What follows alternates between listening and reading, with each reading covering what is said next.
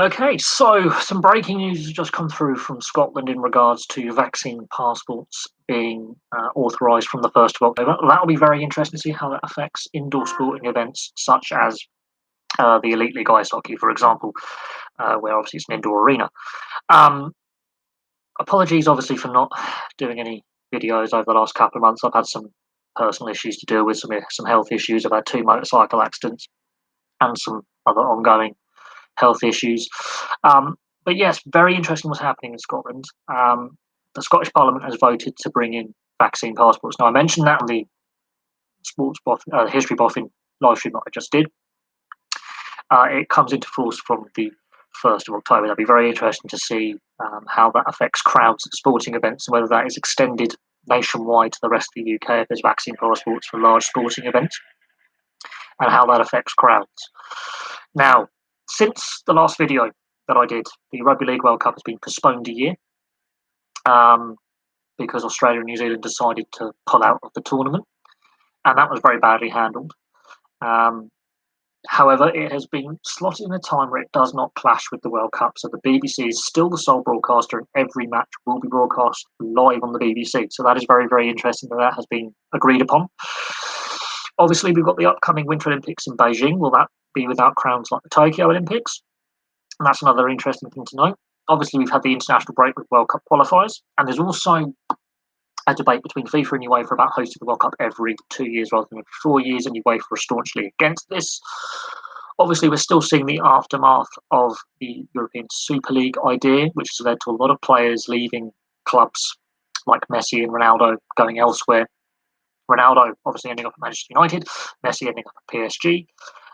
Barcelona in a complete financial mess. And Sergio Aguero has come out and said, when I was at Man City and when he was also at Atletico, he would turn up an hour and a half early before training and be able to train in the gym or do some personal training. He wanted to do that at Barcelona and the lights were off. So Barcelona is in serious financial difficulty. It's well known. They've estimated they've lost about 140 million from merchandise sales alone with Messi leaving the club. A whole host of issues with Barcelona in financial difficulty. Well documented. They're trying to cut salaries. They were over the salary limit that the La Liga allows clubs to have, and that raises the issue of salary caps and length of contracts and value of contracts and player agents. That's a debate that's been had for a very, very long time. Obviously, the Olympics went ahead. Several Olympians did test positive for COVID. There were also several Olympians who failed drugs tests, including a sprinter of the British relay team, men's relay team, which has led to our medal being stripped for now under pending appeal, although it looks like the men's 4x100 relay has lost its medal from the Olympics. Now, I didn't watch any of the Olympics. I didn't. The issue with the Tokyo Olympics became a very political issue in Japan itself. There was growing hostility from the Japanese public, a country that's generally very quiet when it comes to protest and agitation. The Japanese public started to turn against the Olympics in large numbers. They did surveys, and a high proportion of the population were against the Olympics. Yet they were in fact, but the way they did the Rugby Union World Cup a couple of years previously, they pulled off with great success. The Olympics, however, generated a lot of negative publicity in Japan and has been politically damaging for the Japanese government. It's going to be interesting to see what happens at the next Japanese general election, whether that government retains power or loses it. So politics and sport have become intertwined. I didn't watch any of the World Cup qualifiers. Interesting that we had 3 internationals in a row in this international break. Obviously, the way COVID's affected things, and with the World Cup taking place, obviously, next November, December, has obviously affected the schedule. The fact that Gareth Southgate had no substitutions in last night's game at all, has it contributed to the draw? Yes. Was that a game England could have won? Yes. Was it a game England should have won? Yes. Their defeat of Hungary 4-0 was brilliant, and Hungary had a very good Euros with the way they played. Obviously, there were some unsavoury incidents during that game with fans. Obviously, the Brazil-Argentina debacle in World Cup qualifying in South America has led the Brazilian FA to go to UEFA and FIFA and basically say that those players who are not allowed to join up with the Brazil squad should be banned. And that's having an impact on Premier League clubs and other European and South American clubs in regards to not releasing their players, especially for the Premier League clubs. Several are heavily impacted. The fact that the game obviously descended into farce, there were several Argentinian players who didn't declare themselves to Brazilian authorities in regards to COVID quarantine. Absolutely farcical. Between Brazil and Argentina, a very feisty rivalry, but that was absolutely farcical scenes in South America. Obviously, in rugby league news, obviously the Rugby League World Cup being postponed a year is not what the organisers wanted because of the fear of clashing with the World Cup in Qatar. That has been negated, as I say, with the TV deal with the BBC and it being scheduled just before. So the BBC has sole broadcast rights in the UK. So it doesn't divide the TV audience and cause a broadcasting clash that would affect the overall exposure of the tournament to a global and national audience, which is what the RFL wants and the organisers want. In regards to the Australians and the New Zealanders pulling out, that was very badly handled, I believe. Yes, a lot has happened. I've had some personal issues to deal with. I've had some health issues to deal with since I last posted a video, did a stream. Yes, a lot has happened. I've had some family illness in the family. I've had some personal issues. I've had a couple of motorcycle accidents. But yes, a lot has happened. The Spa Grand Prix, the Belgian Grand Prix, was farcical behind the safety car.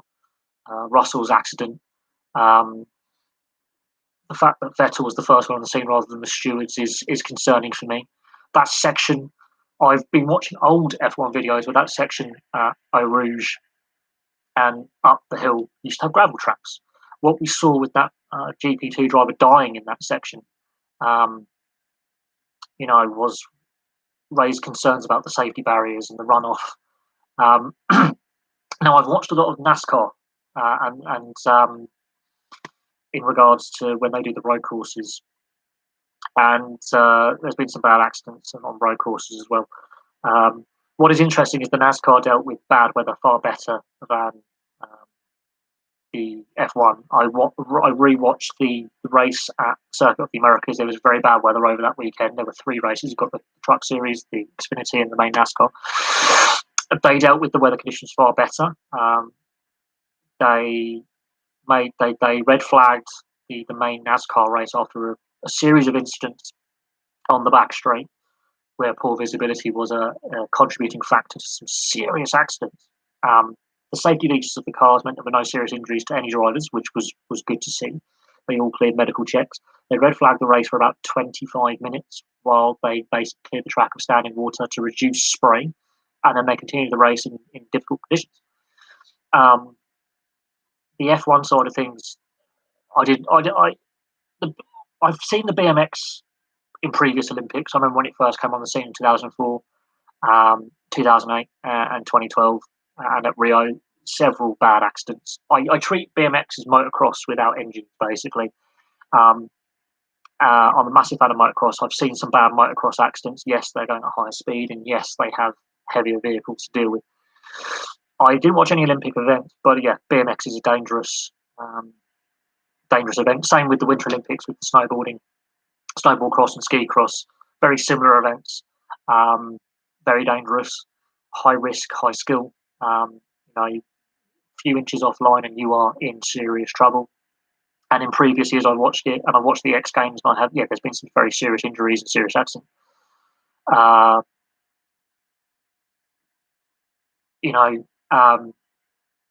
no, I didn't watch the Olympics.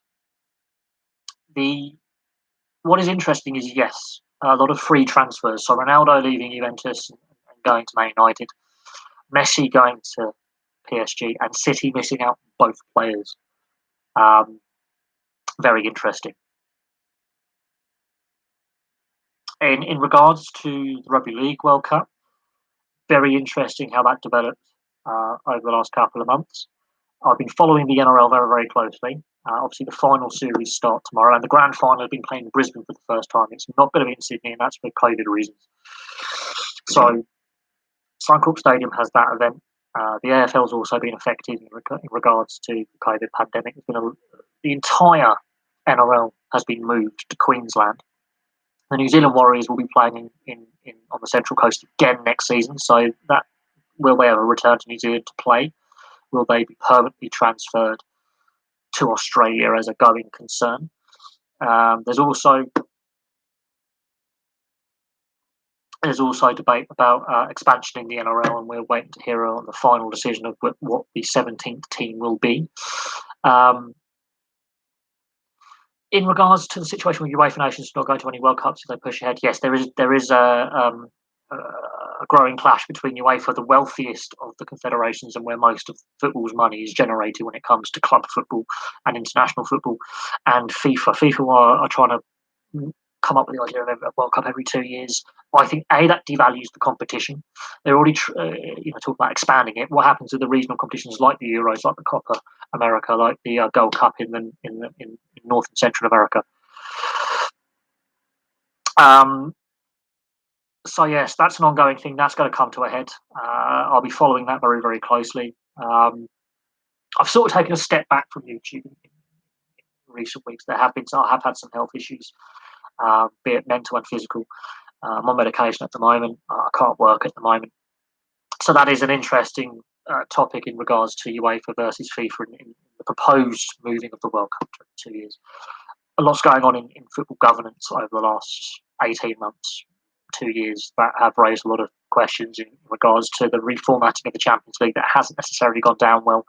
While I agree, the Champions League and the European Cup competitions need looking at, I'm a believer bringing back the Cup Winners' Cup, bringing back straight knockouts for the Champions League and Europa League, and that would be my way of restructuring European club football.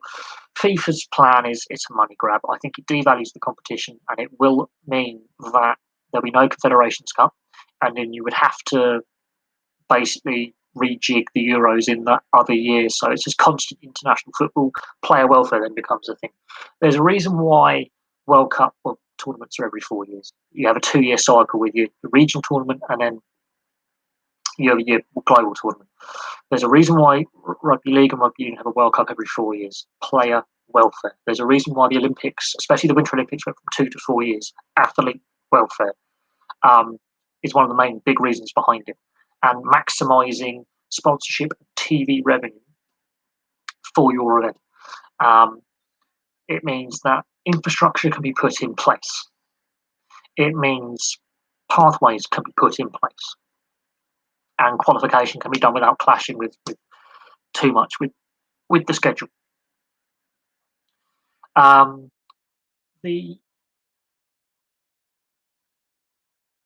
We're still in the European courts. You've got the Court of Arbitration for Sport. There's a whole host of things in regards to that. That's a discussion for the other channel, which I was just on, which you're more than welcome to obviously subscribe to, the History Buff, and it is a linked channel. I've just done a live stream on that channel.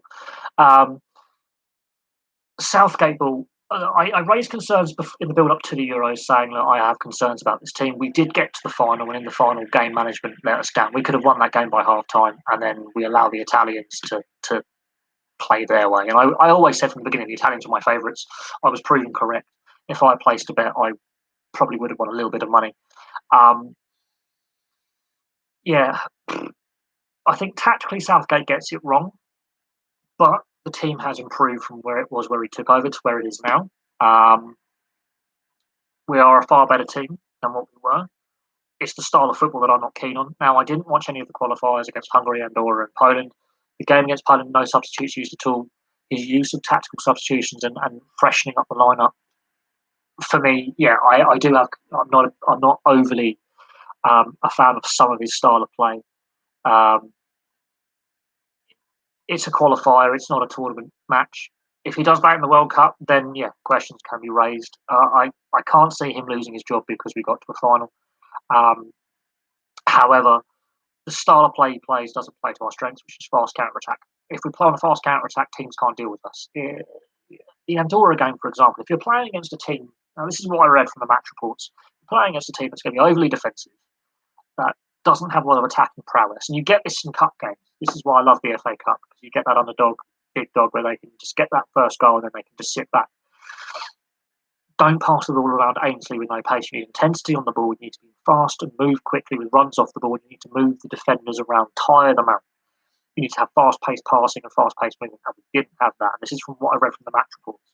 And I've seen this in previous years. I mean, I think Southgate's first game I did a match review. It's on the channel back in 2017. I think we were playing Lithuania in that game. And it was a World Cup qualifier. We won 1-0, and I was like, this was a very poor game. I was highly critical of the style of play that we played, but the squad was completely different 4 years ago to what it is now.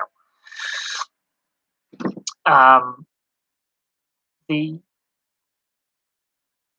problem is we don't have that dominant defender. Henderson is the box-to-box midfielder that we have who's experienced, and he is a club captain. People criticise, him as a donkey, but he's an energy guy and he's a leader, not a skill guy. You need those energy leaders on the field and in the dressing room. The young players around him, like Rice and others in the midfield, can learn a lot from his work ethic. I think that's important. The issue that I think we have is Southgate took players who weren't fully fit to the Euros, which was a concern. Over-reliance on the balance of the squad wasn't right. We still made the final. Calvin Phillips, he's now look. I like Calvin Phillips because he brings energy and he brings effort. Whenever I watch team sports, I like those guys who are hard-working, energy guys. They don't have to be the most skillful. They've got a bit of skill as well. That adds to it. I'm more of a rugby league, ice hockey fan than a football fan, but I like those energy guys who will just give 110%, win or lose, and they're always doing their job. They're the guys you actually need as a core of your team. They're your leaders. They're the ones in the dressing room who are driving standards. They're the ones on the pitch who keep the energy up. You can see when they come on, the teammates lift. They're not the most skillful. That's not their job. But Kane refuses to pass to everyone. So, and Harry Kane, with the way in the off season with Tottenham, where he refused to report to training, he's now committed to the club apparently for this summer. That means he could go in January, and that'll be interesting to see if he sticks with Tottenham in January. But they've had a good start to the season, which is interesting. I don't mind if we have two defensive midfielders as long as they are there to break up play and start counter attacks and protect the back four, which I do have concerns about our back four. I do. This is not the back four of the 90s and the early 2000s, which was a world-class back four. If you have two defensive midfielders, that is fine, as long as they can break up play and also start counter-attacks at pace. The problem is when we have possession, the Andorra game, for example, aims passing, low-intensity passing. What I mean by low-intensity passing is there's not a lot of pace in the ball and there's not a lot of movement. Movement is what's going to do it. You're going to play against a very physically defensive team, which doesn't have a lot of threat going forward. You've got to move them around. You've got to make them foul you, basically. You've got to make them give away free kicks and penalties and corners and throw-ins, and you have to move. You do need that. A defensive in mind midfielder can be a box-to-box midfielder. It's how you utilise them. If they've got a fair bit of pace, and Rice and Phillips do have energy and pace, they can actually play a bit further up. The way they're being played, I don't mind that necessarily. It's when they're getting tired and you need that change. No substitutions in the last game. For me, that is a massive error on Southgate's part, not freshening up that lineup in the second half against Poland in the winning position, which cost the win. I'm still critical of Southgate, but at the same time, yes, we got to a championship final. We have improved from where we were, and yeah, people are still critical of Southgate, and I understand why.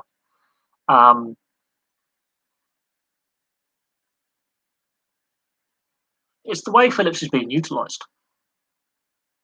It is the way he's been utilised. He gets utilised differently at least. And this is the difference between club sport and international sport. And you see this in rugby union, you see it in rugby league, you see it in ice hockey. The difference between club level and representative level is massive. Absolutely, there are some players who perform better at club level than international level, and vice versa. This has been seen for years. There are some players who at club level are world class. International level, they stutter. They're not quite as good. Um, Saul going from Atletico to Chelsea, Tuchel, it'll be interesting to see. As I say, he's won the Champions League. He's only had half a season, and what we know with Chelsea is managers aren't given time there, and his time at previous clubs, he has fallen out with the recruitment side of things. He fell out at PSG, Dortmund. He's a difficult character to deal with in regards to recruitment and style of play and relationships with the ownership and the backroom side of things. But he gets results on the field. So it'll be interesting to see how he does with a full season at Chelsea, and whether he can take that next step to regain the Premiership title. I think that's the next title Chelsea want, is that Premier League title. Wrest it away from Man City. I think that's what's going to be interesting. It will also be interesting to see if um, how Liverpool respond this season. Man City, Man United, Leicester. Um, the, the the established order is changing. Leicester have, put their hat in the ring to be a dangerous side. People go, that Premiership win was a one-off. Well, they won the Community Shield and they won the FA Cup now. So on the one-off cup games, they're dangerous. They've got over their cup duck, and they are a dangerous side. They are now a top 5 side. Tottenham, it'll be interesting to see if they can carry on momentum the whole season and what happens with Harry Kane long term, because we know he has stated his desire to leave. He may have said, "I'm not leaving this summer." Read into that what you want. And that was very unprofessional of him not to report to training. He could have stated, "Look," he could have stated, "No, I need some time to refresh. I've had a long season." There were ways to deal with it better. I can see Nuno having to have discussions with him. It'll be interesting to see if he's still there come January. It will be interesting, and that's something to look forward to in 3.5 months' time. Whether he is still a Tottenham player. When the January transfer window opens on New Year's Day at midnight, whether he is still a Tottenham player come the end of January. That'll be something that'll be very, very interesting should it come to pass. And we shall have to see what becomes of that.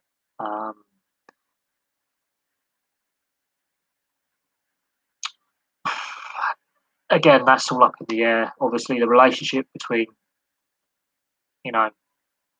Kane and the club and the fan base, it's going to be interesting how that plays out. In regards to the 100, didn't watch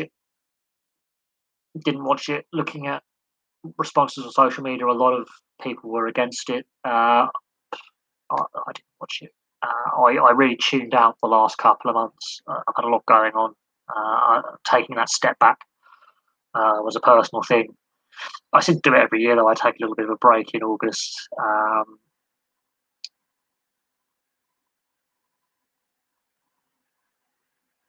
But yeah, the 100 is a format that economically is going to struggle anyway.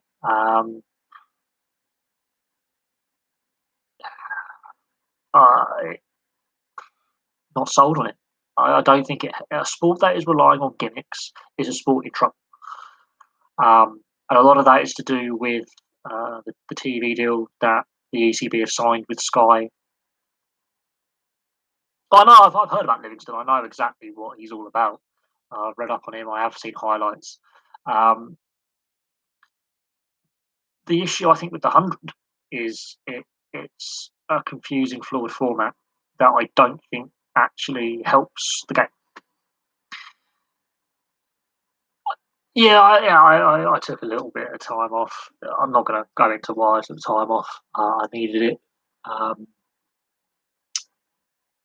I'm still not 100%.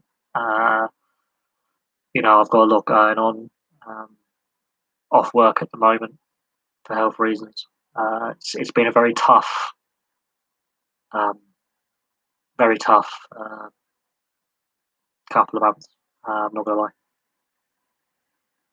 So yeah, it's not been a pleasant uh, period of time um, at all, really. Um, in regards to the 100, I raised objections and I highlighted concerns with it. The ECB said it was going to be a loss maker in the first year and possibly break even in the second. They delayed it a year, incurring further losses. The money they've put into it at the expense of the existing current domestic formats of the game. And it all boils down to a really poor TV deal. Now, we did see some free to wear one day and T20 coverage between Sri Lanka and England um, on the BBC. It wasn't great. The coverage, the game was all right. But if they were trying to speed up the game, they already have rules in place for slow over rate. They already have rules in place um, for slow over rate. If you want to speed up the game, enforce those slow over rate rules more. Say each over has a minimum and maximum time, like a maximum time it should take to bowl an over um, and field or bat an over. That's both for the batting team and the fielding team. The rules are in place to make sure that the speed of the game is there. And slow over rate, occasionally you get some force. I'm not a fan of Kevin Pietersen, KP, very divisive figure. As a cricketer, he was divisive in his birthplace of South Africa. Burnt a lot of bridges there. Comes over, gets residency here in England. Divisive here within the dressing room and in the media. Is he talented? Yes. Did he revolutionise the game as an upper middle order batsman? Yes. His style and technique, yeah. In that mid 2000s to mid 2010s, his batting technique, absolutely.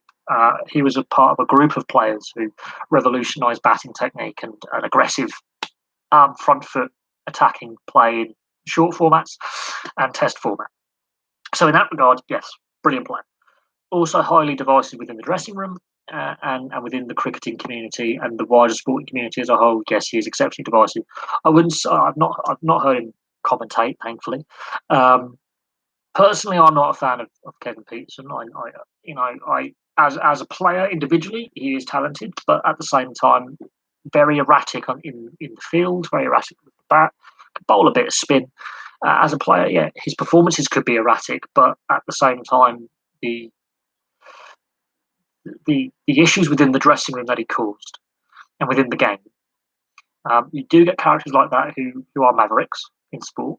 Uh, we've seen it across the board in individualistic sports like tennis, uh, with some players being very, very you know uh, divisive.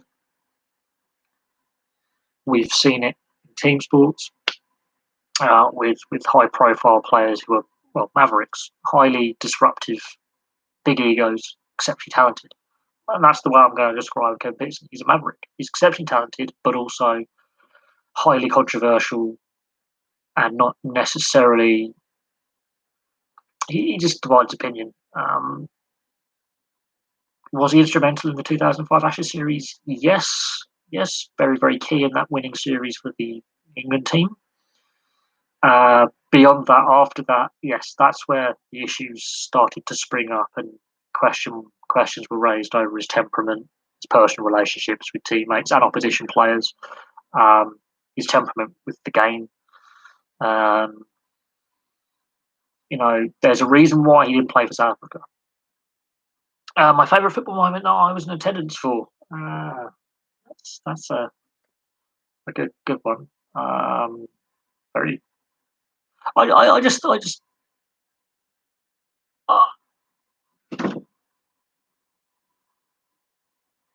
I think it was my first ever match at Anfield. I think was my favourite football moment. Sheffield Wednesday, Liverpool at Anfield. on my birthday when I was a kid. I think that's the moment that sticks with me.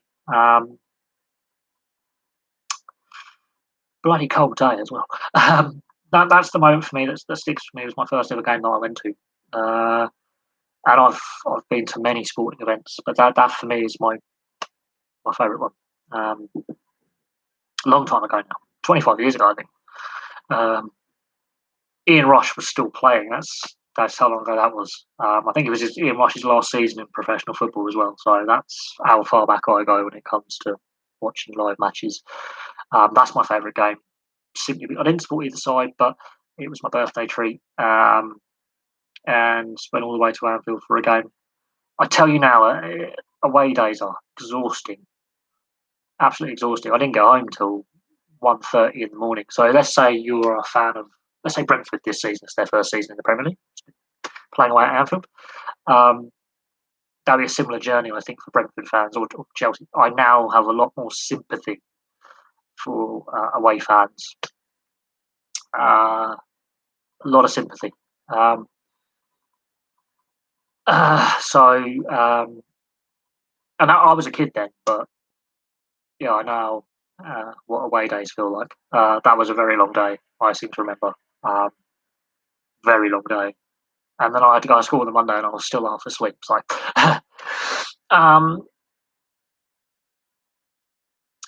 what are my thoughts on France internationally? Are we talking about rugby or are we talking about football? Because in both sports, they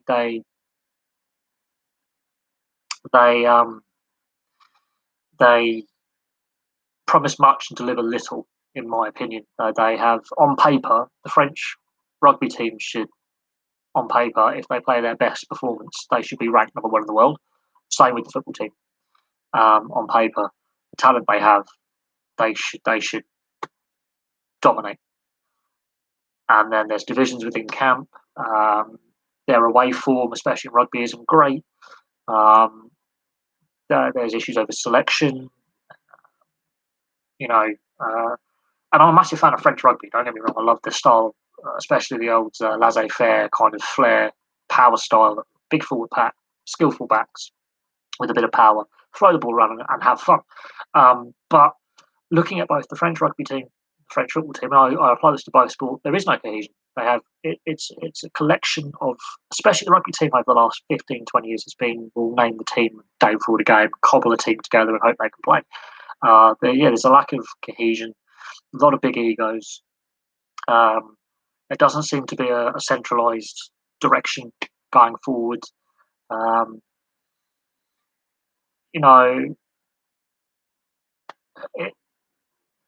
It's both their two big national sides going parallel. The French football team are all over the place. They were very poor at the Euros. Very, very poor at the Euros. And then you look at the French rugby team. They had their highs and their lows. They've got a stacked, talented, exciting young rugby team. They've got the World Cup 2 years' time, Rugby Union World Cup. Football, they've got a stacked, young, talented team that's won a World Cup, got to the finals of the previous Euros, so they've been a top team now for 5 years. This last Euros, they played in the group of death. Every team that played in that group of death didn't get past the second round. Germany, Portugal, Hungary could have got out of that group. France, all of them. I think the Hungarians had the best energy in the group and played the best in the sense that they really gave every game a go, play with a high energy for 90 minutes in every game. And then you look at the national side of France, they limped through the group unconvincingly and then fell in the second round. At the World Cup, people were surprised that they won it in 2018. Very surprised. And I have to agree with the assessment. And they were hosts of the Euros prior to that, 2016. And again, maybe a home field advantage. Again, a lot of people were surprised they made the final there. They can't seem to get it right. And they've got a stacked team with some brilliant players, but they're not getting it right. Is that to do with Didier Deschamps? Is it to do with the makeup of the team? And I always say this: a team is the sum of its parts. And yes, they've got a talented team across the board, but a team of superstars doesn't necessarily win, be it club or international level. You, you could have a team of average players who win things, or you have a team of superstars who fight each other, which is the French way, it seems. They there is something not right with that French side. They looked off the boil in the Euros. Mbappe. There were rumours concerning Mbappe and his attitude and his ego and falling out with other senior players um, in the squad. And the same as can be said for the rugby side as well. Um, there's been issues in the past with again they've had really talented players, and it doesn't work at international level. And I think the problem with especially French football is their domestic league is now ranked the sixth best league in Europe after the Portuguese. The French league is nowhere near as competitive as it should be for the players that come out of the French system. The French lower leagues is not a good standard. It's not the most watched sport in France. The TV deal is poor. All the French sides, apart from PSG, have agreed to cap spending and reduce costs. And even Monaco, which has got a billionaire backer, have gone, we need to calm things down a bit. It's not sustainable.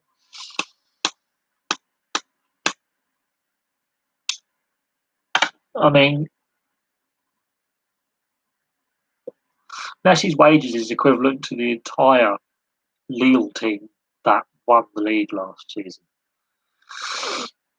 Do I see Catalans winning the grand final Super League? Possibly. They've definitely got that winning itch now. They won the Challenge Cup a couple of years ago. They've got that winning itch, but it'd be important to get more French players coming through. Then you can definitely say that they're building something. The same can be said for Melbourne. There's not enough players from the state of Victoria coming through because they recruit from New South Wales and Queensland. Eddie Jones. Well, interesting news when it comes to the England setup. Anthony Seibold, former Brisbane Broncos coach, assistant coach at Newcastle Knights in the NRL, is leaving his position at the end of the season after the final series, which Newcastle have qualified for, to join up with Eddie Jones for a push for the World Cup in 2 years' time as defensive coordinator.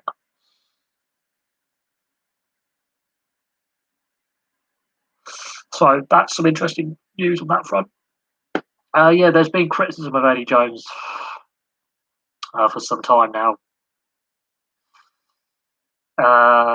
Is it all justified? Some of it is, some of it isn't. I think he has an interesting relationship with the media, like a lot of coaches do.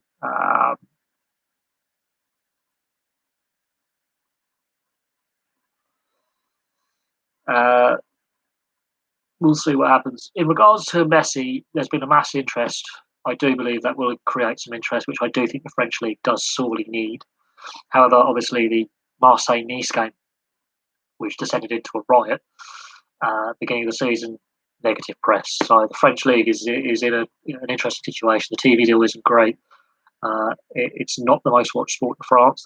If you look at the breakdown of French sports viewership, it's very evenly split. There's no one dominant sport like over here with the Premier League.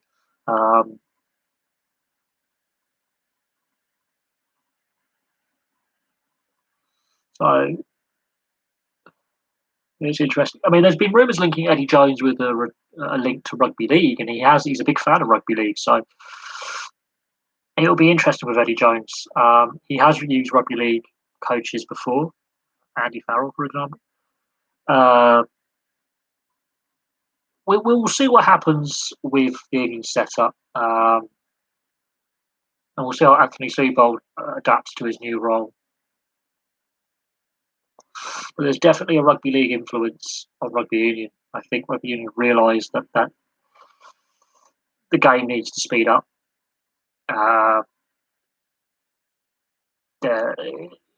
Rugby union. I'm going off rugby union very, very slowly. It's too slow, too methodical. constant rule variations brought in, issues within the club game, massive issues. Rugby league has tried to speed up the game, especially Australia. And I'm going to do a video on the rule changes that the NRL brought in. I'm going to discuss them as well because I do think there's some pros and cons to the NRL, and there has been some controversy this season in the NRL.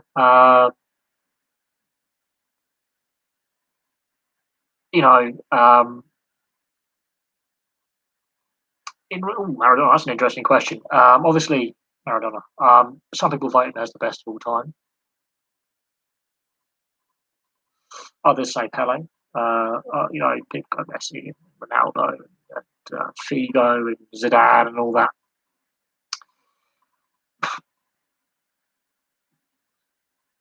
It's like George Best, one of the best club players to play the game. Didn't have the success at international level. Paul Gascoigne, Gazza.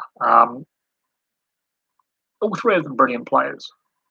Obviously, Gazza did grace the international stage at the highest level in tournaments, and was contemporary with Maradona playing at the same time, a little bit younger.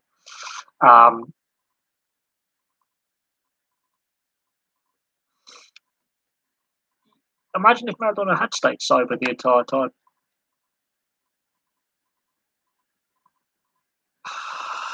That would be very interesting.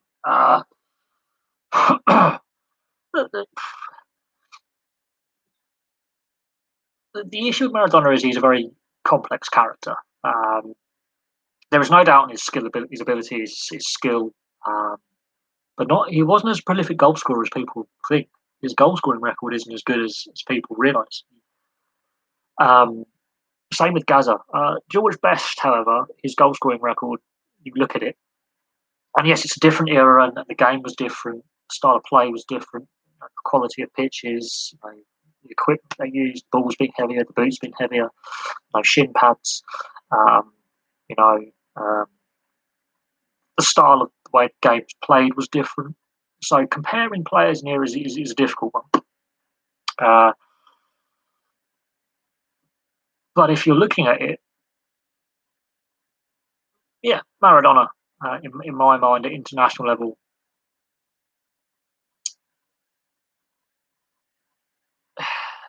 Maradona's it's a difficult one. But I do remember the goal against Greece, which was his, where he failed the drugs test with enough amphetamines and barbiturates in his system to kill a racehorse, and other stimulants. I remember that goal. One of the best goals I think he ever scored. In a very, very defensively minded period of football, where the early 90s goal scoring was a lot lower than what it is now, for goals per game. And again, you have to look at the era that these guys played in different. So Pele was the 50s through the 60s to the 70s. Maradona, George Best, 60s, 70s to the 80s. Maradona, 70s to the 90s. Literally the 70s to the early 90s. Gazza, the 80s to the early 2000s. I think Gazza retired, late 90s, early 2000s. So they sort of cross over eras. But you look at it, and you could say they all play a similar role.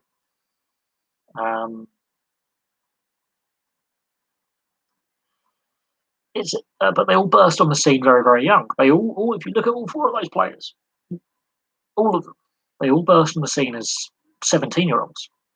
They all burst on the scene as teenagers, and were thrust into the limelight very, very young, and they became global icons. People outside of the UK knew who George Best was. Hence why he ended up in America in the early 80s. The LA, I think it was it LA or Miami? And Pele ended up going over there as well. They all burst onto the scene, very young age, and by the time they're in my age, I'm what, 31. They'd already been professional players for the best part of 14, 15 years, which is generally the lifespan of a professional athlete, is about 10 to 15 years. And they still had a fair bit of career ahead of them. They spend their entire life in the limelight. And unfortunately, all of them, I think Pele, I think, is the only one who didn't have an addiction problem. The other three are all alcoholic and drug addicts and had well publicized battles with addiction issues. And this is something that I've covered on the channel before. People don't want to listen to mental health and addiction in sport. They don't want to listen to it unless a player gets caught out with the performance enhancing or recreational drugs in their system. They don't want to talk about it, and then they have a go at the player, going, "What a wanker," privileged position. At the same time, they're not being looked after by the sports they play in, and it's an ongoing issue that professional sports have been facing for years. It doesn't matter if it's in, know, that it's the biggest sport in the world. We've seen it in rugby league, rugby union, football, cricket, uh, individual sports, ice hockey. There's been high-profile players who, you know, have had addiction problems, and they fail a drugs test, and it's almost, especially when it comes to the recreationals, and they get thrown under the bus. They get made an example of. And I use some lesser examples like Matt Stevens at Bath, the rugby union player. There was a culture at that club of of a party attitude, and again, a lot of these guys, all they've known is professional sport. They've not had to come through the lower leagues where they've had a part-time job and they've been part-time players.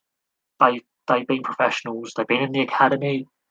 They've been professionals since they signed their first professional contract at 16. And this is the problem with what we're finding now, is they haven't lived in the real world. But can you blame them for being the way they are? No, because they're surrounded by their entourage. They're in the media spotlight. I doubt most of them read a newspaper. Back in the day, they did, but I doubt a lot of them read the newspaper. They're all on social media, and every moment of their life, if they muck up in any way, it's all over social media within minutes of them having a problem.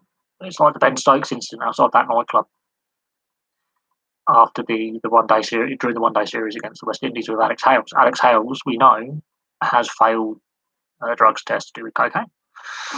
His career's gone down the toilet, and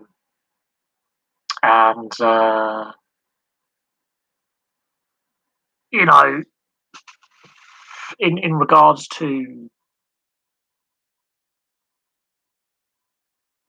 the issues behind it, there is issues, and I've discussed it at length, and I do feel sorry for some of these young lads. I really do, because they're in the spotlight from a young age, where most of their contemporaries are, like you and me. What they earn in a week, we earn in a year. Sometimes it will take 5 years to earn, or 10, 20. They're on big money very, very. They're not necessarily advised in the right way. But then you look at their contemporaries like Marcus Rashford. So you're talking about Chilwell, and apparently he's got issues with alcohol and sleeping pills. And you look at Marcus Rashford, who does a lot in his community, very well grounded, very well spoken, brilliant player, and people criticise some of his performances. But he's during the first lockdown, he did a lot for his local community at first, and then the wider community. Has done a lot for disadvantaged kids from disadvantaged backgrounds, and Wow Matter, he set up his foundation where he says that we're very privileged to earn the money we're earning. We need to give more to charity in the local communities that we represent, and he's very disappointed that not a lot of players are taking up his initiative. Now they obviously both play for Man United, which is interesting. Obviously, Juan Mata and Marcus Rashford clearly are singing from the same hymn book. Whether Marcus Rashford's been influenced by Juan Mata's charitable foundation, we don't know. And then you look at certain clubs seem to have a very negative culture. Man City, look at Mendy being charged with a variety of rather nasty sexual offences. He's going to prison for a very, very long time. Kyle Walker with his constant misbehaviour. Um, you know, I don't think Marcus Rashford's got Labour politicians running his Twitter. I think he's basically said he's not political at all. I believe that um, he's shamed politicians in general. I don't think. I think being a professional sportsman or woman, professional athlete, is a privilege, not a right. And unfortunately, a lot of these athletes forget that. There's been obviously over in Australia, the NRL, St George Illawarra Dragons, barbecue gate, as it's known, where they were told, "Yeah, you want to have a team get together? We won a game. It's great. We're playing well." Um, One of the senior players went, "Oh, can we have a barbecue at the club, where we bring our families and we get together and have a little get together?" And the hierarchy at the club and the coach said, "No, just go home. When the COVID restrictions are eased, then we'll have a get together of friends and family, and we'll have a get together." And they just went, "Sod it, we're going around, you know, the player's house." They got pissed up. Police turned up. Haven't won a game since. Don't qualify for the postseason. Players got sacked. Fined. There seems to be, yeah. I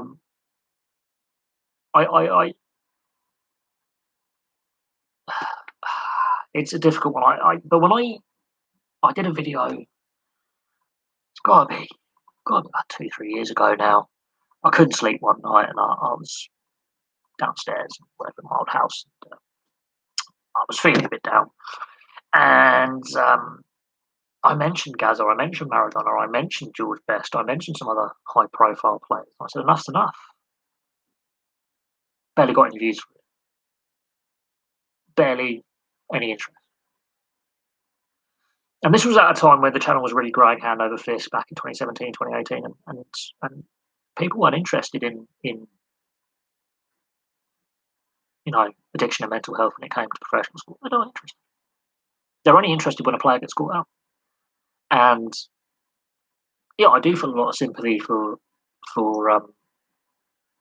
these players. Um, at the same time, yeah, they're not being looked after. If there are pathways in place, because a lot of them, you know, their careers are short, and you know, their career could end tomorrow. They could have a bad leg break or a bad concussion or a health issue. That means they can't play anymore, and their career's done. And they could be forced to retire in their early 20s. A lot of players, it has actually happened to, where they just, for health reasons or whatever, they can't continue playing at a high level, and they are thrown on the scrap heap. And it's the same at youth level. Percentage that actually make it to the top level is about 5%. And I think there was a youth player who got let go by his club, committed suicide a couple of years ago. And yeah, there has to be a breaking point, and it's going to happen where the next Maradona, the next Gaza, high-profile player right now that might be squeaky clean when it comes to the public persona, fails a drugs test for a recreational, like speed or cocaine. We'll go with the party drugs, and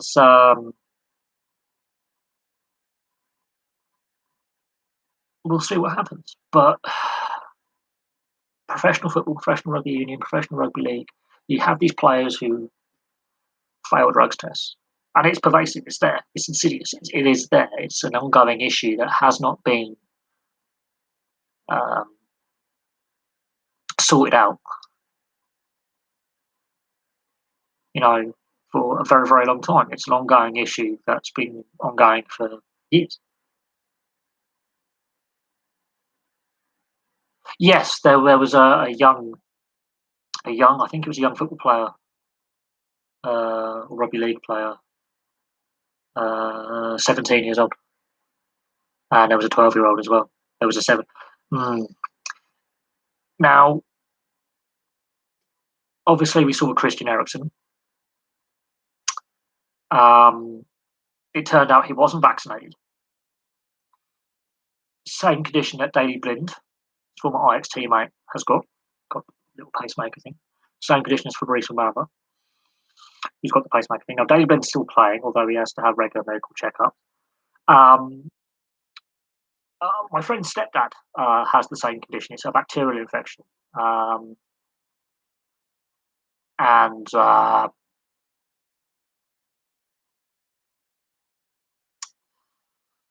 vaccine related, um, the issues I followed were not vaccine related. In regards to um, playing with viral infections, I do remember when I was a kid that I think it was a Welsh rugby union player had flu and he wasn't very well, but he went to training and he went home and he collapsed and had a heart attack. They did the autopsy, did the tox report, and went his heart attack was caused not because of physical ill health, as in no prior heart problems. It was, influenza killed him. And this was like about 20 years ago. It's an interesting one. There has been concerns raised about player welfare before COVID, and Daley Blind had his heart problem before COVID, and obviously Fabrice Muamba had his one before COVID.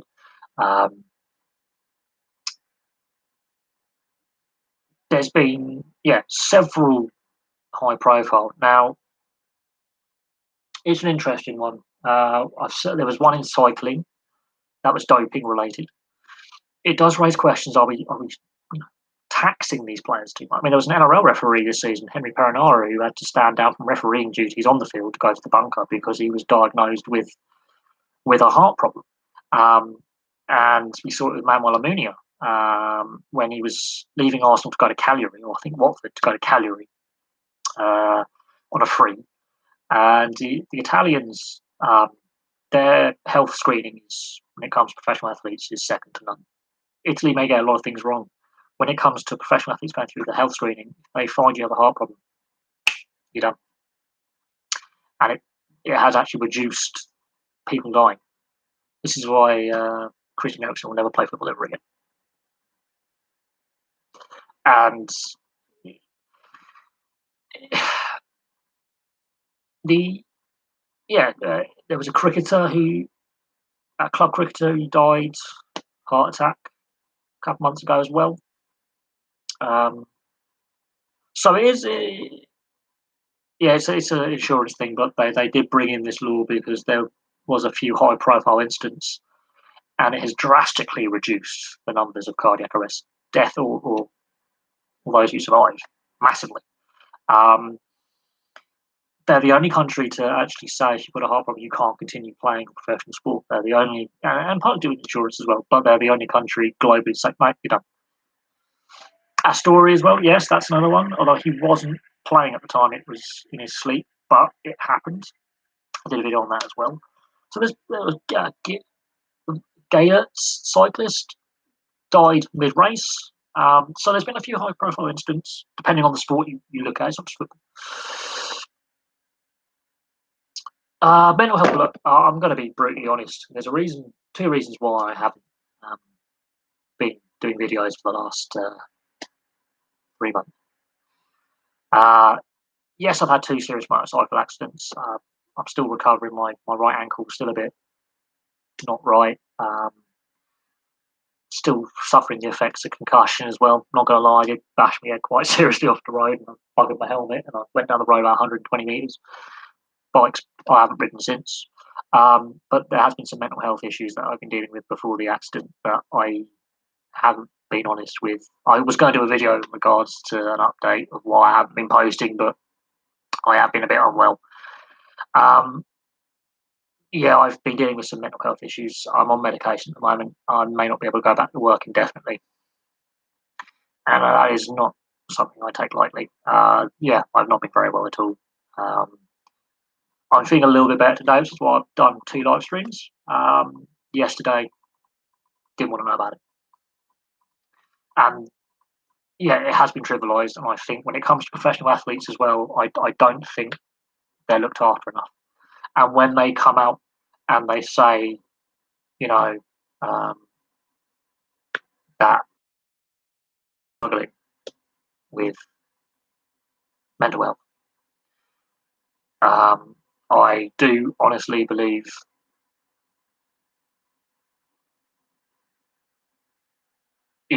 that I look at some of the abuse they face for wanting to, you know, and some of these athletes I've been highly critical of some of their antics and whatever they get on with. And now I do think, yeah, the abuse, I'm not surprised a lot of athletes are going, I need a break. I'm withdrawing from this event, or I need time out. I'm going to take some personal leave. The abuse they face on social media. I love the platform that I have here where I can discuss sport, I can discuss politics and history on the other channel, and I can be as pragmatic and open. I can disagree with some of you guys, and I do disagree with some of you guys on some of the topics that have been raised.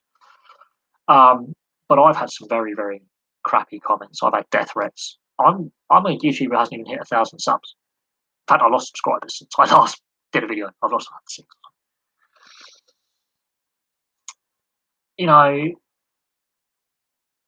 Mental health in sport and addiction in sport, it's something that the sports themselves, they're not looking after their athletes enough. They're not. And the problem is post-retirement as well. Gascoigne is a prime example.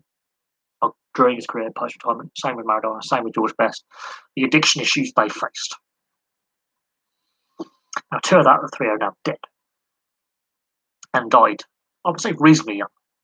George Best, I think, was 56. I think he was in his 50s. Maradona had just turned 60 or something. Gazza's still going, but he's not doing well. Let's be honest, he's not well. And another high-profile player who's beaten addiction, and he set up his own addiction foundation, Tony Adams. And I watched a documentary where he actually showed the documentary crew around his addiction centre. It doesn't matter if it's alcohol, drugs, prescription meds, gambling, any addiction. And he set up primarily for football players. And then it's always, and he was surprised how many people from all sports have turned up. And he's considering, I believe at the time he did this documentary, he was considering opening up to the general public, make an appointment, come down independent. Yeah, I think professional sport, they need to do more. We've seen multiple reports into the Olympic, teams, be it the US, British, over bullying, mental health concerns not being taken seriously, win at all costs, abuse, and looking at the Euros and the abuse the England team suffered after that final defeat, absolutely disgraceful. Right, we can be critical of the players and the coach for a poor performance. They could play better. The coach has made some mistakes. Obviously, Gareth Southgate is a bit of an iron rod on this channel. I think he's done a good job in the sense that the team is better than what it was before. There are flaws with his system where you can discuss the pros and cons of Southgate being the guy in charge, but the abuse, the players, especially the players of minority background, suffered after that penalty shootout was shit. Now, I do believe the taking of the knee has become very divisive and is becoming more harmful than good. The politicisation of professional sport has been more harmful than good. I think we can all agree on that, whatever way we look at it.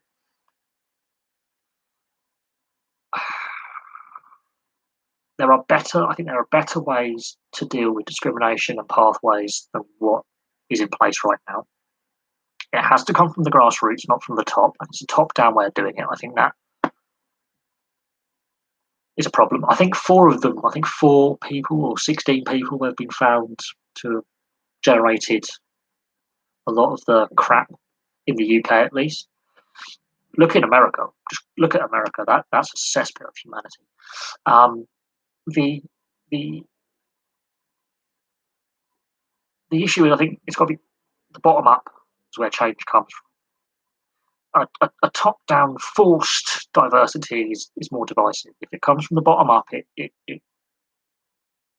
FA, the RFU, the RFL, British ice hockey, British cycling, British gymnastics, whatever sport you're looking at, and they're going, why aren't subcontinental Asians not interested in playing professional football and rugby? Well, there's a reason for that. They're interested in cricket. They're interested in field hockey. That's the two sports back in their homeland of India and Pakistan and Bangladesh that are more popular. You know, are they fans of the other sports? Yes. But society-wise and culturally-wise, they feel field hockey and cricket are more to do with their culture. And that is true. Why are more white people not playing basketball? Because the Afro-Caribbean and the African-based communities, it's more their thing. It's a cultural thing. It's their community sport. Ice hockey is more of a white person sport. Rugby league's more working class. Rugby union's more middle to upper class, and that's to do with the history of the sport. But that doesn't mean there's not fans of these sports from across stratas of society. It's about reaching them and building from the bottom and having outreach in other communities saying, "Do you want these pathways in place?" Rather than demanding them when there's no market need for them. In regards to cultural differences when it comes to sports governance and the way sports run, can we mention Southgate? I mean, look, I think there are better ways of dealing with the pre-match protests, is what I'm going to call it now. I think some black players have said that it's becoming more divisive, and some clubs are going, "We're not going to continue doing this because it's creating more harm than good." And that's a fair debate we need to have. And they're being shut down by predominantly the left. And the right are feeding on this. And that's where the politics side of it on the other channel, I think we can discuss and be pragmatic and open and say populism is a dangerous thing on both sides because the left and right will become populist in their policies. And we've got a populist prime minister who's a buffoon. Across the Western world, there's a lot of populist movements, both left and right, that are damaging society irreparably. But that's another thing. In regards to my channel, I'm an American student studying sports management, and I found your channel helpful in learning sport. Well, we call it football, you call it soccer, fair enough. And rugby, I've learned a lot from your channel. Yeah, I mean, look, a lot of Americans, or North Americans, I'm going to say North Americans because Canadians, I think, are a bit different when it comes to sports culture and stuff, to do with the links with Britain. America, it's very interesting. Very, very interesting. Obviously, America and Canada as well have the franchise system.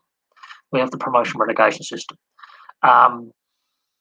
It's interesting that you found my channel and that you are an American, you are studying sports management. And that is very, very interesting. Because sports management can cover a wide range of things where you are a sports agent to managing a sports franchise or club, being in the back room, managing all sorts. Player management, asset management. I think what a lot of Americans don't realise is the promotion relegation system, and that it's the club and it's the community. Whereas in America, it's the franchise where the owner goes, "I'm not making money in this location. Let's move the team, or let's sell the team to someone who's going to move the team." Relocation, expansion, and that's the difference. I think in sporting cultures in Europe, it's the club culture, it's the community. The community is part of founding of the club. If it's not, let's say the sporting club in continental Europe is the community chipped together. It's the sports club. Their members. Other parts of Europe, especially in the UK, it's a local businessman or several wealthy benefactors set up a club in relation to, you know, football clubs, rugby league, rugby union, and then the local community become members as well and build in. America, it's a wealthy businessman or group of businessmen and women go, we'll have a sports team here. We're going to have an NFL team here, or an NHL team here, or a Major League Baseball team here, or we're going to relocate a team, we're going to buy a team and put them in Kansas or Cleveland, or in this case Vegas, with the Oakland Raiders relocating, and the Vegas Golden Knights, or Seattle. And it's more of a tax write-off for them.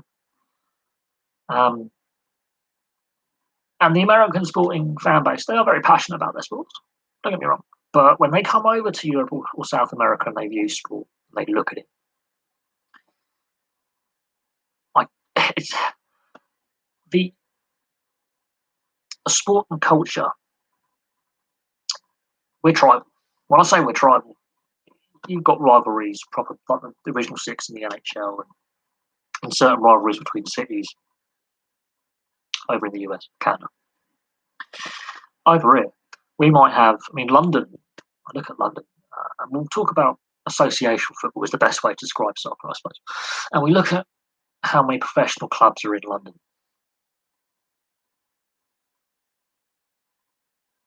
Right? Just at the Premier League alone, we're not even talking about the Championship, League One and League Two and the non-league.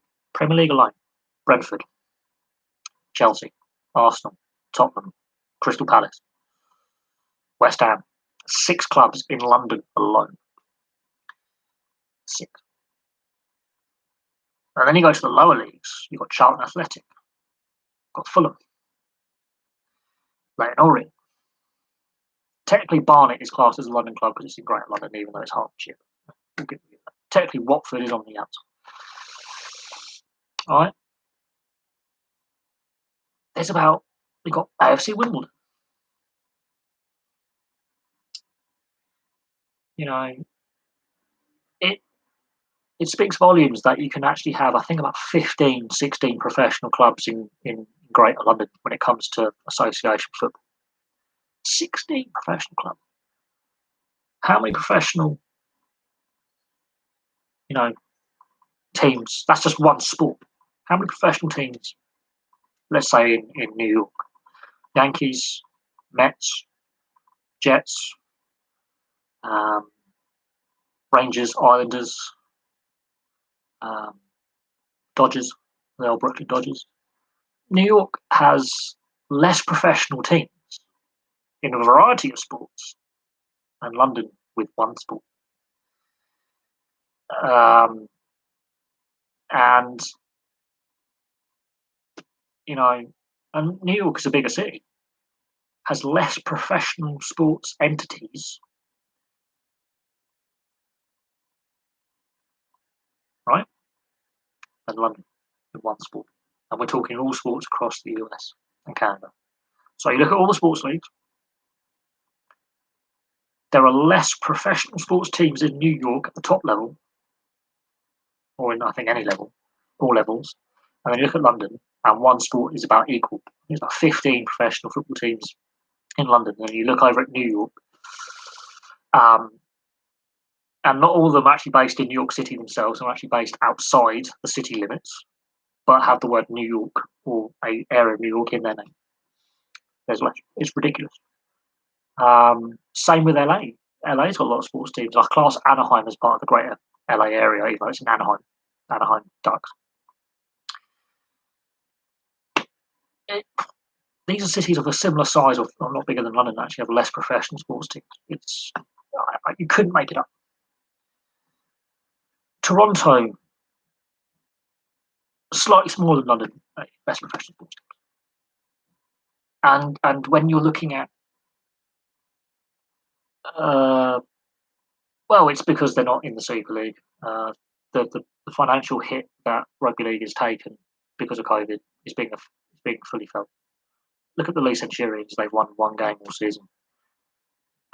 A professional team should not be winning one game all season. If you were to play the Lee Centurions against the Canterbury Bulldogs, the Bulldogs beat them 40-0. Hands up. So, and the Bulldogs won 3 games all season. So I'm just putting that up there. I think Lee won a couple of games, one in the Challenge Cup, or 2 in the balance is not there. The Red Sox fan, Red Sox Nation, Yankee. Yeah, I mean, I've actually got some I had some Yankee sports baseball caps and stuff. It's seen as a fashion brand. The Yankee hat, the Red Sox hat. People wear, especially the Yankee symbol, the NY. Seen as a brand, fashion status symbol. Most people who wear the New York Yankee stuff never watched baseball in their life. Very popular in the 90s. People wearing loads of Yankee baseball caps and T-shirts. I had a whole hat, T-shirt, shorts combo. Not a baseball fan. There was a shop that was selling Yankee stuff locally to me. And, not a baseball fan. So yeah, Yankee universe. That's why the Yankees and the Red Sox are the two wealthiest. London and Greater London has it. People talk about, can the fan base, support another team, and this is discussion being had. Hello, busy at the moment. Just text me in a bit.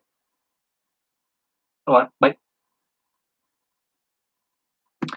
Yeah, in regards to sorry about that, Michael.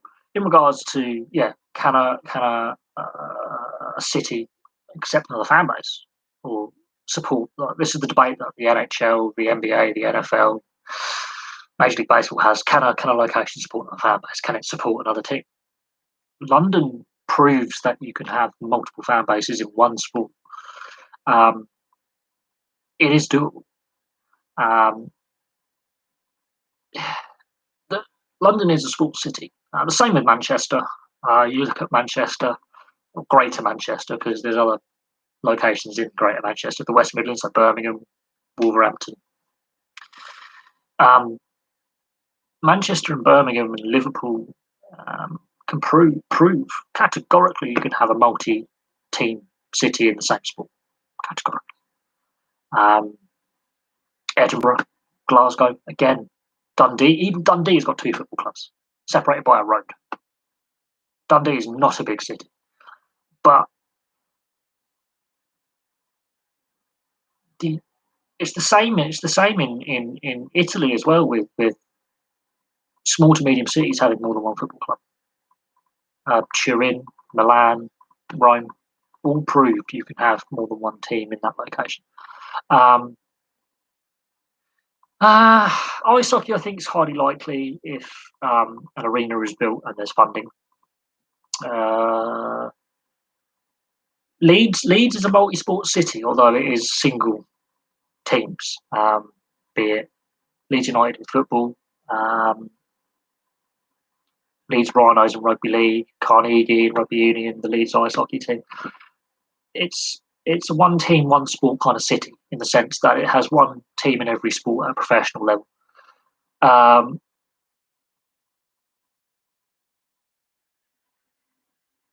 Okay, so I'm assuming, Dan, that you were based in New York. You could be based in Boston. You were saying you were at a Yankee Stadium. I do think some of these teams are a tourist trap, where it's the I've ticked it off. I've gone to see a Yankees game because it's part of the tick the box. Could it happen? American football ice hockey. Well, there was plans to have like a KHL team in London. That's ice hockey, the Continental Hockey League, which is the Russian-based league. That wouldn't work.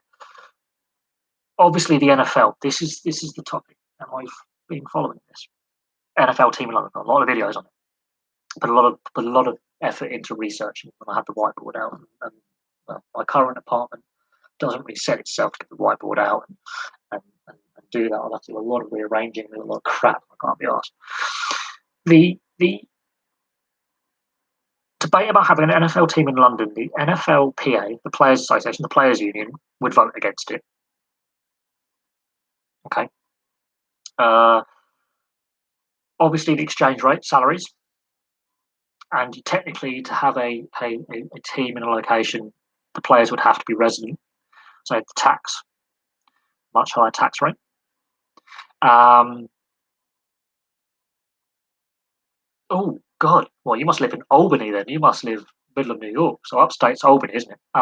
State capital. So you must be near Buffalo. Oh, you are in Buffalo Bills country. Oh, despair. Um, yeah, I'm surprised that Buffalo and Green Bay is the smallest city in North America to have a professional major league franchise in the Green Bay Packers. Very successful team, by the way. Um, the the interesting thing is, so yeah, talking about um,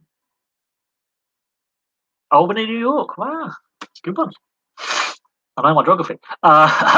When you said 3 hours away, I'm thinking, right, Buffalo is about 6.5, and is right on the border with Quebec, and is just desperate. Depressingly, their teams suck. Buffalo just sucks. Albany's an interesting place. Um, Professional ice hockey. Well, you have got the Lee Valley Lions and you've got the Streatham Redhawks, and they are semi-pro, and they have been professional in the past. And you've got the Romford Raiders who've moved back to Romford, and you've got the Chelmsford Chieftains. So there's teams around them.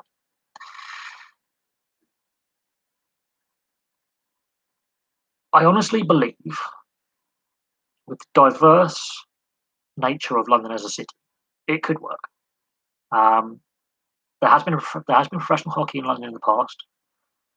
It needs a proper arena and it needs proper an owner who's going to bring it together.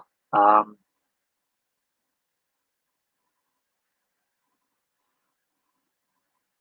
in do I think of what do I think of the 100? I'm not a fan of the 100. I nail that to death. Not a fan of it. I think it's a gimmick. I think it's clearly a symptom of a sport in dire need of reform and in trouble, and it's part to do with the TV deal. Not a fan of the 100. Professional ice hockey team London, it's doable. It's whether the willpower is there and the funding and the infrastructure being put in place, and finding an arena suitable that's got good transport links. And one thing that holds it back: cost of living. Cost of living, I think, would cause a problem with that.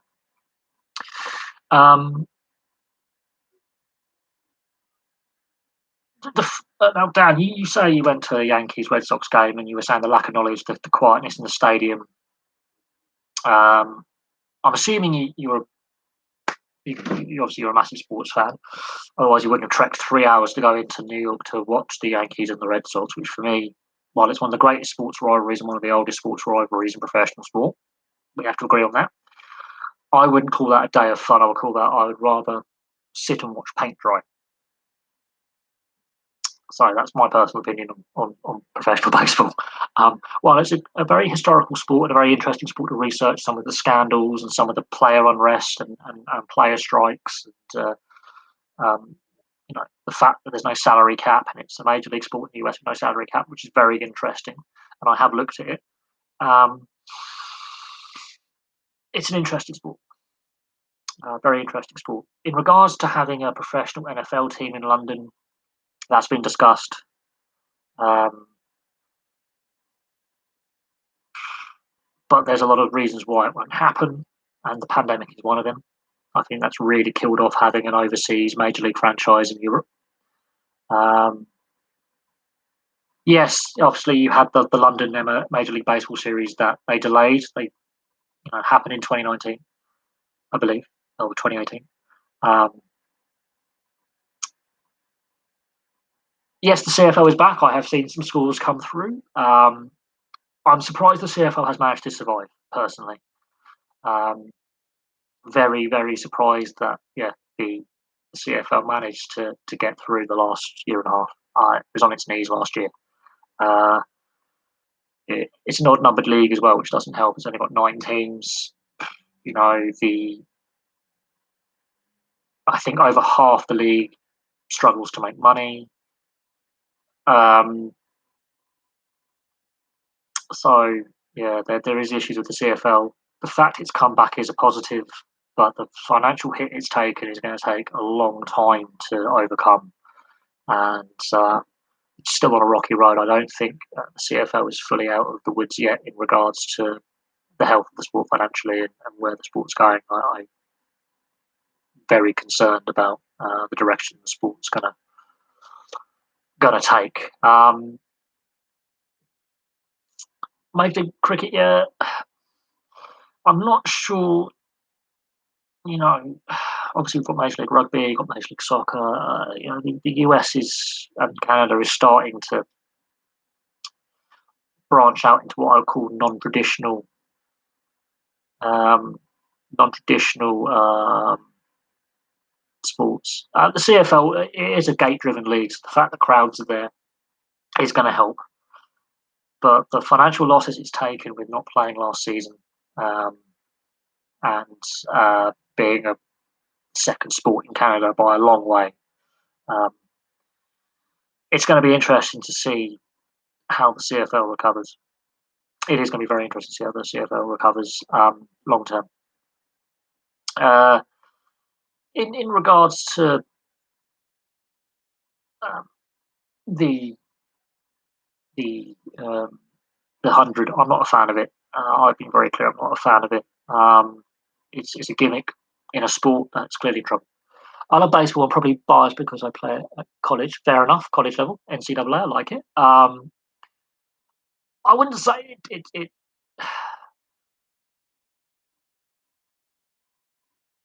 I think in regards to baseball, it's obviously a not everyone's going to enjoy it. It is a sport that's got a lot of controversy around it as well. Um, the steroid scandal did massive reputational damage to the sport. Uh, the Astros sign sealing scandal and the Red Sox were involved in that as well. Again, massive reputational damage to the sport. There's been a series of issues with players and the owners being at loggerheads over labour dispute. Is the best way to describe it. There is still no salary cap.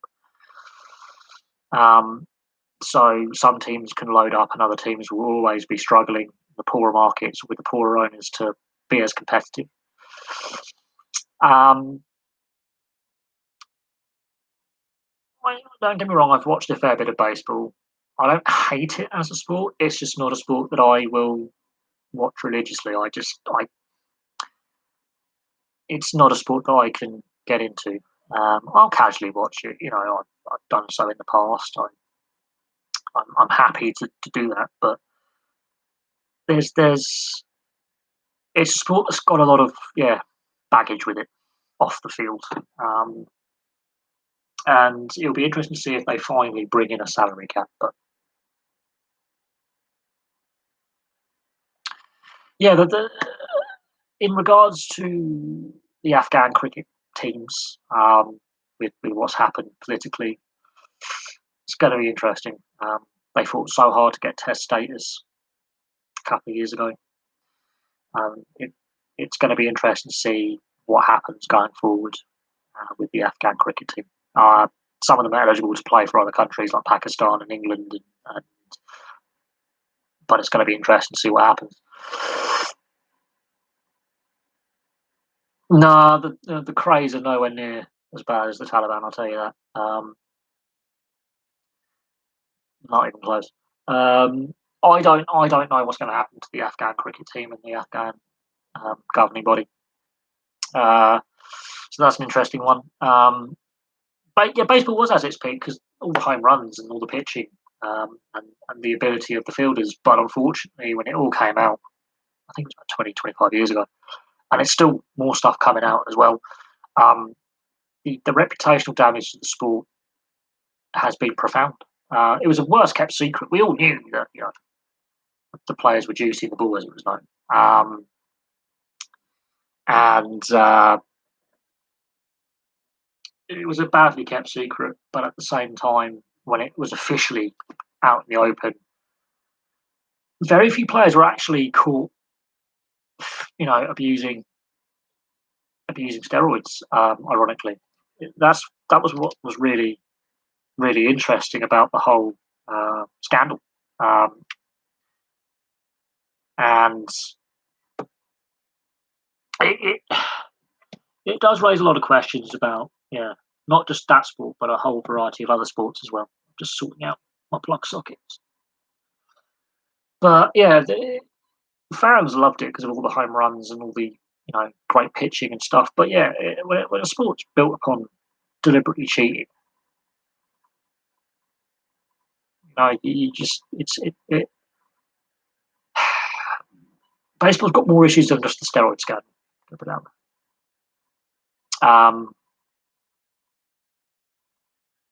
you know, um, so that in itself is like an issue that yeah, Major League Baseball's got to face up to. It's the same with the NFL and the NHL with the CTE lawsuit. You know, again, very damaging, and there's been other scandals in relation to player misbehaviour off the field and other issues, you know, within those sports, and they've had lots of scandal as well. And I was reading up on the Malice in the Palace in the NBA, and the NBA's had its fair bit of scandal as well. So the major league sports in the US and Canada have got their own issues as well. And it seems to be a global issue with professional sport when it comes to player scandals or team scandals and corruption issues. And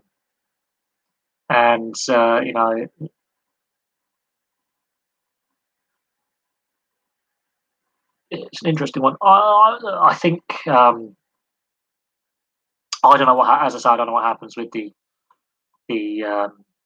Afghan cricket program. You know,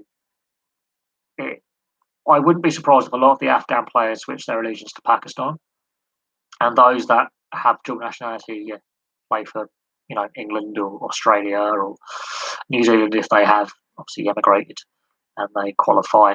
But I think the Afghan national setup is done, which is is a shame.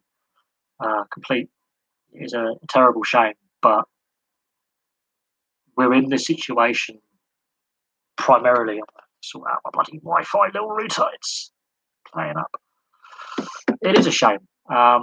There is no doubt that uh, you know what's happened has happened, but we'll have to see what the ICC says for players and dual nationality and whether they can play for England, Australia, Pakistan, whatever country they have dual nationality with, or if they can claim asylum and all that. That's again another debate for another time, basically. So in that regard, that's something that we'll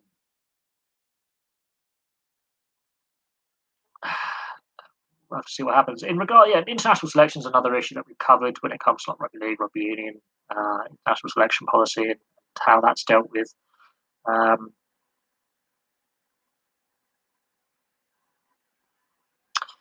Rugby league is one that I get frustrated with, where you can play for like 8 billion different countries, still not being paid my money. Oh, fuck's sake.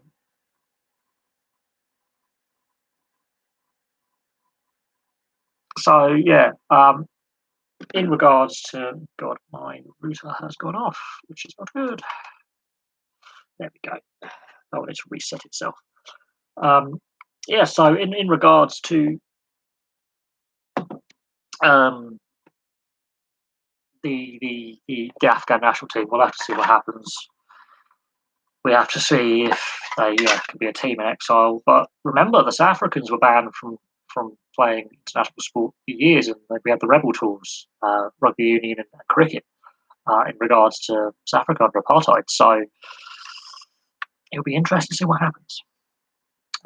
We know that the UAE is most likely going to be the new test nation that replaces Afghanistan because they play cricket there, and a lot of them are Afghans by birth who live over there, who basically taught the locals how to play, and Indians and Pakistanis. I wouldn't be surprised if the United Arab Emirates becomes a new testing. Yeah, I mean, Pakistan is an interesting case. They've had their own cricketing scandals and problems over the years, match fixing and spot fixing, and that's a massive problem with that cricket faces is that match fixing, spot fixing kind of scandal that's always lingering in the background with Pakistani cricket, and it hasn't gone away.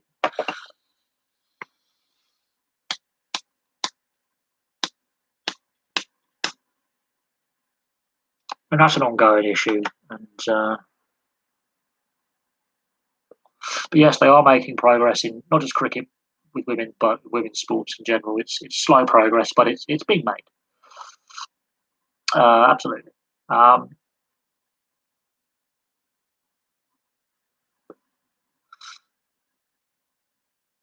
you know, I mean, look, cricket is one of the sports most exposed to match and spot. It's very easy to more spot fix than match fix in cricket.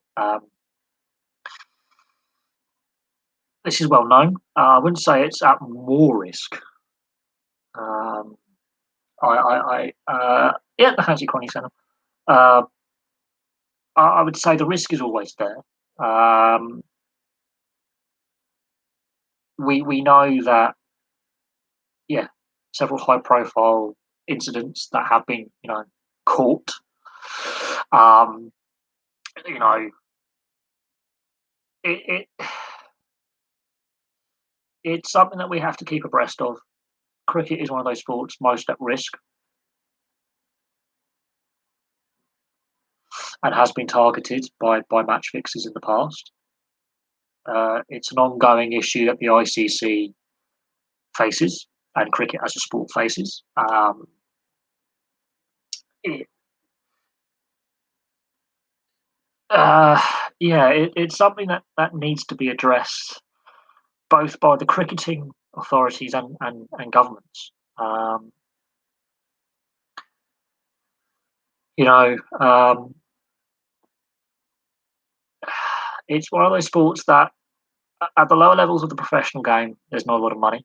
Um, a few handful of players make a lot of money. Most players don't.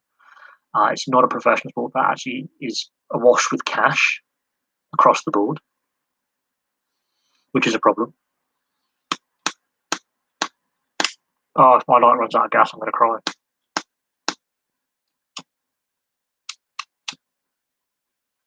But yeah, match fixing in cricket is an ongoing thing. And yes, the Hansi Cronje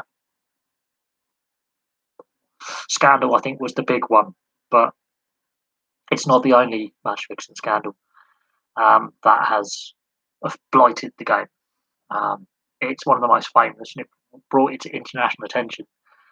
There have been others. That is the one that I think did the most reputational damage to the sport at the time, and I think is still spoken about today. And there's still question marks about how he died and the whole scandal. Um, and it more reputational damage than other scandals in sport. I think. A, the country involved. B, the player involved. C, the time it happened. Um, it did more damage um, to the sport than other scandals before it, because it was a South African player just after South Africa readmitted into the international fold, national captain, just post apartheid, um, turn of the century, 98 2000. Far more damaging than if the scandal was to happen now, in my opinion. Um, it brought into the public awareness that this was an insidious international problem, which wasn't, you know. Hansi Cronje, basically, he was South African captain post apartheid. This is when South Africa were allowed back into international sport um, after uh, after the fall of apartheid. Nelson Mandela's, just been made president of South Africa. South Africa won the Rugby Union World Cup in '95. South Africa got a great team. Cronje is seen as the national hero, one of the best batsman captains in the world. South Africa have got a world-class team that's basically been hidden from the world for years. You've got John T. Rhodes in the field, you've got Shaun Pollock bowling, you've got some brilliant young players coming through. Hansie Cronje's there, you've got Jack Kallis in the early days of his career. And they're playing a test series in India in the 90s. And Indian Federal Police were doing a wiretap operation on some organised criminals in an unrelated case. This is the ironic thing. Unrelated case.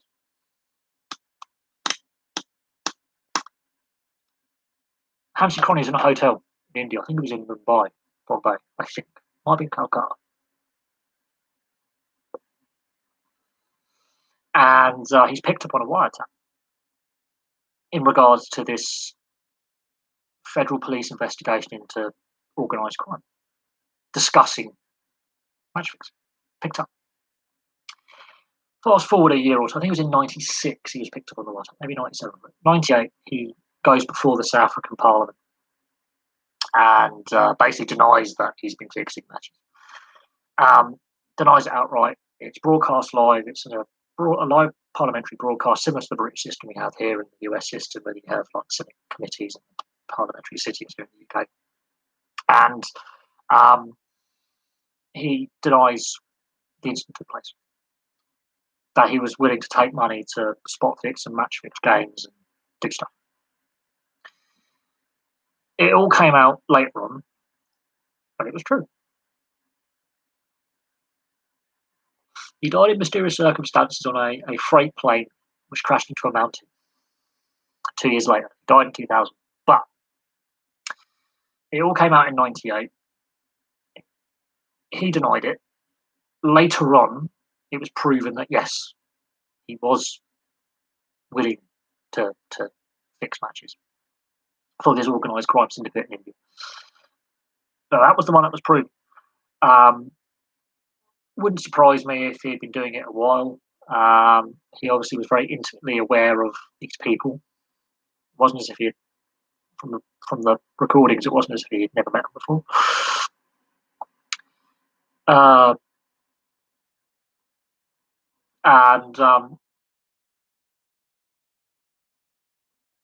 It all came out. And yeah, post-apartheid South Africa, this was a big scandal. Now, there's been other match-fixing scandals in cricket. It's not the first one, but it's the most famous. In my opinion, it's the most damaging, most famous. And there are documentaries about it. You can research Hansie Cronje and the documentaries. There's documentaries on YouTube. There's documentaries on Netflix. All the various streaming services online. You can find the documentaries. You can research them. Was he the fall guy for it? There are some people who say he was. But the Indian Federal Police weren't looking for a match-fixing ring. They were looking into organised crime to do with guns and drugs and illegal gambling and all sorts to do with this Mumbai crime organisation. And they had been wiretapping phones under a judicial warrant for a long time. No, I think he voluntarily went into the agreement. If you listen to the wiretaps, the police officer who's in charge of the wiretapping was like, "This is Hansie Cronje," because cricket's obviously a major sport in India as well. And on listening to them deciphering the wiretaps and translating into the various, because obviously Hansie Cronje was an Afrikaans. So Afrikaans is his first language, English is his second language. In India, there's 400 different official languages or whatever. And they obviously had to translate into English for the court, the federal court. Because all court documents are done in English in India as a legal thing, with the regional language as a secondary. So there's a lot of translation. And if you listen to the interview given by the police officer who was in charge of the wiretap operation, it seemed they were very friendly, and this wasn't, a new meeting. So obviously Hansie Cronje had been doing this a while. Now, he was only proven on this particular accepting of, I don't know how, I think $60,000 or something. Not a huge amount of cash, but at the time in mid-90s, that's like a year's salary for your professional sportsman in cricket. It was a reasonable sum of money. In real terms, not a lot, in actual terms. Depends on the point of view what class as a lot of money. I don't know the full details, but I have watched documentaries on it, and it was exceptionally damaging for the South African psyche. It's a sport. I mean, South Africa's like Australia and like America. It is sports man. Sports fans, it's a religion. Cricket and rugby union in South Africa are religions. It's like AFL and rugby league, cricket in Australia, religion. It's like the All Blacks in New Zealand. It's like religious. It's like a cult. It's a unifier in the community. And there are rumours that he was the fall guy, or when it all came out, he admitted that he was bumped off. The circumstances around his death that were a little bit suspicious. But it's the fact that he got caught out by accident. The wheels got turned in motion, and we get to where we are when he's in front of the South African Parliament Integrity Unit, the South African Federal Police and the Indian Federal Police, and he's in front. He's denying it's happened. It's non-entity.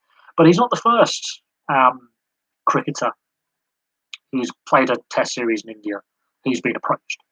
I mean, Alex Stewart, former England captain and wicketkeeper, when he retired from England, he was still playing county cricket until relatively recently. He only retired, I think, about 10 years ago.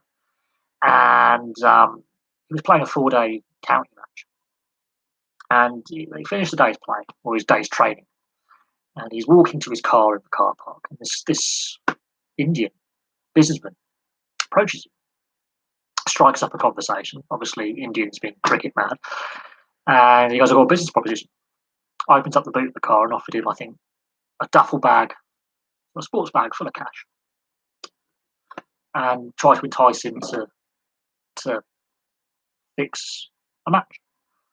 And he's come out and very candidly spoken about that particular incident. And there's no evidence to suggest Alex Stewart did, but he was approached. And there was an English cricketer who played for Essex, I believe, who was found guilty around the same time. This all came out in 2010.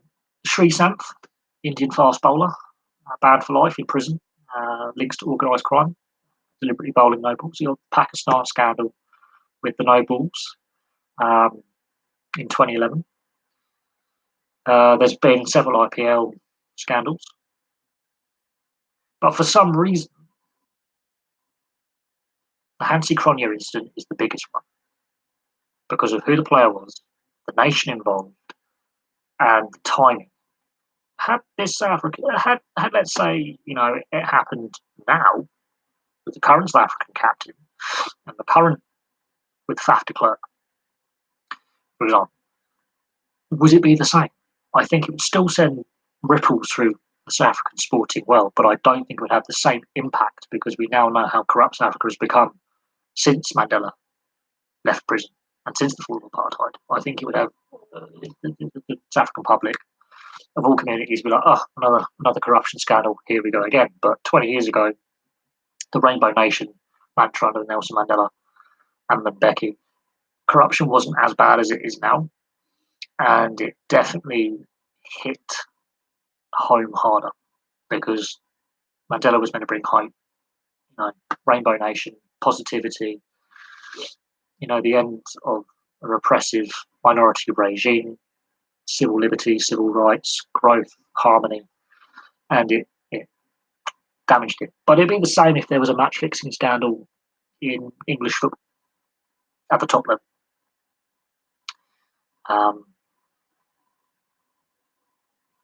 Maybe, you could say, the Saracen salary cap scandal. It's one team rorting the system and getting caught, stacking their team. The only comparable American scandal I can think of is the NBA referee, betting, and the Chicago Black Sox scandal of 1919 World Series. Only thing that comes close. Was the 2010 World Cup a South Africa success? It wasn't a great World Cup quality-wise. I didn't enjoy it. I watched most of the games. I think I watched every game.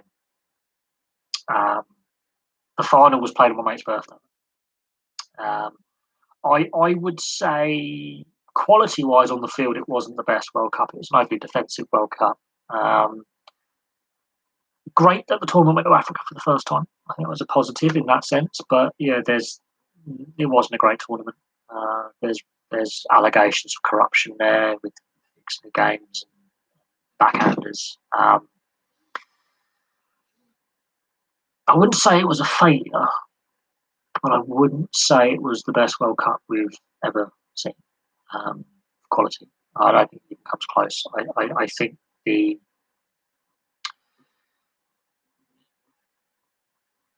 I wouldn't say the 2010 FIFA World Cup in South Africa was the best. I think it was better than USA '94. Um,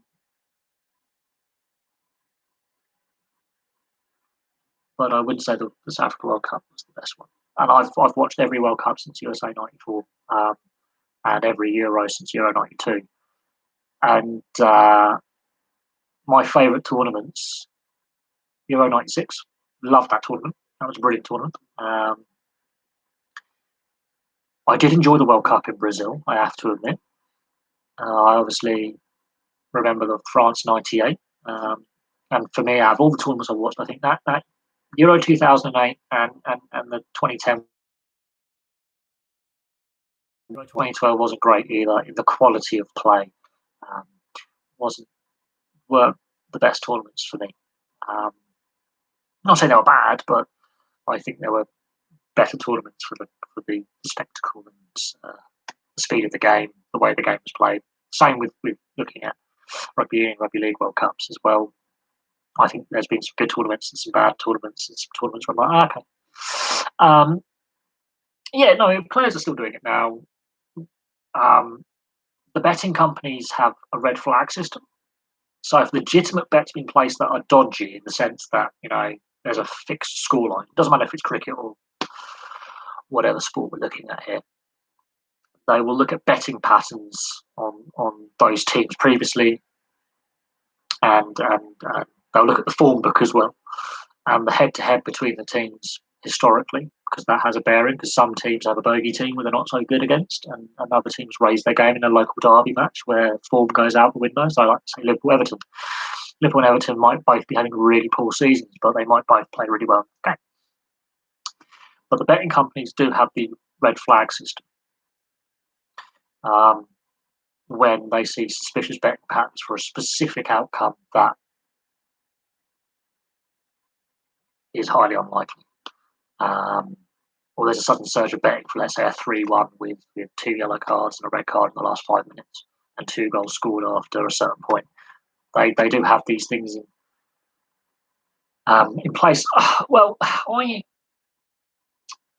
haven't been to a betting shop for a long time, but all the adverts I see are geared towards football predominantly in this country during football season. During international tournaments, it doesn't matter. So it doesn't matter if it's rugby league, rugby union, cricket, football. If that's the major tournament, that's on the agenda. So obviously we just had the Euros, so there was a lot of, especially when I was on YouTube doing my match reviews, and I would do that, and then I would settle down and just put something like the background, watch a bit of Netflix, and then I might catch up with the NRL, for example. Might watch a few things. Suddenly the betting ads come up. Same on my Facebook feed and my Twitter feed. You'll see the betting ads come up.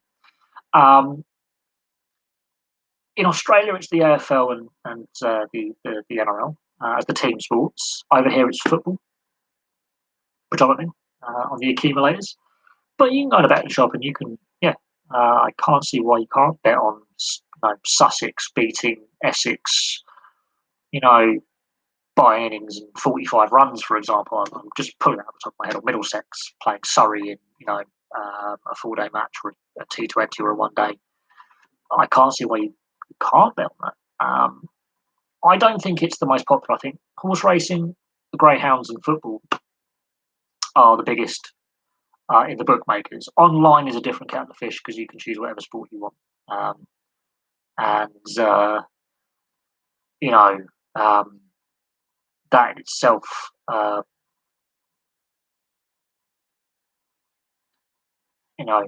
creates its own headaches, and but the betting companies have a red flag system. I don't fully know how it works, but I know they look at betting patterns. They look at previous betting patterns on a particular player or a particular team. There was an incident, I think, the season before last in the Swedish Hockey League, where a game was cancelled before the match had its face-off because of irregular betting patterns, and the authorities went, "No, we're not playing this game. There's irregular betting patterns." In the build-up to the game, literally hours, the teams had turned up. They were warming up, and they cancelled the game with fans in the arena and said, "No, game's not being played. It's been cancelled." Um,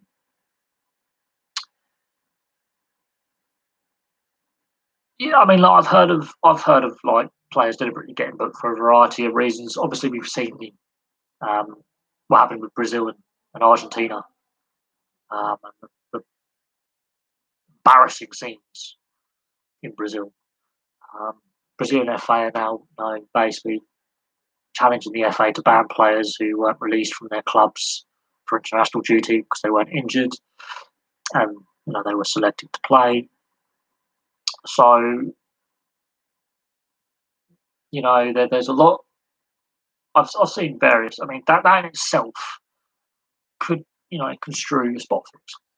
A player deliberately getting himself booked for whatever reason, and people are betting on that particular player getting a yellow card, so he misses the next game, or a red card. Um, that in itself, yeah, raises questions of integrity of the sport.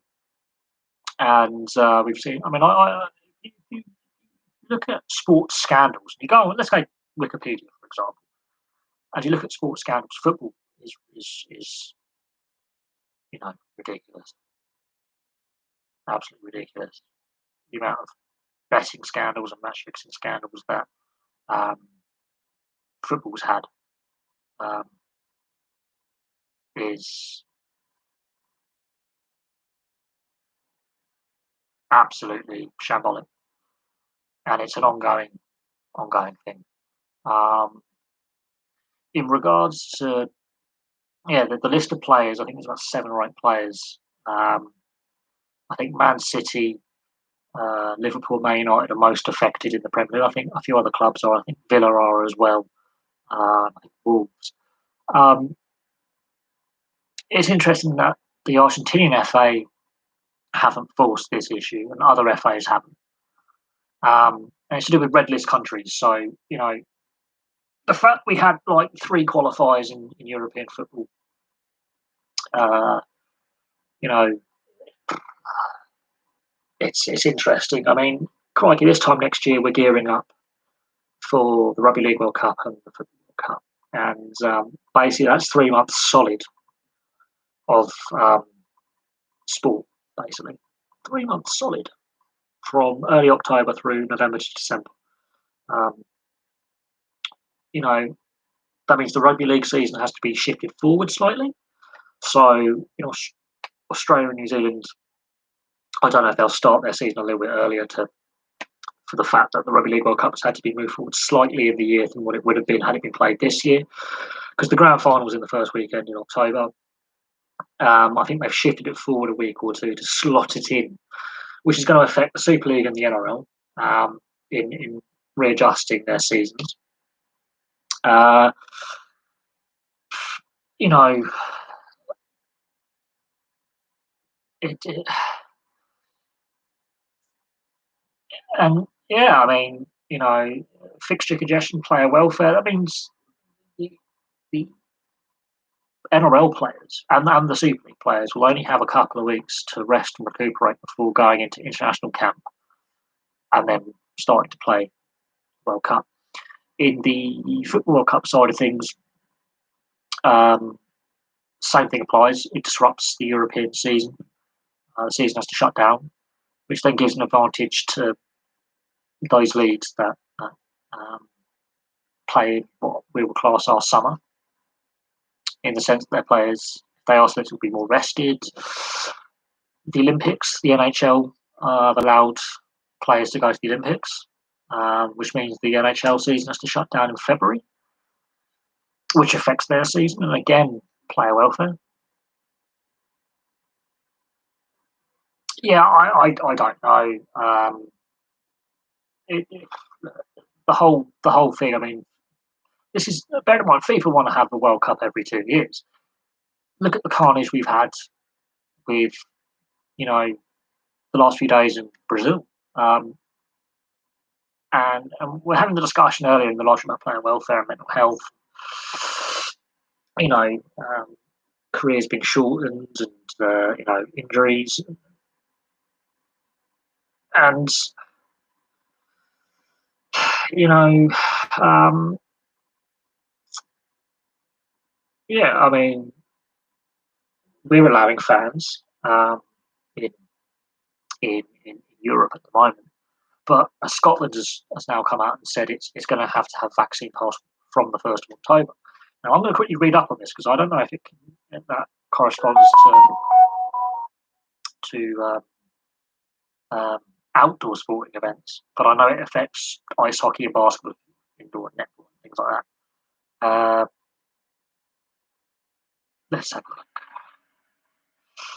because this only broke, literally as I was doing the last live stream and just before this one. Right, okay.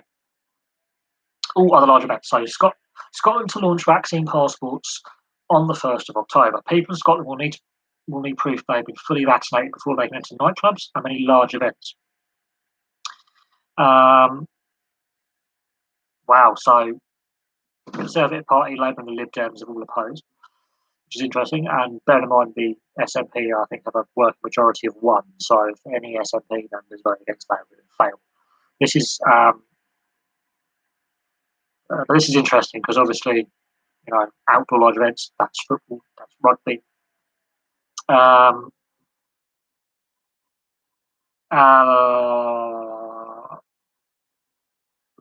right, people in England will need to have a COVID pass to access higher risk settings such as nightclubs from the end of this month as well.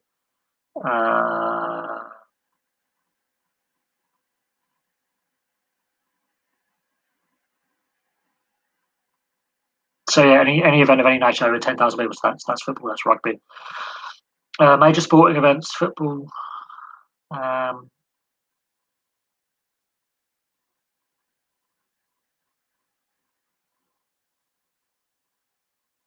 Yeah, so that's going to affect sporting. Um,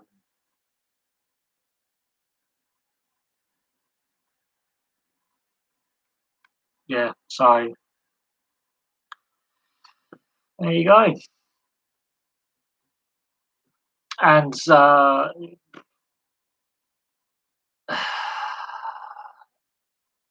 and we were told this time last year, the build up to Christmas, when vaccinations are implemented, no vaccine passports, and that does affect sporting venues. So indoor and outdoor. Um, it's going to be interesting. Going to be interesting. Um, I'm not comfortable with that. We've already seen social exclusion. You know, obviously children not going to school. Talk about grassroots sport, like certain types of sport. Not really having sport shutting down. Um, yeah, I'm I have my concerns about it. It does affect us in attendance, going to games. Um, so yeah, that's something to consider. I mean, I have got the NHS app. I mean, like if it's a short term measure, I'm happy with that. But not so keen on it in a long term permanent measure. I think there's definitely going to have to be a discussion about um, certain things there. But it's not just a UK thing. I think it's across the board. Um, it is. Some. I mean, I'm fully vaccinated, so I've got no problem with that. But my mum was fully vaccinated, still got the Delta variant, still was seriously ill. My stepdad my sister. They were less ill than me, but um, they just had to stay at home for 2 weeks. My brother was the worst affected, and he has underlying health issues. So, um, but as I say,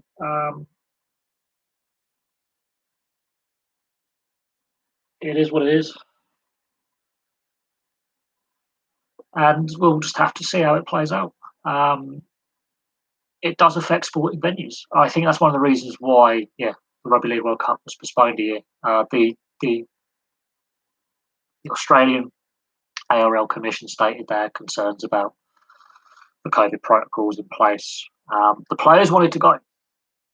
The majority of players wanted to go. They surveyed the players' union and they were, we want to go.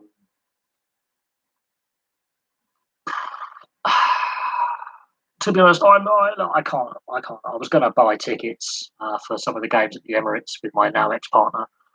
Kind of glad I didn't, because yeah, um, you know, obviously that's been pushed back a year. Whether the vaccine passport thing is still a thing next year, I don't know, because everyone who turns 18 is going to be able to look at vaccines. There's going to be constant vaccinations. From what I understand, there's going to be booster shots for the over 50s. There's been discussions about vaccinating players for various sports in order for them to meet protocols. Um, and because I've been following the NRL and to a certain extent the AFL quite religiously over the last 3 months,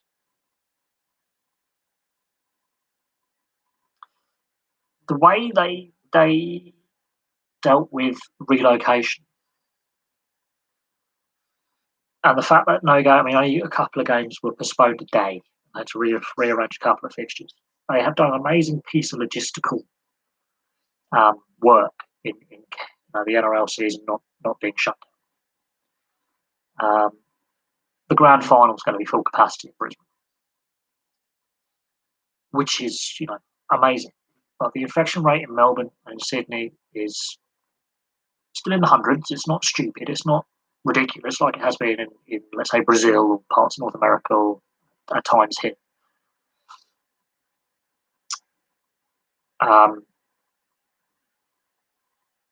But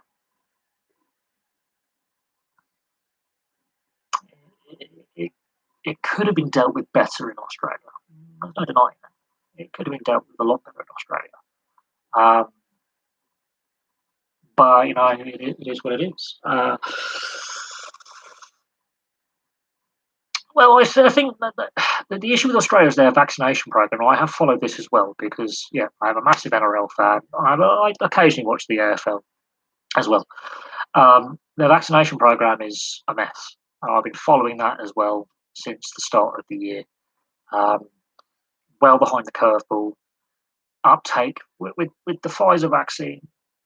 I've been vaccinated with the Pfizer vaccine. I actually had no real bad side effects. The first jab for me created more side effects than the second. I didn't have to take any paracetamol for the second one. I was fine. I think it's the state of Victoria or New South Wales. They're the two worst affected. The state of Victoria, Australia's very interesting. Very, very interesting.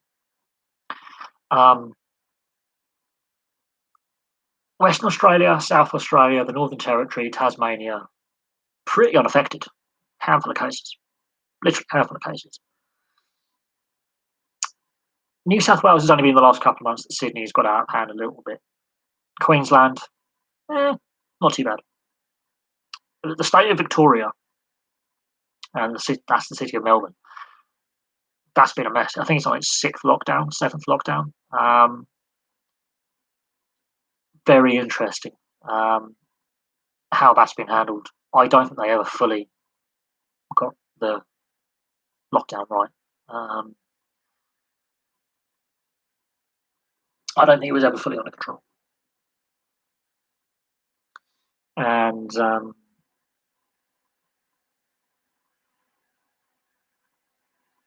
it is what it is. Like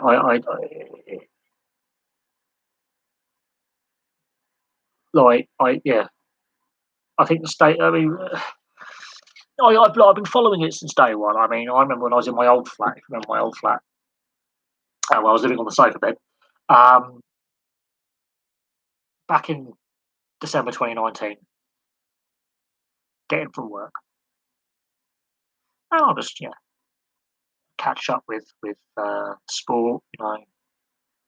Bite to eat, have a shower, settled, do shopping, come back. And at this time of evening, I would, be catching up with the news and all that. And I was following the pandemic when it was just in China. And I could discuss this on the other channel. And if you want to, but you know, there are so many idiots online, so many COVID deniers and anti-vaxxers, it's ridiculous. You know, and I was talking to people at work, and there was a virus going around work. And this is where I believe I had the virus before it was officially hit. Um, I've had flu before. I've had bronchitis before. I've had pneumonia before. I've had whooping cough. I've had several nasty respiratory illnesses in the past. And yes, I am a heavy smoker, as you can tell, because I smoke on this live stream. But I've never felt so ill.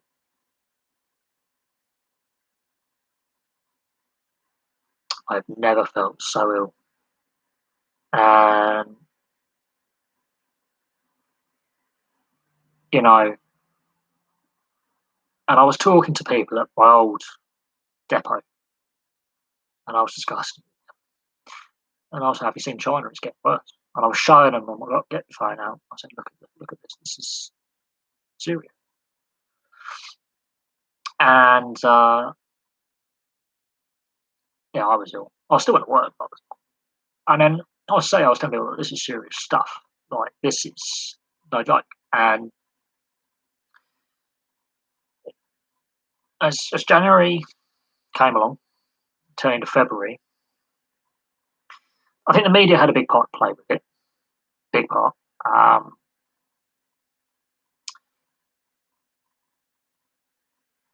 And whether you want to get vaccinated or not, that's personal choice. And I believe that should be a voluntary vaccination. And that's what we were told. Be voluntary. And now we're seeing that certain sectors of the industry are saying, no, you've got to be voluntary vaccinated. It weakens trust in the system. Regardless, I was following it, and by the time we got to March, I knew that we were in serious shit. And I got my eviction notice anyway. I moved home, and I got home, unpacked my stuff.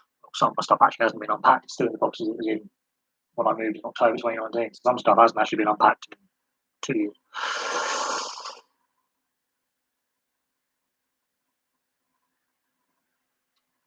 But come March last year, so just before I moved out of my old flat. So if you follow the channel for any length of time, you know I've moved a few times. So I have my old time anyway. And you can look back at some of my old videos and live streams and stuff. Anyway, so last March, before I moved, the NHL, I was following the NHL because it was the run into the playoffs.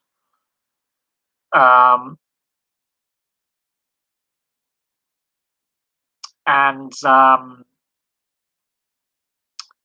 the San Jose Sharks is where it first started to snowball.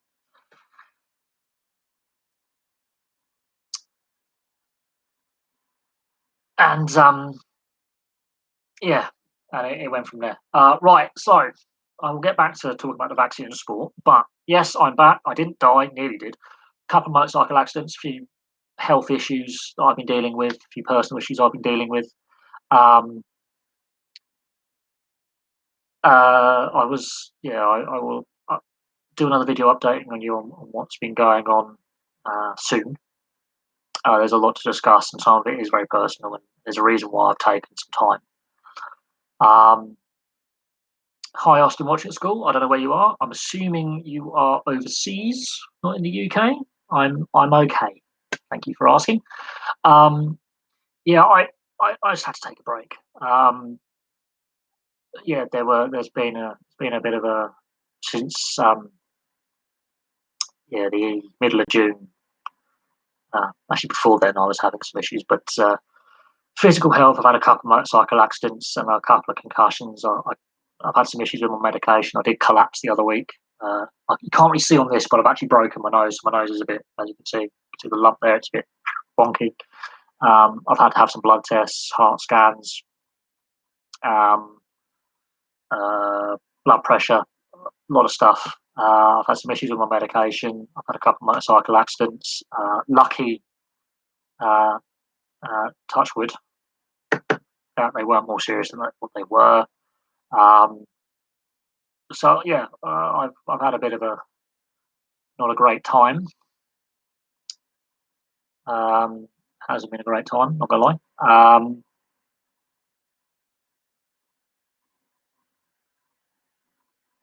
Yeah, up in Scotland on the first, vaccine passports be introduced. They're actually very vague. Um,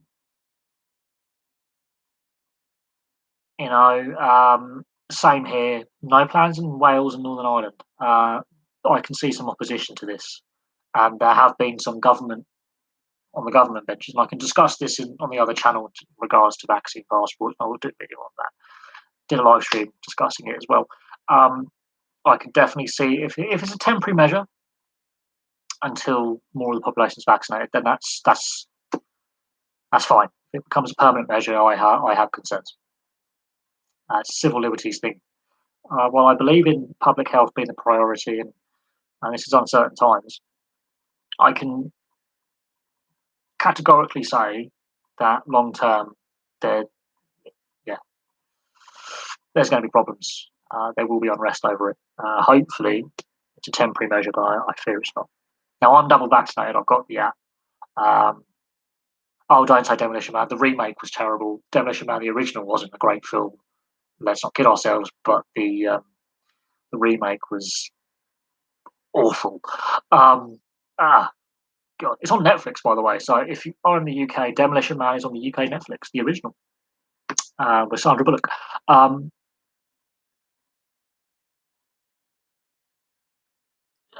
in regards to the political side of the vaccine passports, I'm only linking it into the sporting venues will be affected.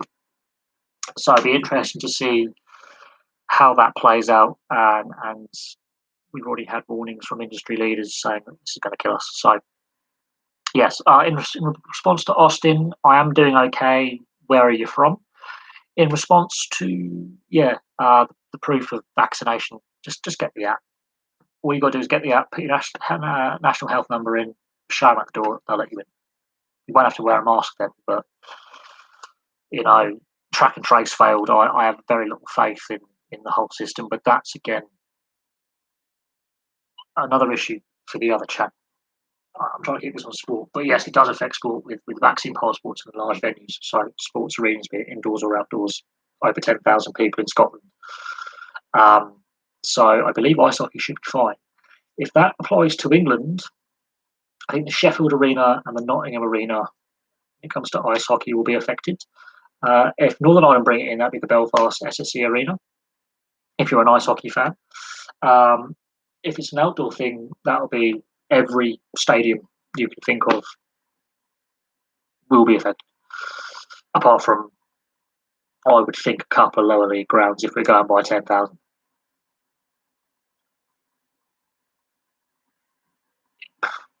At the end of the day, like, I'm not against public health. There has been a discussion about vaccinating athletes, and I was discussing in Australia. There's been discussion about vaccinating. Same in the US and Canada about vaccinating athletes. Several high-profile coaches in the NFL tested positive. Um, Personally, I'm pro-vaccination on a voluntary basis. I don't believe it should be compulsory yet. Now we're being told in certain industries you've got to get it. So I have my views on that. But in regards to sport, should the athletes be told get vaccinated or don't play? Um, yeah, I look in my view, I got the Pfizer simply because that's the one I got offered. Um, where I live is on a dividing line between Moderna and Pfizer. AstraZeneca for my age group was told unless you've already had the first dose, don't have it. Now my ex partner was given AstraZeneca before the blood clot issue was, well, however minor it may be, was raised in the press, and the press has a massive part to play in this. So she had the second dose with AstraZeneca. Um, I don't talk to her anymore, so it's fine. I had a Pfizer. You know, my next door neighbour had Moderna simply because he went to a vaccination centre further west, and I went to one further east. It's just what they had. Um, when AstraZeneca was told for the under 40, I think it was the under 40s, not to have it. I'm 31. Um, my mum had Pfizer as well. My stepdad had Pfizer. I think my sister had Pfizer. Um, it's an interesting one when they're, well, Eric. I mean, this is where, like, yeah, this is where um, the sports. I'm going with sports because we can say, oh, like Eric Clapton, and he's been very vocal, and that's fair play to him. On the sports side of things, several sports are now saying players need to get vaccinated in order to play. Um, Blade Runner. Oh God, don't talk about the new Blade Runner. Flawed film. Again, another video for another channel. The Blade Runner series. Um, the original's the best, by the way. And a lot of scenes were cut from the original. I've got the director's cut. Oh my God, it's long. If we're discussing, yeah, athletes being vaccinated, I think if yeah, I, a lot of athletes are saying yes, uh, especially when it comes to the vaccination campaigns. Because I'm obviously a big fan of the NRL in Australia, and I have my NRL subscription. Obviously, it's the Australian TV feed and all that. It's a big thing that the players of both the AFL and the NRL are backing the vaccination drive. But forced vaccinations is wrong. It should be voluntary because they even stated a voluntary vaccination system builds trust, which will then lead to more people getting vaccinated. To force people to vaccinate, there'll be mass refusals, and then you lose trust.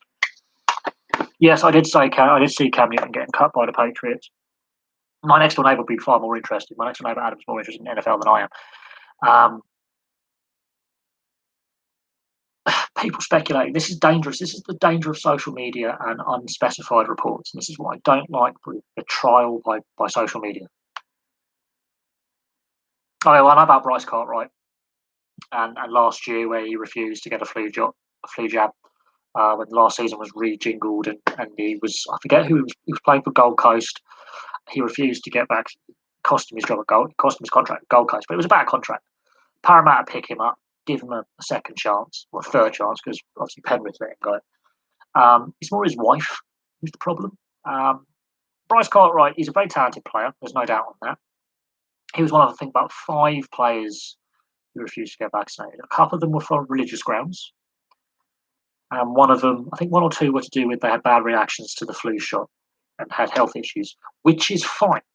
Those ones were all either religious or health grounds. And they were very, and there was some conversation to do with Papali and I think a couple other players, and then they made sure that they were okay. They were allowed to play. They ended up, whatever. The Bryce Cartwright one, he didn't play again that season. It was a big thing. He got moved on by Gold Coast. In the response to Cam Newton, all I know is he got cut from the team. He got released as a free agent, not part of the roster. Brilliant player. But if it's speculation that he refused to get vaccinated, that is different than Bryce Cartwright coming out saying, I'm not getting vaccinated. This is why I don't like social media. It's trial by social media. Like he may have an underlying health issue. He religious. What if he's Jehovah's Witness? That's going against his religious beliefs, and that creates a whole other lawsuit in itself. And America loves suing people. Um, and you know, yeah, I saw Cam Newton getting cut. I haven't seen the reason why, and that's what's interesting. They haven't given a reason why.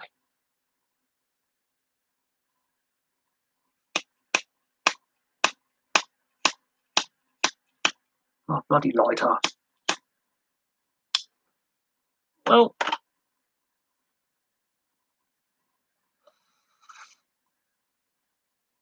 obviously we've obviously seen last season heavily impacted with positive tests for in rugby league and football were hammered by a whole host of positive tests in their sports. Just got a bit of a laptop and a bit of balance because my floor is a bit wonky.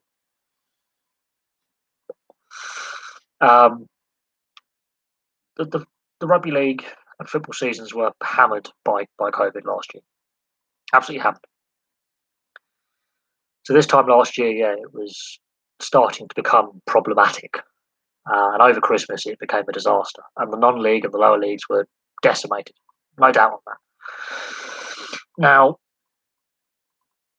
it'll be interesting to see this season what protocols are in place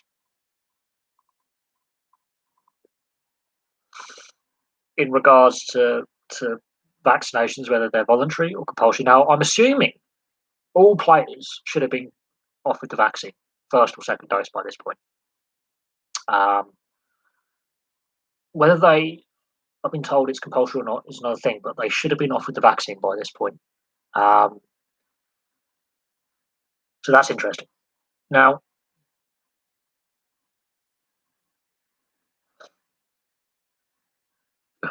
also, what is interesting, Eastern Suburbs Roosters have said that fans who haven't been double jabbed won't be allowed to attend their new stadium when it's built. That's not open until next year, but Australia is so far behind the curveball in vaccination. Uh, I hope there isn't another lockdown in October. Um, I really don't.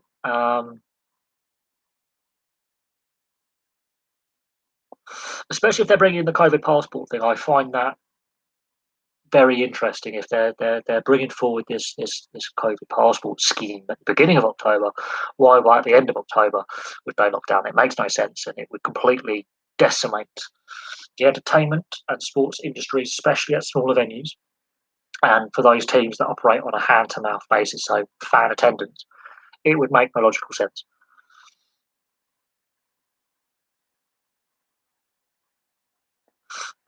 Everyone who turns 18, they're trying to get under 18s vaccinated. There's a drive for it, but everyone who turns 18 automatically, as soon as you turn 18, you're offered the first jab. There was a big drive in the summer to get people jabbed. They shortened the window from 12 to 8 weeks. Um, why would you self harm your economy? That's what is interesting. Why would you self harm your country?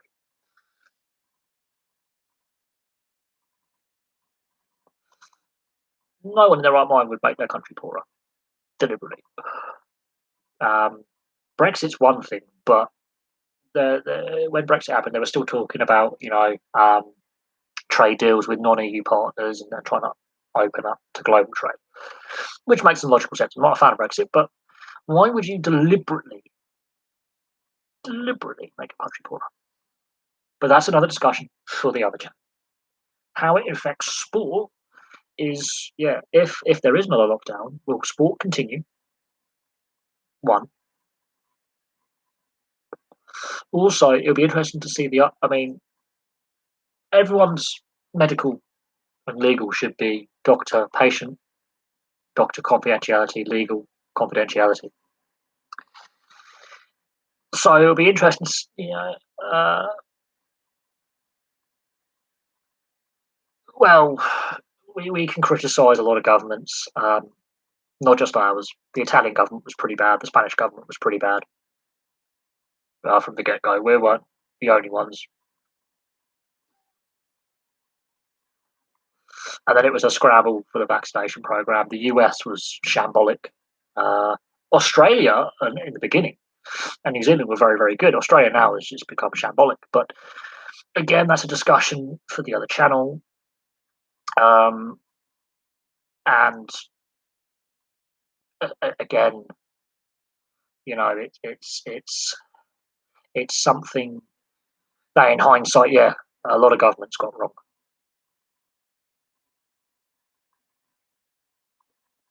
And as I say, it'll be interesting when the next elections come around, be it local, by-elections, national elections, when the next set of elections come around, it will be very interesting to see the response from the public. Very interesting. Um, time will tell. Uh, time will tell. But we'll see what happens.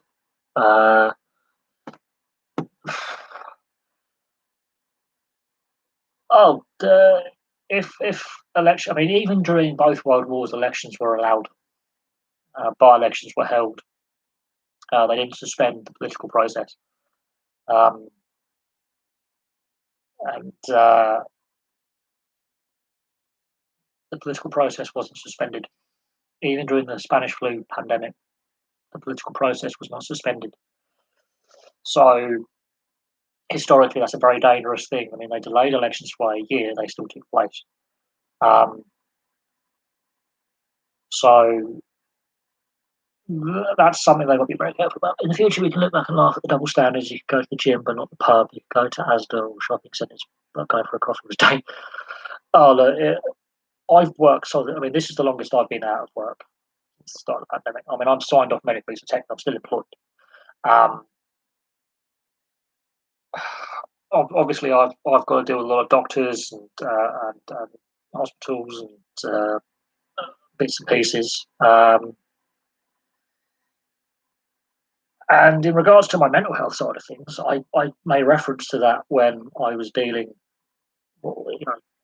in regards to my GP and all that, and dealing with those issues.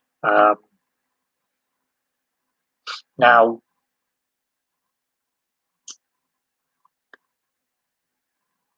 basically, I worked solidly throughout, had very little time off, and I've had friends who were furloughed, but I was very concerned about how they were dealing with things. So this time last year, I made it important, even though I was working, to when the rules were relaxed, was to go and see my friends within the rules. Only a couple, and they were the ones I was really worried about. Now, one has long-standing health issues, and the other was on phone.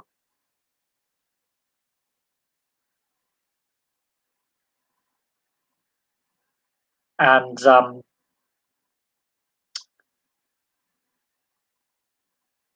we just went on long walks. And a couple of my friends live by the River Thames, and it's not actually that far for me to actually get to them. And we decided, to go on long walks by the river and make it a regular thing. And now I do that with my next door neighbour Adam. We go on walks when we can. I haven't done it for a while, but I'm gonna talk to him in a bit and say, "Do you want to go on a walk Saturday or Sunday?" Walk. And that's something that I've carried on. Um, is self exercise. I haven't been doing it as much lately. I have obviously had my health issues and having 2 motorcycle accidents. I was actually in bed for a couple of weeks, couldn't walk at all. I was on crutches, so walking was difficult. Getting to the shops was a struggle. Um, and during this time, professional sport was suspended. So if you go back and look at last year's videos when professional sport shut down, the first leagues to start up were in Australia and New Zealand. And the NRL were the first professional league anywhere in the world to restart last May, at the end of last May. I think it was the 23rd or 28th of May last year. And Yeah, they were the first league to start up. The AFL followed suit a few days later, or a few weeks later, and they led the way, and that led to a massive growth of their leagues overseas, especially in the US and Canada. Um, and long story short,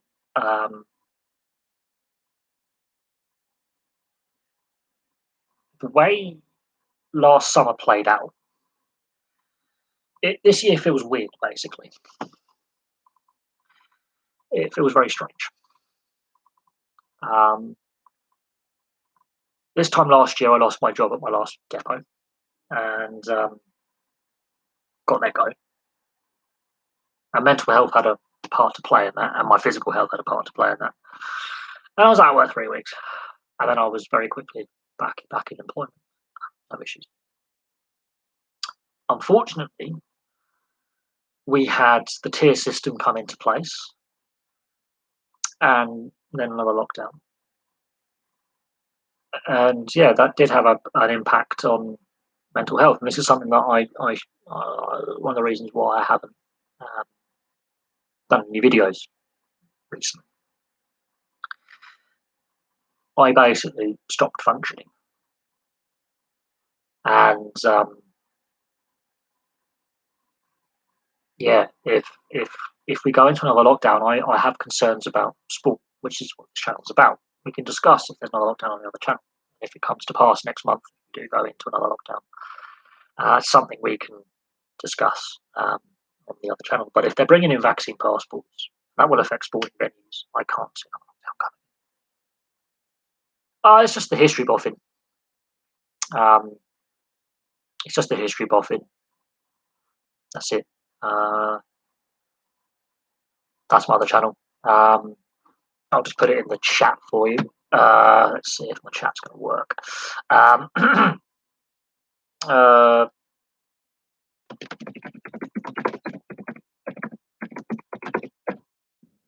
I think that's it. Yeah, that's the other channel. It's in the chat. I don't post on there as much as I should. I haven't done the cooking buffing yet. I wouldn't trust me with the cooking buffing. That's a dangerous thing. If you look at my kitchen, you'll be looking. I've been living off fast food for the last 6 weeks. It's not a pleasant experience. There's crap everywhere. It looks like a crap den. I really need to fix it. I've got to tidy it up, and I can't be asked. Yeah. So as I say, with some of the other issues that have been raised in this stream with vaccine passports and lockdowns, yeah. When in March last year, sports stopped. It took 8 weeks for the Australians to start up the NRL and 10 weeks for the AFL to get going again with reduced seasons. Just a history buffing. It's all it is. You'll find it. There's two of them. Yeah, it's there. I don't really post there as much as I should. I've got some Netflix reviews to do because I've been watching a lot of Netflix over the last 3 months.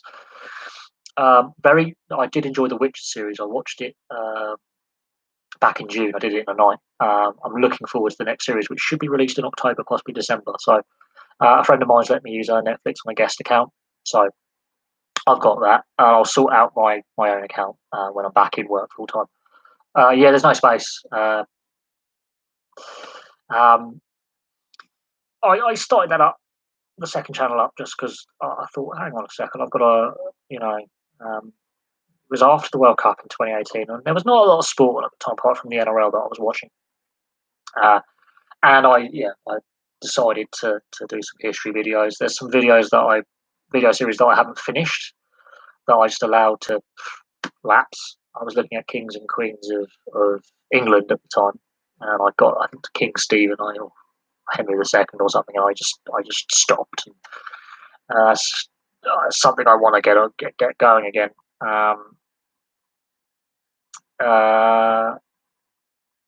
There's I've done some videos on there to do with the mafia and some film reviews and some of my explorations when I've been exploring along the river and stuff, and watching the M4 improvement works take place near where my friend lives. That was very interesting. with the Smart Motorway project and how I'm not a big fan of it. Um, so if you're familiar with Southern English geography, yeah, there's a lot of videos of my exploration around around where I used to live and where I currently live. There's videos on there of the snow. I think in April that we had a very late in the year snowstorm that we had back in April. Um, yes, Emma Raducanu burst on the scene. Well, just watch the King's Queen series that I've done. I might do the odd video where I look at some of the more quirky royals that have ruled. Some of them have actually. I'll look at some of the quirky ones who've had very short um, times in power. There's quite a few. Some of them have ruled for a few days. Some have ruled for a few months. So there's quite a few of them in medieval history that are quite fun to look at. Um, for their very short, brief times in charge as heads of state. Um, the I don't have the link for it. That's the problem. Um, uh, um, yeah, I mean the Raducanu. I mean, yeah, she's young, and this is the thing with tennis. Individual sport, you don't have teammates around you. If you're having a bad game or a bad bit of form, you are literally it's you versus your opponent, and especially in tennis, especially in the big Grand Slams, you are literally it's a very lonely feeling out there. Um, but she's doing very well. If she goes on and wins it, that will be sports personality of the year right there. Um, but again, uh, in regards to um, the other channel, yeah, it's there. I've there's some film reviews on there. I've got to do some Netflix reviews. I mean, I've been watching the TV series SWAT. Uh, series 4 is going to come soon. I've watched the first 3 series. Um, I really enjoyed that. Uh, the um,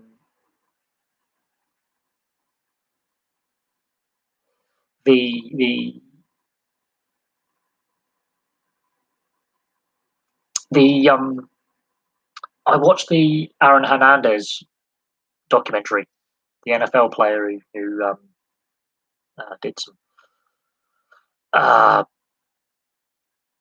the Aaron Hernandez true crime documentary. You know, high profile NFL player who she went to prison for murder and was on trial for another double homicide, killed himself in prison. Very chilling documentary. Very chilling documentary. And it also raises the CTE argument. And yeah, they did the autopsy on his brain, and he was in trouble, big trouble. And it does raise concerns about head trauma and concussion and some of my favourite sports. I mean, you know, some of the hits. Um, yeah, I mean, I watched it on Netflix the other week, and it raised. It was very interesting. Very interesting. I'm tempted to watch the Malice in the Palace, but um, that's basketball's not really a sport that I really follow in as much depth. Um, but yeah, the Aaron Hernandez one, that chilling, absolutely chilling. But then it's the last of the 3 parts, the last episode where they talk about the head trauma, the concussions, the personality change, the his supposed homosexuality or bisexuality, and that is a big issue when it comes to especially the NFL. Only one player, current player, and a couple of ex players have come out and said, "Look, we're gay." And the ex teammate who's openly gay now, um,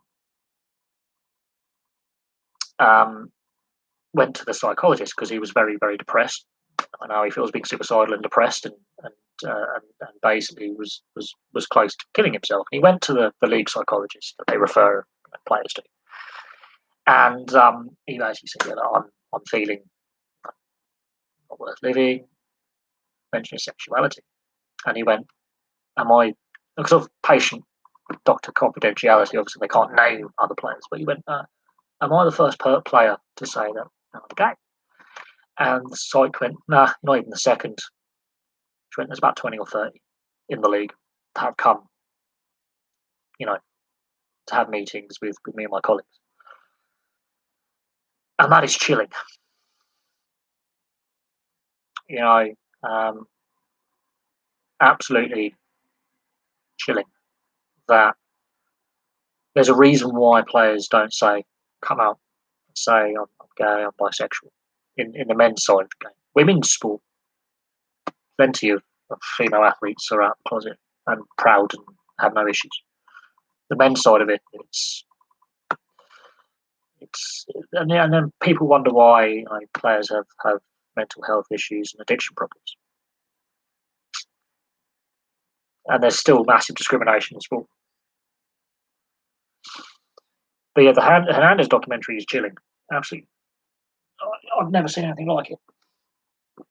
And the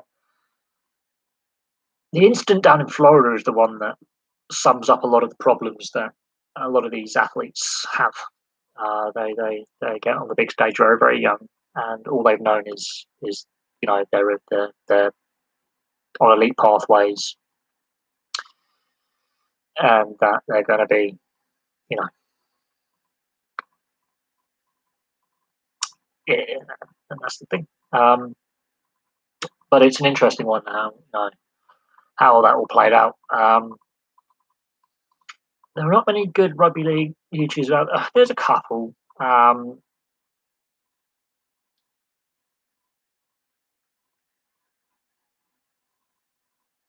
there's not many. I will agree. I think it's a sport that could use more. There's a couple in Australia. Um, you've got Bloke in a Bar, and Chad Townsend has his own channel, the Cronulla Sharks. Now, well, New Zealand Warriors, going to be Queensland Cowboys halfback. Um, he's got his own little podcast YouTube channel.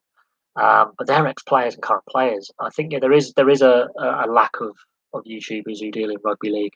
Um, there's a lot of deal in rugby union, and football. Yeah, I think football. That's why I'm a multi-sport channel. I didn't want to be just a football channel because I don't have the passion that I used to have for the sport. Um, and yeah, the problem with rugby league is it is a niche sport in a sense. Unless you're in Australia, um, or you are very committed to being a fan channel to your specific club, it's limiting. Um, One of the reasons why I'm a multi-sport channel, and I will, yeah, do videos on a variety of sports. It's different. You don't get multi-sport channels very often, and that's my difference. Um, when it comes to rugby league YouTubers, there's not a lot out there who dedicate themselves to that one particular sport. I had one guy reach out to me wanting me to do a podcast with him, and I turned it down. While I would enjoy doing it, at that time I was invested in work, and I was, you know, didn't have the time.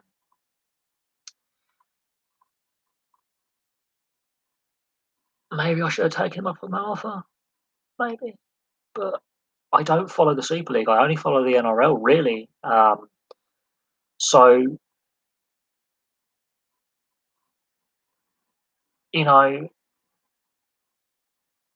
that's why I prefer to be a one.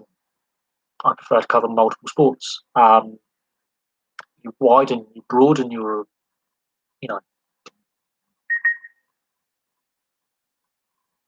you broaden your catchment. Um, Yeah, obviously, I mean, there's a fair few NHL fan channels out there. The NHL's got some good YouTubers.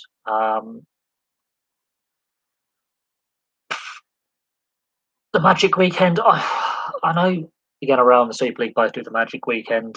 Uh, I'm I don't mind double headers.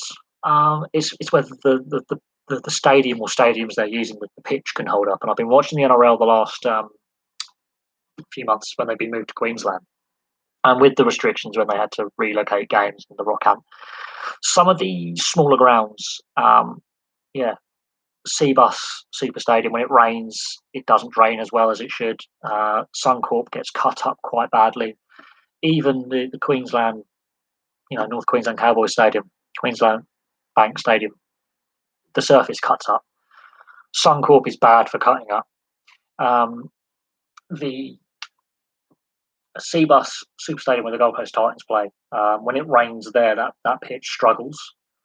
Um, it, if it's dry conditions, it's great for running rugby league. It's fast track. The skill game comes through. When it rains, though, in Queensland, those pitches they struggle, and the country stadiums they played, be it New South Wales or Queensland, again, if it's dry conditions and decent weather, hold up reasonably well. When there's rain, it's different kettle of fish. Um, I don't. I've been to a rugby union doubleheader at Twickenham on the London doubleheader a couple of times. The fans stayed all for both games. I stayed. I watched two games at Twickenham years ago. Bearing in mind, it's a long time. But the old Twickenham doubleheader at the beginning of the season, I used to go to that. I think I did two seasons in a row. Um, at the start of the English Premiership season, it wasn't completely sold out. There was a lot of seats available, but the fans stayed all game. I even had a few cheeky beers underage as well because the the the Foster's blokes were coming around with backpacks, and yeah, I was a few years underage. Knocked back a few lagers, but I stayed for both games. That was me and my stepdad. That's what our tickets were for both games. So it depends. If you're there as a tourist or as a neutral, you're going to want to enjoy the spectacle. Um, yeah, you have that tribalism and rivalry. No, I don't. A Manly fan and a Cronulla fan stay for their game. Parramatta, they only stay for a Parramatta game. Penrith. It's how they market it and how they market the ticket deals because most of those people might have only bought the ticket for their team. Um, you can get ticket packages where you can buy for both games or a single game. It's personal choice, isn't it?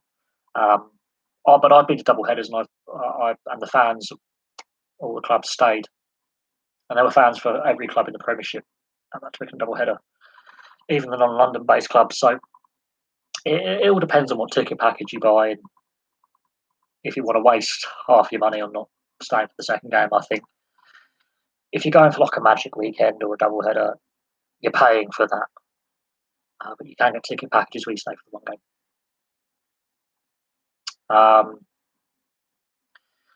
Am I a fan of the double headers? I think with the NRL this season, I think it's a must. It's a must do to obviously get the fixtures played with limited grounds available, and now we're in the final series that changes. But in the regular season, it was needs must. They needed to keep because the players were in quarantine hotels, they had limited locations. It keeps all the players in one place. It made sense. We'll see what happens next season with what happens in New South Wales, Queensland, and Victoria. Um, and But I've enjoyed this season. There's been a lot of controversy this season in the NRL. So if baseball double headers, as I said, I'm not a baseball fan. It's same with basketball. I'm not a fan of those sports. Doesn't mean I think they're bad sports. I think Um, it, it all depends as if you like you've enjoyed playing them as a kid and watching them as a kid and all that. But yeah, double headers like it's again, is it? It is what it is. So I understand the concept of like a one-off Magic weekend, like the rugby union used to do at Twickenham, like the Magic weekend at St James's Park, and the standard Magic weekend in the NRL, just the standard standalone. With what the NRL's had to do this season, I can understand the double headers they've had to put in place because of availability of venues and to rotate the venues that have the double headers so the pitches can recover. And I did notice the pitches did start to struggle after um, especially during the Magic weekend at Brisbane earlier in the season, and last season at Bankwest when they were in hubs in the Sydney area, the Sydney clubs, when there were no fans. Bankwest Stadium, they had issues with the surface. Um, so there, um, there were some issues there. Well, supporting the Rangers. Oh, dear, the Rangers. My friend Sam is a Rangers fan, a good friend of mine. I'm a Jets fan when it comes to the NHL. Um, I've got friends who support Tampa, Boston, um, the Senators, the Coyotes. Um, I, I, I, I, I, yeah, I love the NHL. Again, yes, the Winnipeg Jets. Even on the Jets fan page on Facebook, there are some very. They've had to constantly update the rules and say that this is the rules of the page. You know, yes, we can disagree with some of how the team's playing. Say the team had a bad performance. Stop being overly critical. Stop abusing players and management and coaching staff. Um, yes, you can criticise within reason. I mean, after the Canadians Jets playoff series with the Shifley hit, um, Jesus Christ, some of the social media there was disgusting. The Montreal fan base is grim. Um, um, the abuse aimed at Mark Shifley, and I was on a NHL YouTubers page, and we were discussing. It was being discussed like the playoffs, and I went, "Well, I hope the Canadians don't win." Um,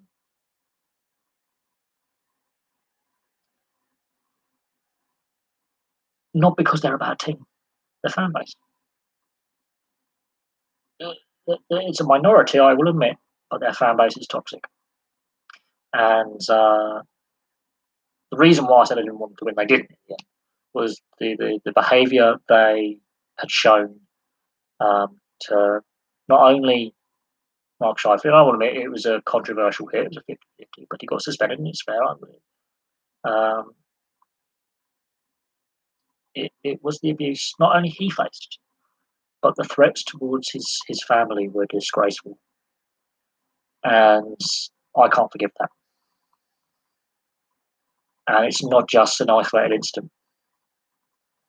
Uh, Fast forward a couple of months, the Euros, the Euros final, England Italy, the abuse that the English players faced, disgraceful. And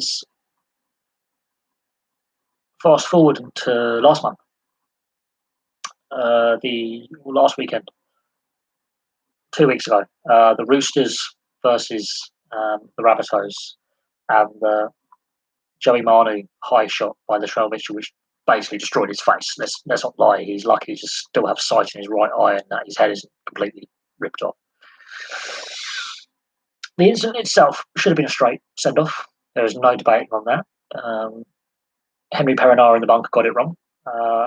Klein, the referee, obviously didn't see this incident in real time. It's fair enough.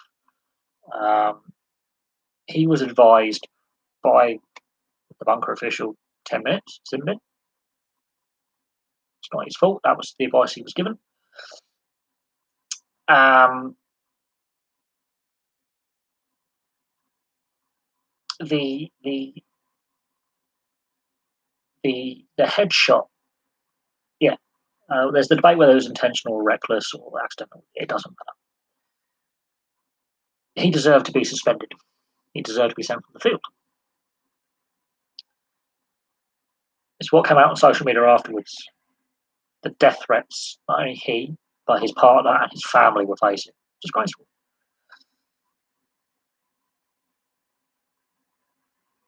So yeah, there's again, it's a minority, but it doesn't matter where the IP address comes from. It doesn't matter whether they're local or international.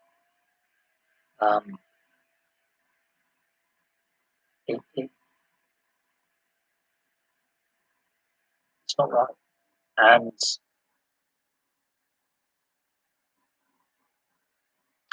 I'm not a fan of Lewis Hamilton because I think his personality is shit, and I don't like him on his personality. His talent, unquestionable. He's a brilliant driver. Obviously, the car he drives is you know um, aids him a little bit with the regulations, no doubt. Still a brilliant at what he does. Some of his antics, yeah, I don't particularly agree with them. But when you say you don't like Lewis Hamilton, and then his fans go, "Oh, you must be racist." No, I think he's a cunt. Um, much like I thought Michael Schumacher was a cunt. There are certain people, their personalities you just don't like. Um, you know, one of my favourite rugby players, Jason Robinson, mixed race. You know, do I agree with some of the hate he gets racially? Was no, I think he's wrong. Do I think he's an arsehole? Yes. Um, vegan dog food. I mean, Christ. Um,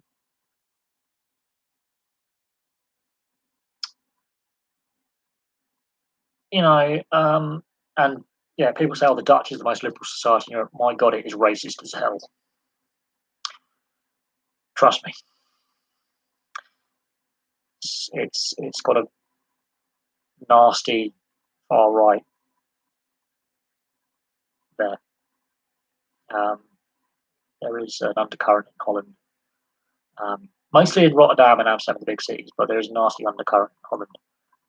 Far right is the third biggest party in Holland, so there is definitely a thing there. Um, in regards to um, you know the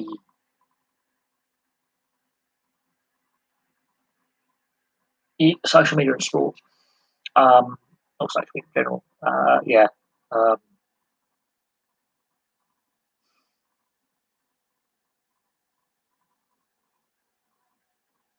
yeah, like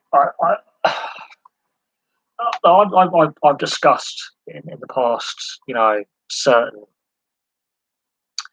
certain things to do with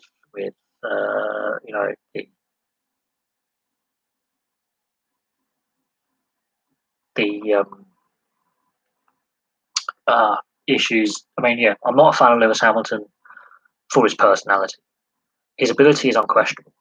And yes, you can say the regulations have assisted him in his title wins, and Mercedes, they've worked the regulations well. The there are other drivers don't like. I'm not a big fan of Alonso either. Is he a great driver? Yes. Is he also a massive arsehole? Yes. Favorite driver? Kimi Räikkönen. Um,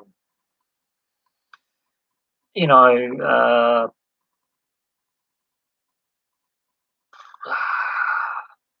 so social media has its problems, and it is a cesspool. And I look at some of the sports fan groups I'm on, and yeah, there's definitely sports fans out there who are just openly vile, and female sports stars seem to. Oh no, Lewis Hamilton. I wouldn't. No, Gobshite. Gobshite is just a gobby cunt. No, Lewis Hamilton comes across as an asshole and an arrogant one. Um, Notice when the car isn't very good, he's not as good. So um, his last years at McLaren didn't go down so well. Let's make that clear. Um, put him in a lesser car. Let's see how he does. But he is a multi-world title winning, but most record winning driver up. But you have to look at the regulations in the car he's driving. Different era. I don't think he does as well. Um,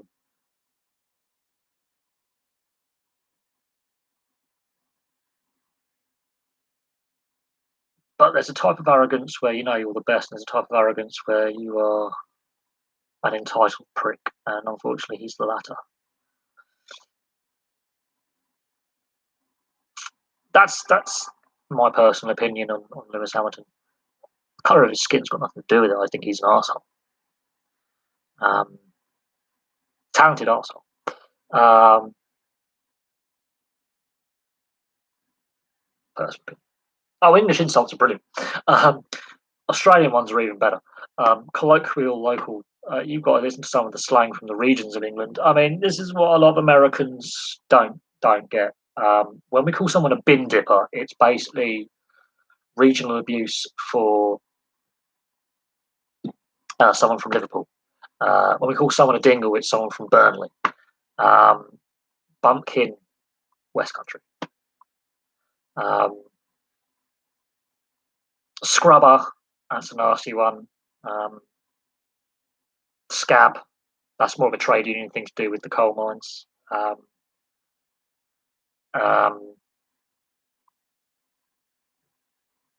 Twat in the hat. But look, have we noticed we're not fans of Lewis Hamilton, but the colour of his skin has got nothing to do with it. And I'm more than happy to have Lewis Hamilton fans on here who dislike Alonso or Raikkonen. Their background has got nothing to do with it. It's the same when I look at football players. Like Jack Wilshere is a pisshead.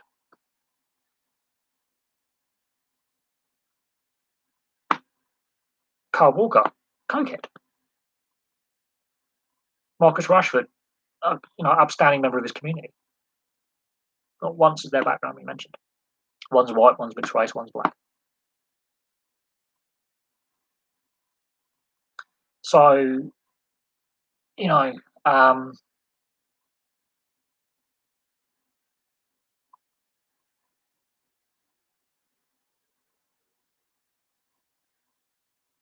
yeah, for me, like an athlete, their background's got nothing to do with if I like them. It's how they come across personally. If they're assholes personally, then I think they're an arsehole. No, I don't mind Rashford. I think Rashford's all right. I think the media have created something that it isn't. Um, Personally, um, I don't think Rashford is a virtual signaler. You've got to understand his background and actually research his background. He comes from a very humble background, um, single parent household, um, not a lot of money, living on food stamps. Has done good by his community. For me, that's not virtual signaling. That's giving back to where you're from and improving the lives of others. I think that the certain proportions of the media and certain pressure groups have hijacked what he's done, which is he's done great stuff. Other people have hijacked it, which is poisoned people's view on it because he's a person of colour or because he's a high profile football player. No, no, no, no. He's a decent human being with a good heart and a very mature head and very young shoulders. That puts a lot of the establishment and politicians to shame. People who should be doing their job that aren't, he's putting them to shame. Um, we don't say the same things about Juan Mata, who's got his charitable foundation, where he's trying to encourage other players to give um, a proportion of their wages to his foundation to help, you know, child poverty. And he's come out and said, "I'm really disappointed with the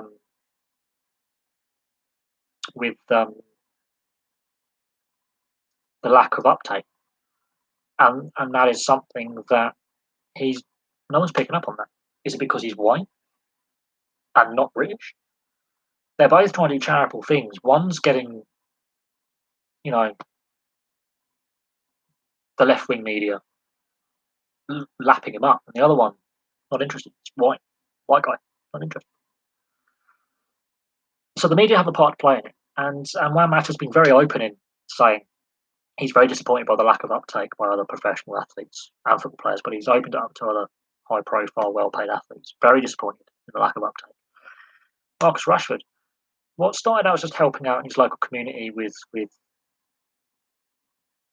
which is a very deprived area, which is heavily reliant on food stamps and free school meals, and assisting where he grew up.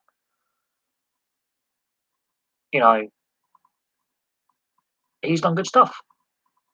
The media have twisted it, and he didn't do it for social media clicks. He didn't. And I've got subscribers from the Manchester area who talk nothing highly of him.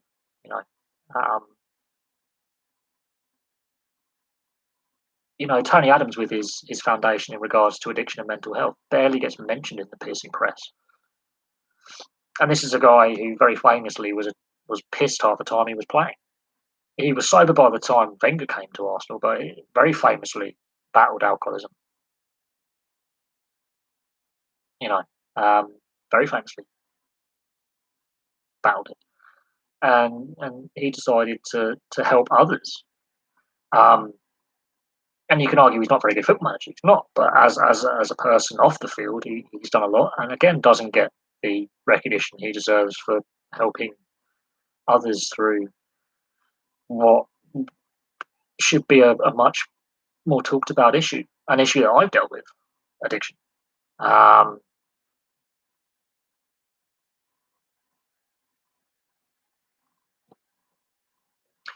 Look, I will say this. Obviously, with I'm not a fan of the taking the knee because I think it's become more divisive. I understand the message. Aligning themselves with a Marxist paramilitary organisation, which is basically what it is. With their slogan "Kill white people, kill the police," doesn't help. Do I believe in social justice? Yes. Do I believe that there's a reason why there are not many openly gay male athletes in a variety of professional sports? There's a reason why we have the Kick It Out campaign. If that campaign has worked, which it clearly hasn't, and there's question marks about the financing of that charity, by the way, under Lord Ousley, there's a lot of questions about where the money goes. There's a reason why we have these campaigns, but there's also a reason why there are no or hardly any openly gay professional male athletes out there, not just in this country, but globally. Right? There's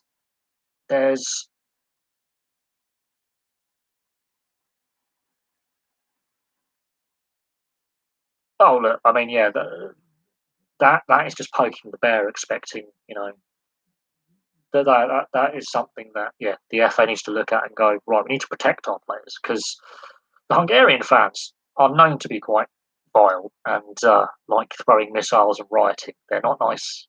They're ultras. I'm not saying all Hungarians are that way, because I've got friends who are Hungarian. They're lovely people. But the football hooligan element is a staunchly far right, and they have some neo-Nazi connotations that are anti-Semitic as well as anti-immigration. They anti-gypsy, you name it.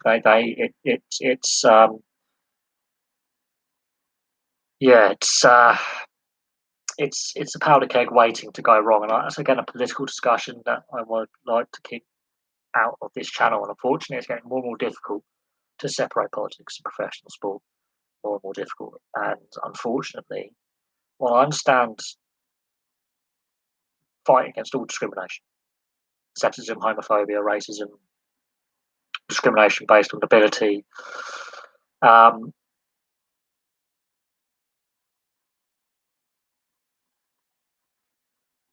it's still there. Why does it matter if Patrick Bamford is 100% gay or he's very feminine? It doesn't bother me. He's a very good player. Doesn't bother me. I don't think any player's sexual orientation bothers me as long as they are good on the field.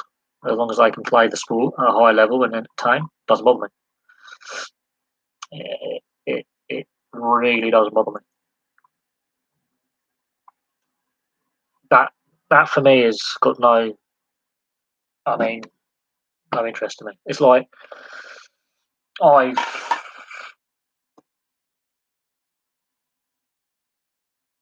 Oh, why? Because he plays for Leeds. You respect a Yorkshire accent. It's like Graham Lasso. He was very well spoken. He got homophobic abuse for years. Have you seen his wife and his kids? Graham Lasso, again, very well spoken, very posh. Um, Instead of going to the pub and boozing up and going to strip clubs like a lot of his Chelsea and Southampton teammates, when he was playing for those clubs in Blackburn, he would go to art galleries and museums and go on walks in the countryside. People would, oh, he's a perf. No, he's not. I've met Graham Lasso. He's actually a very, very intelligent, well-spoken, very mild-mannered individual. He's very intelligent. The media also puts the stereotype that all football players are thick. Ironically, Wayne Rooney's got 11 GCSEs and 3 A levels. Wouldn't think that, would you? A lot of them are very, very, very intelligent. Um,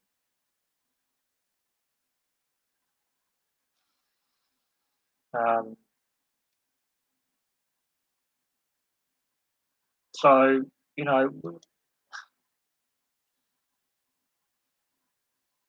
again, it's the media stereotypes that football players are generally thick, and rugby players and cricket players are generally intelligent. Not always the case.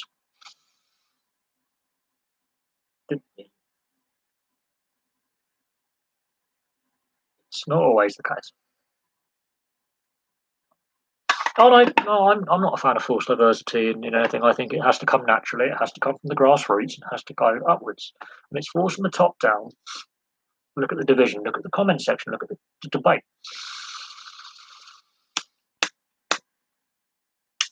Um, well, no, there's too much division. I would think the rebel tours when Mike Gatting took a rebel tour to South Africa. There was, I think, a rugby union Lions tournament in South Africa when apartheid was on. That did not go down well at home. At the time, there was we were one of the nations that basically ostracised South Africa from professional sport. They went down badly. Those rebel tours, they divided the sporting kind of thing on a social thing. That was very divisive. Oh, it's bloody lighter is used, whereas I need to go lighter that works.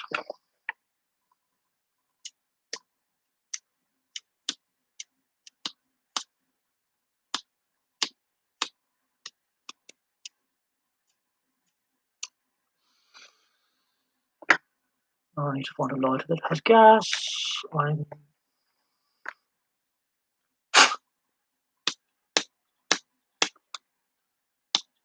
Right, now I need to find a bloody lighter that works. I forgot to buy from the fucking shops last night. Victory!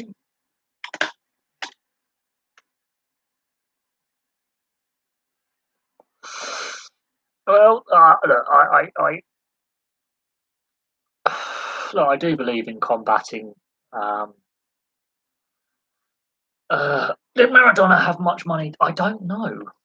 I don't know about Maradona's personal estate. I know he wasted a lot of money.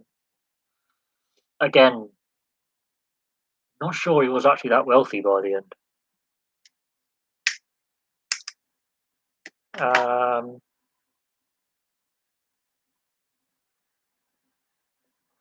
I, uh, I don't think Maradona was very wealthy by the end. I don't think he had that many assets left. Um, Oh, not much footy game for the two teams came out and played the game. Now it seems. Well, unfortunately, we've seen some unsavoury incidents, not just here but overseas as well. Um,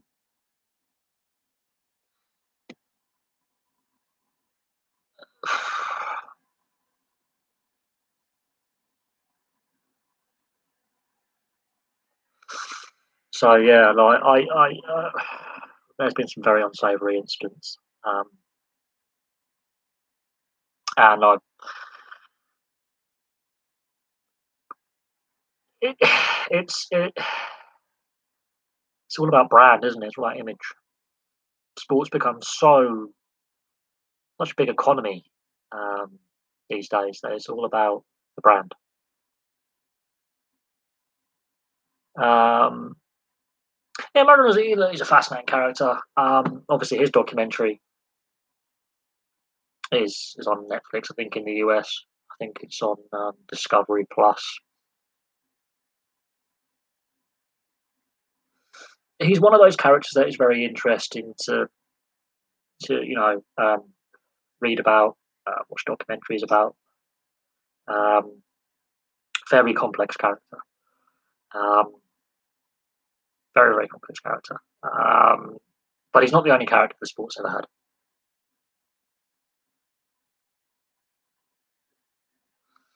Yeah, well, it's not an official religion. Like, it's more of a fan club, really. Um, yeah, no, Maradona. He's a very, very curious, interesting character. Um, Again, from a very humble background. That's what's really interesting. And again, he was thrust into the limelight at a very young age. He was 17 when he made his professional senior debut at a time when Argentina had a military dictatorship, much social unrest.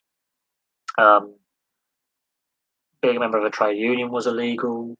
Being a member of a political party was illegal. Um, he came at a time when there was great political unrest in Argentina. Um, a brutal right wing military dictatorship in charge. Um, wasn't a pleasant time to be an Argentinian. Wasn't, and it still left scars in the society today. So a lot of people were very poor at the time. A lot of poverty, which there still is. Uh, lot of issues in his homeland. Um, yeah, well, that's the origins of the sport. Same with rugby league. Working class game for working class men. Um, I think, the sport has lost its connection with its roots, especially in the last 30 years. And the average fan feels left behind. Um, the over globalization of the sport's lost its soul a little bit. Of that, I can definitely agree with. Um, it's well, there was a political element to that.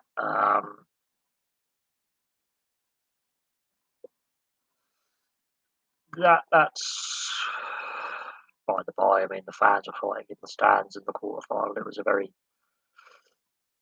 The 80s was a very difficult period for Argentina, um, as was the 70s. Same over here. It was a very difficult period economically and socially. There was a lot of unrest.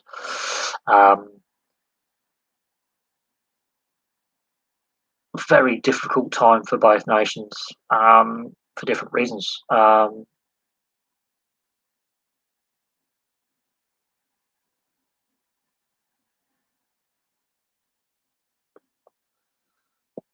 But unfortunately, that's an ongoing political issue with the Falklands to do with England and Britain and Argentina.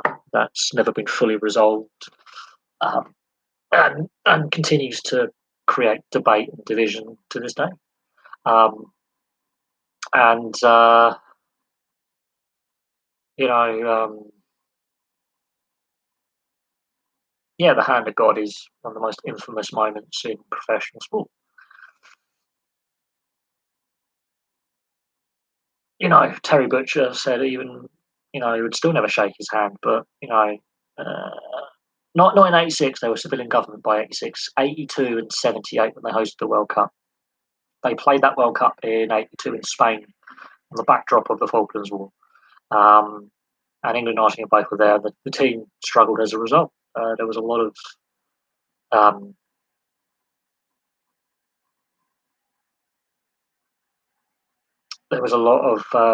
political unrest at home at the time. Argentina were playing that World Cup in '82, defence of their '78 title. And I watched a documentary about the 1978 World Cup in 2006.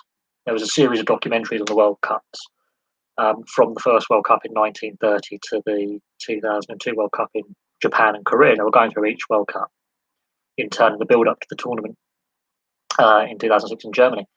And the '78 World Cup, which they looked at, was really interesting.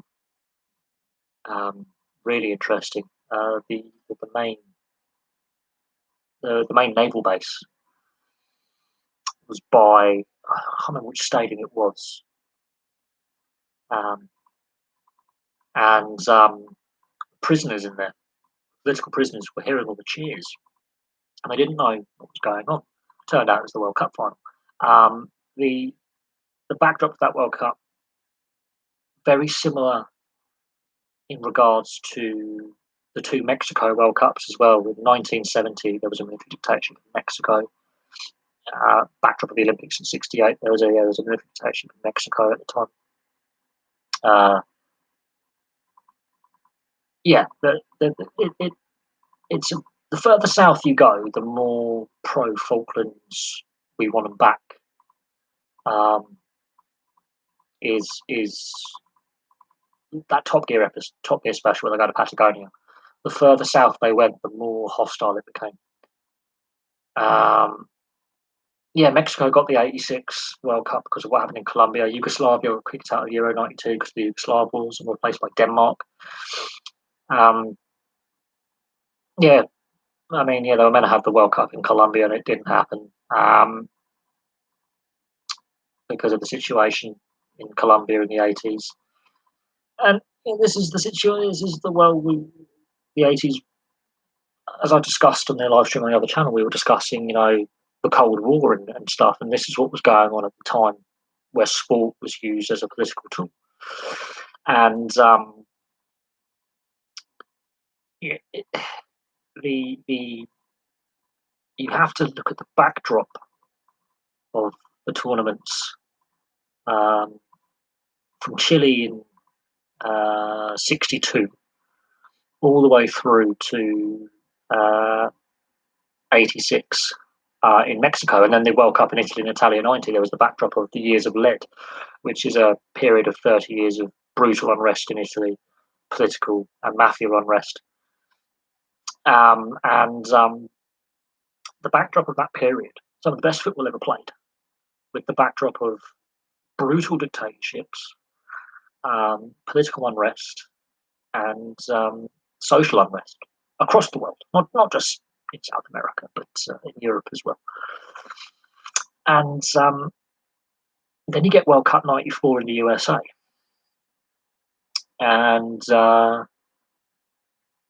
it's an interesting, very interesting period for the sport. Very, very interesting period for the sport,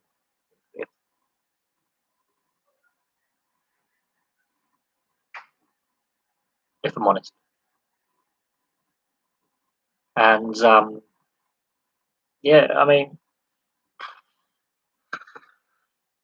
yeah, Maradona's second goal um, uh, in that World Cup quarter final is possibly one of the best goals of all time. And there is no disputing that. You could say Carlos Alberto's fourth goal in the final against Italy in 1970 is just as iconic for the build-up play, or the Cambiasso goal against Serbia Montenegro in 2006, for basically every Argentinian player touching the ball at least twice. Um,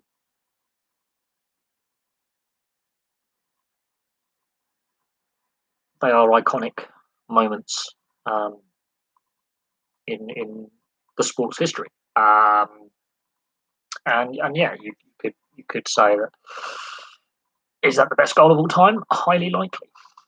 For an individual goal, yes. You could argue his goal against his second goal against Belgium in the semi final um,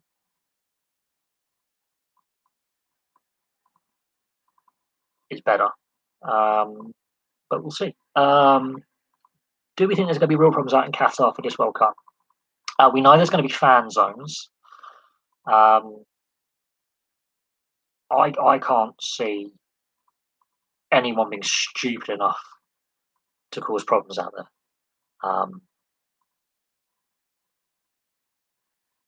Personally, there's a major US military base in Qatar, and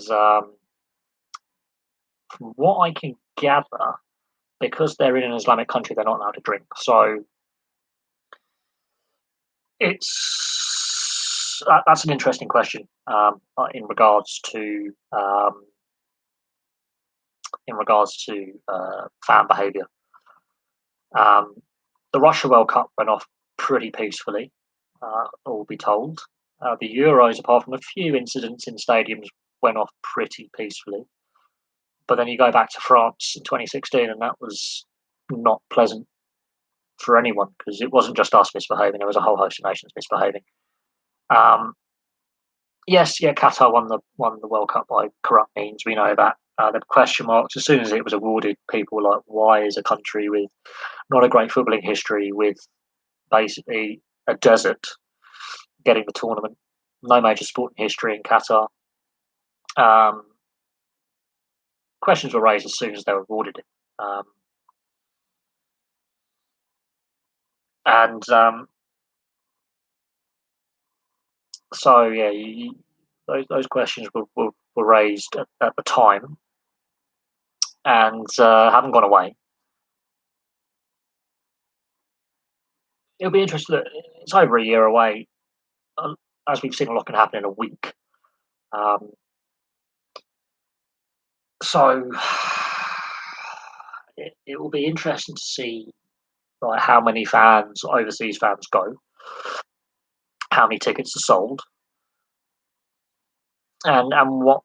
I mean, the World Championship Athletics, the opening couple of nights, there were hardly any fans. They had to, which was quite embarrassing. We'll have to see what happens. There's a reason why they're playing it later in the year. There's a reason why they're trying to play most of the games at night if possible, because of the temperatures. It's a desert, and it can get quite cold at night as well. So it really is going to be challenging conditions to play, and it's going to be interesting to see how many overseas fans go. There's a political backdrop to it as well, geopolitically, regionally.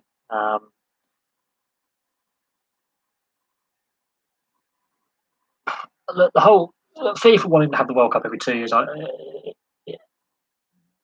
in itself is interesting. Obviously, the next World Cup after Qatar is in the US, Canada, and Mexico, and that's 4 years away, or 5 years away. So it won't happen overnight. In regards to it happening every 2 years, that's down the track, at least 8-10 years away before that becomes a reality, if it becomes a reality. And I do believe there's going to be some really strong discussions between UEFA as a member of FIFA and FIFA itself, the hierarchies, the governing bodies. And it's also whether the other governing bodies regionally, like CONCACAF and you know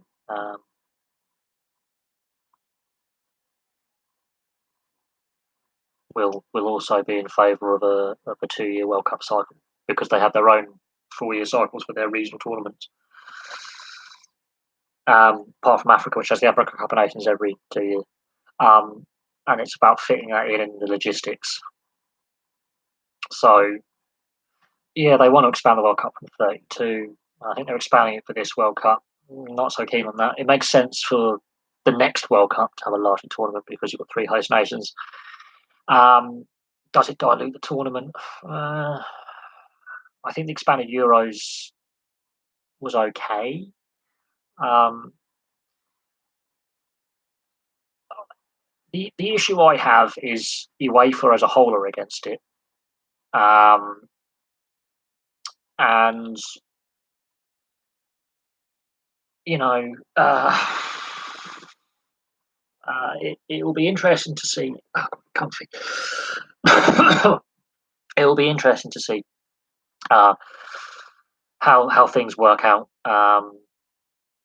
All told, uh, it, there are pros and cons of expanding a tournament or expanding a league, and the contract say it reduces the player quality. There's not enough high quality players. The player depth, blah blah blah blah blah. But long term, it increases player depth and increases player quality. It's in the short term that you dilute things. Um,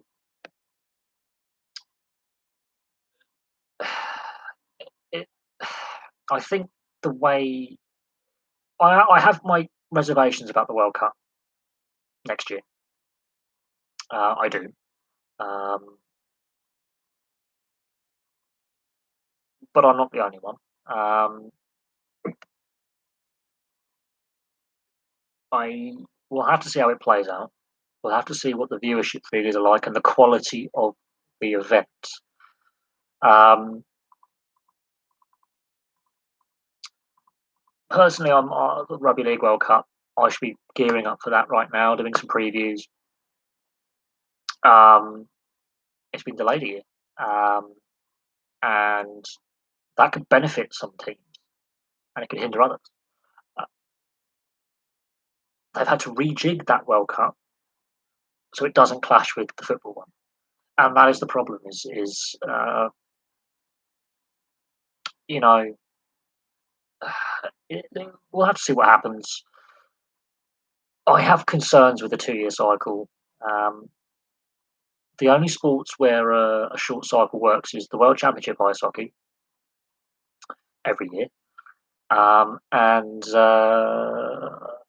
I think the Africa Cup of Nations to a point, simply because of the size of the continent and getting it fixtured in that period of the year. Other than that, it doesn't really work. Um,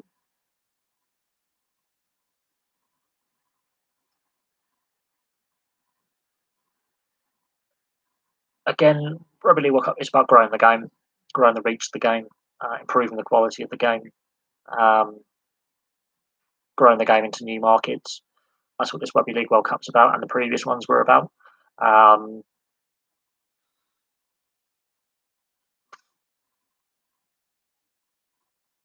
in regards to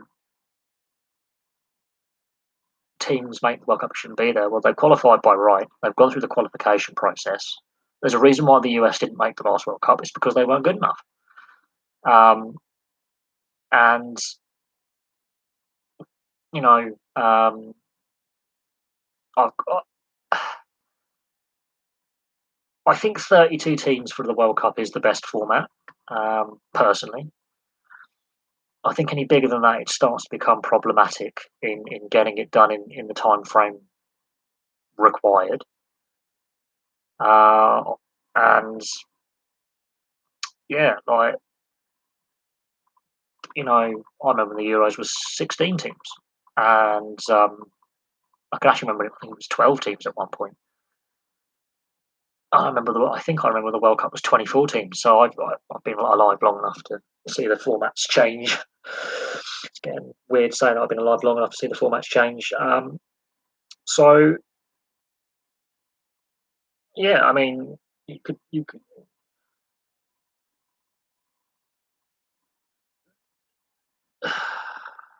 I think the debate is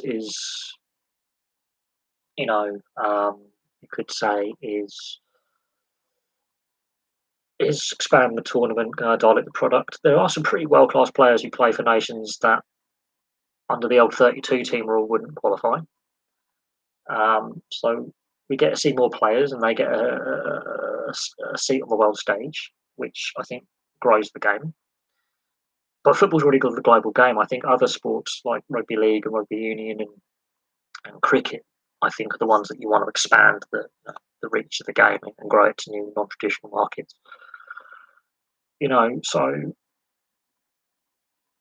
in that regard, I think it's the wrong sport. I think it's a money grab, um, I, and this World Cup is going to be interesting to see the quality of play. Um, that's where I think the quality of play argument.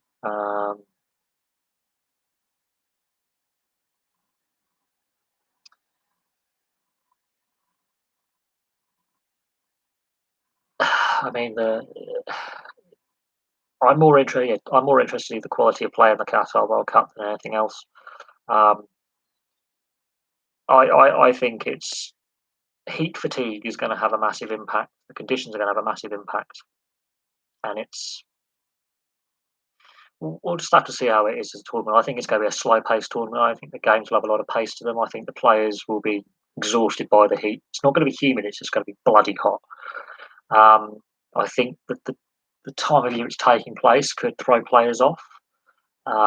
It's going to disjoint the domestic seasons in Europe.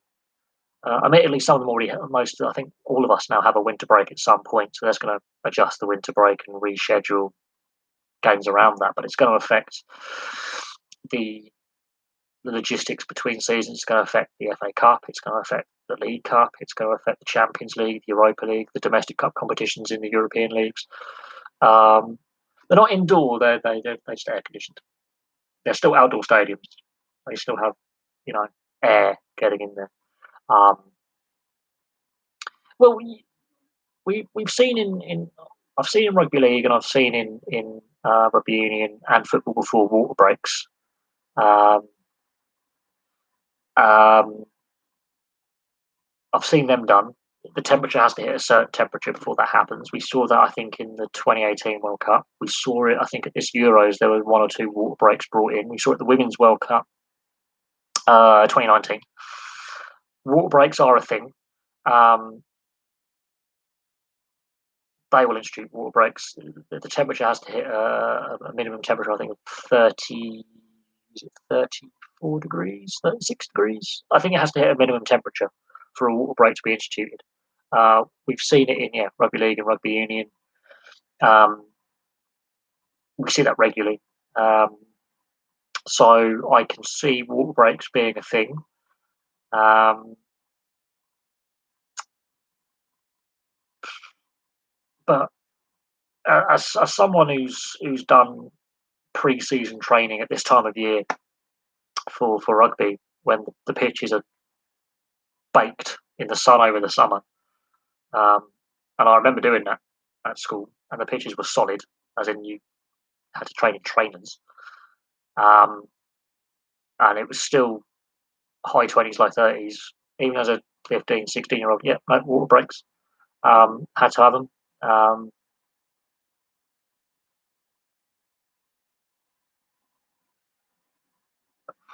but yeah, I think the heat's going to be a problem. There's no denying it's going to be an issue. We saw with the World Championship Athletics, I think last year or the year before, where there was hardly any fans in the stadium in 20. I think it was 2019, and that was quite embarrassing for the organisers. Um, Hardly anyone was watching the event. Uh, that's what I'm more concerned about is if there are no restrictions on fans going and there's no travel restrictions, not a lot of fans wanting to go.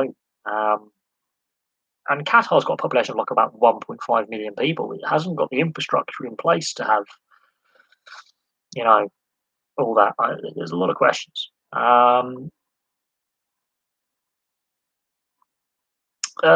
Yeah, they've played some games in North Queensland in the day. I think um,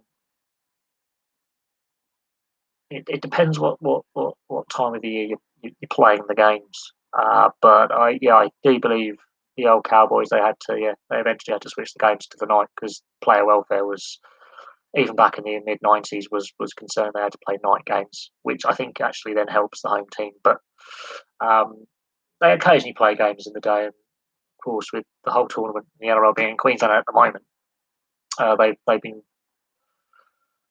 I think the average temperature has been about 28 degrees. It's the humidity that causes the problems, but again, it's to do with player welfare.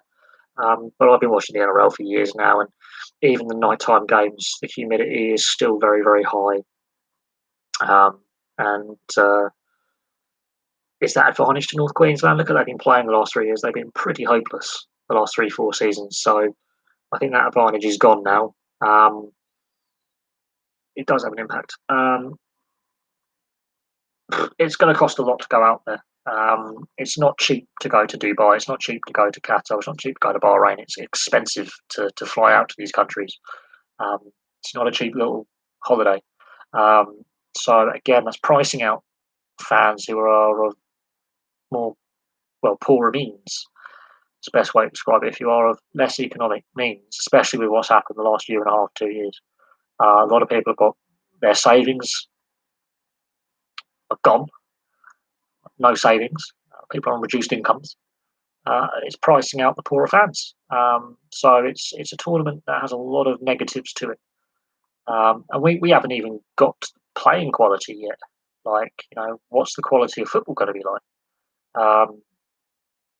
Well, crime in Qatar, I wouldn't commit any if you want to keep body parts or anything. It's a brutal regime. If you commit crimes, you're in trouble. Um, I've got one of my friend's dad used to live in Oman, um, which is one of the more relaxed states on the Arabian Peninsula. It's far more relaxed in Oman. Even there, they're pretty strict with certain things. Um, yeah, you don't want to commit certain offences. The punishments are not pleasant, and I think we'll see what happens. There could be a PR offensive by the organisers, but I can't see a lot of fans going personally. It's going to be the wealthy go, and I think the atmosphere is not going to be great. I think it's not going to be a great World Cup. Not because it's expanded and there's more teams, not because there's some great quality football being played around the world, um, and good energy, But I think there'll be a lack of proper fans going, and the heat's just going to kill them off.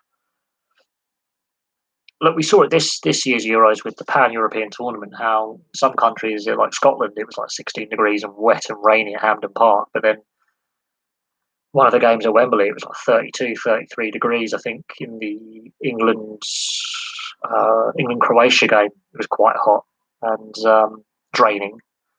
Um, yeah, no, it's not apparently. It's a known fact that a lot of the guest workers have died. I think they're about 6 hours ahead. 6 hours ahead. I do remember the England Croatia game. I was having my first jab that day. And it was an oven. And I had my first jab at the Heathrow vaccination centre. My ex girlfriend and my mum came with me because I was my girlfriend at the time. It was 13 weeks ago. Um, and it was mid-30. It was one of the hottest days of the year.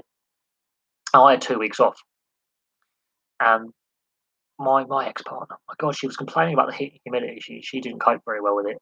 From about May till about June, it was brutal. And me and my neighbour Adam were having conversations about how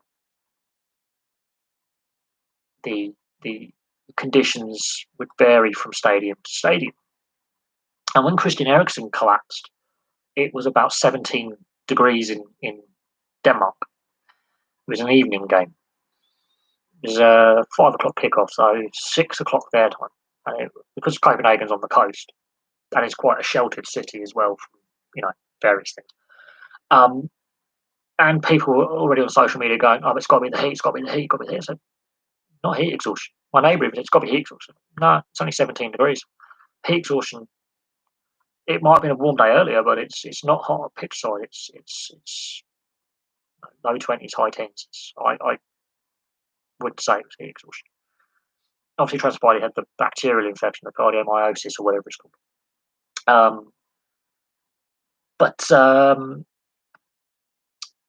there were some locations where it was quite warm, and other locations where it wasn't. Hampden Park being a prime example where it was quite dreary conditions, whereas for the Scotland Czech Republic game. Whereas, yeah, Wembley, England Croatia game, it was really hot.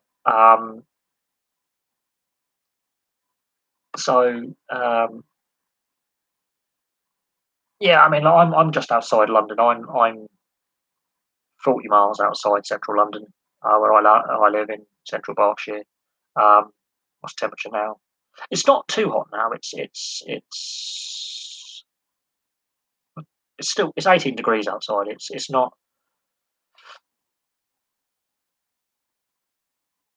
not too bad, and I say that with you know.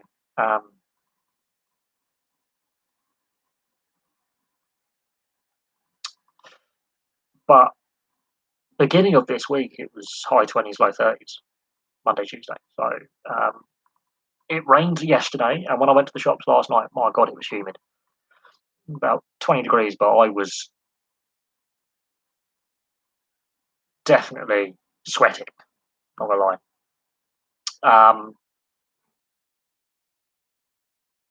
The the the conditions during that Euros, there were some very humid days. But I remember the England Croatia game because I missed the game because I was having my jab. I got back for the last few minutes of the game, so I missed that game. But that day was me and my girlfriend at the time, we were cooked, absolutely cooked. And that 2 weeks off I had from work, I was so glad I wasn't working. Um, I mean, I'm still recovering from my sunburn I had. I had all this in May, all this up here, sunburnt to hell, and I'm still that was bad. And yeah, it's been quite warm this week, and I would think in central London it's going to be quite hot. So it'll be interesting to see how the rest of September and October goes weather-wise. Because last year, I remember this time last year, I got laid off from my last job, and I had 3 weeks to twiddle my thumbs, and it was beautiful weather conditions outside, stunning weather. And then the first week of October, we had the heaviest rain I think I've seen in a long time. It just burst out the sky. Will they have bigger squads for Qatar? That's an interesting one. Obviously, FIFA rules limit them, I think, to 26 and the provisional 32. They may allow bigger squads, but again, that's 14 months down the line. That discussion, I think, has got to be had. But I remember in Brazil in 2016, or 2014, sorry, in Brazil, there was issues with the heat in especially some of the cities in the north. I think it's 23 or 26-man squad. I think you're allowed 3 reserves to cover injuries in the early stages of the tournament, and after that, you're stuck with your squad. You've got a provisional, and then you have the reserve squad, and then or the taxi squad. I think FIFA would have to consider it. I think they would have to consider it. That's my opinion. I think they're going to have to consider increasing squad sizes, especially if they're going to expand the tournament with more games. I think they're definitely going to have to consider it. What we've seen with Christian Eriksen, obviously in the Euros, has to be considered. Player welfare is paramount.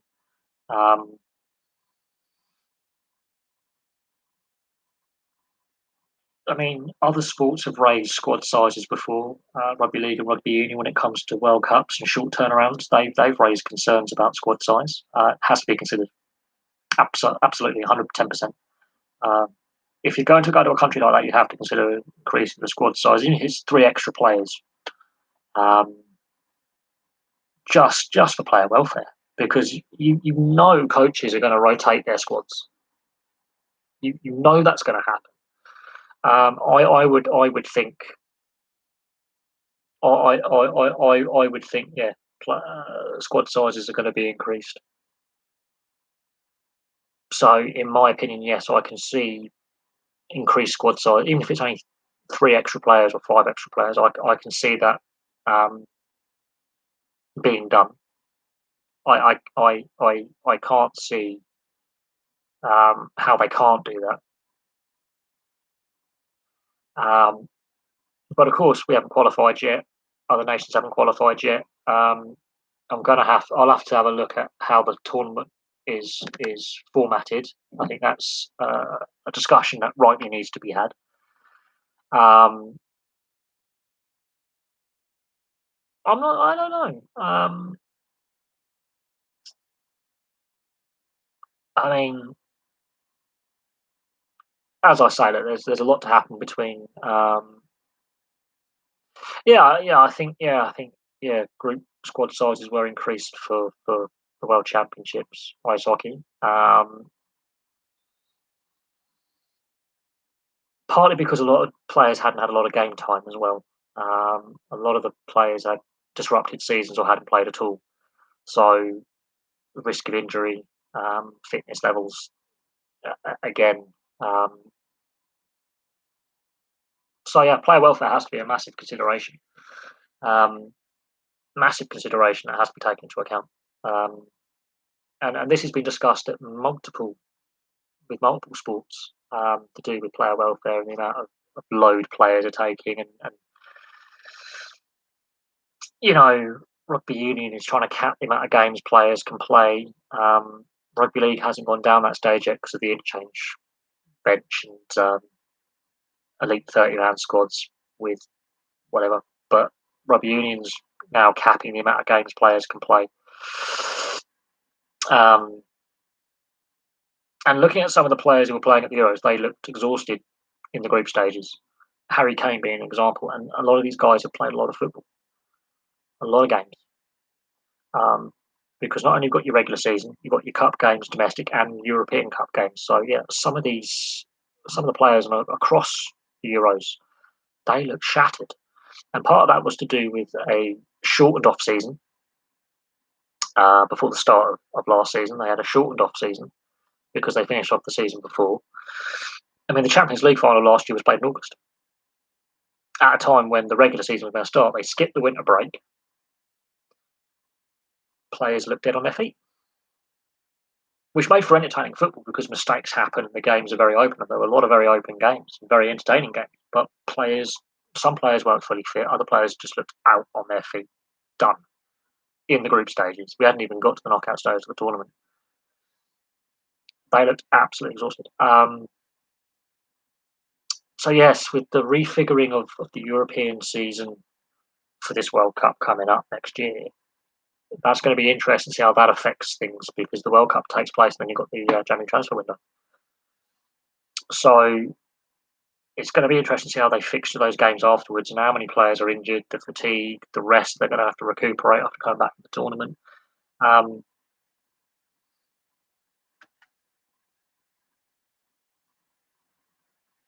look, I mean, South Africa are the only nation not to get out of the group stage hosting a tournament, and they were pretty competitive. All being told, they were pretty competitive. They gave it a good shot to get out of their group. But yeah, this could be the worst World Cup that we've ever seen. It will be. I mean, I'm not gonna lie. I will watch the tournament next year. I'll cover the tournament next year. Um, but I have concerns about player welfare, not just at the tournament, but when they come. Not only when they leave for the tournament, because their clubs are going to have to release them. Then the league seasons are going to have to be suspended. Then they're going to have to come back, and they're going to have to play. Now, what's interesting in rugby union, when the Six Nations is on and the World Cup, the club teams still keep playing to a point. I think they suspend for the group stages of the World Cup, but the club teams keep playing. Oh, well, yeah, that's going to be interesting when you've got players away from their families during what we call the festive period, because I cover all religions in that, Jews, Gentiles. Yeah, I mean, that's going to be tough on these players. They have families, and I'm not sure how many of them are going to take their families with them. Um, Playing on Christmas, Jesus. I know about the Boxing Day games, which are a fixture in clubland here, but that's mad. I'm not sure how many, you know. No, they made it to the second round in '94.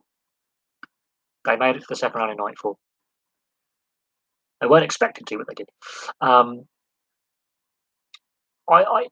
yeah, I have concerns with playing over the festive period. I do. Um, I personally think that's wrong. Um, but the majority of players will be Christian if they are religious. That's going to be interesting, especially if with holy days like Friday, which is the Islamic holy day, Saturday's the Jewish holy day, Sunday's the Christian holy day. And there are a lot of players who are very religious. And if you expand the tournament, you're going to get some players who may say, "Oh, I need to see out this game for religious reasons," because that is the festive period, and I can't festive period from October to March basically, because you have a lot of religious festivals. So you've got Diwali, you've got Ramadan, you've got Passover, Easter, Christmas, Hanukkah, whole variety of Eid, whole variety of religious festivals for the three major religions. Um, that's going to be interesting. Not only are you playing in a country that shouldn't have got the tournament anyway, in very testing conditions, you're playing at a time when there's heightened religious tension in that part of the world. That's going to be very interesting. It's going to be interesting to see how it plays out. I mean, it means I've got something to do over Christmas, something to watch on the. I love the World Cup. I love the Euros. I mean, I love international football. I do, but this particular tournament is raising a lot of concerns for me, and we haven't even finished the qualification process, which is already turning into a shambles in South America, by the way. So on that side of things,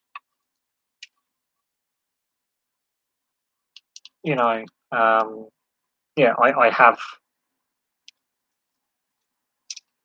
my concerns. So we'll see what happens. You know,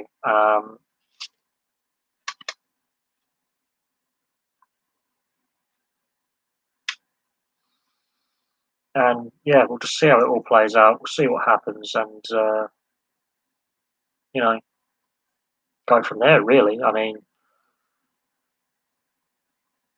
Euros, World Cup, Copa America, Africa Cup of Nations. I've enjoyed all those tournaments over the years. I've loved watching them.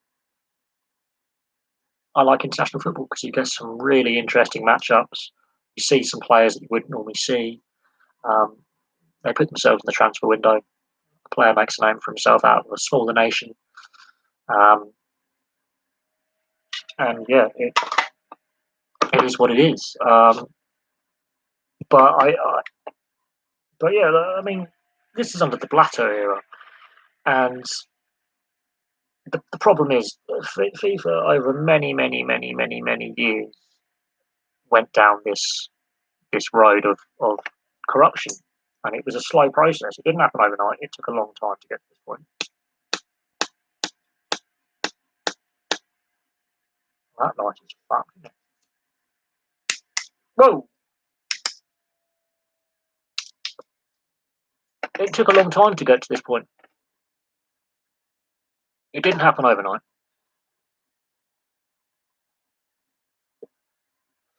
And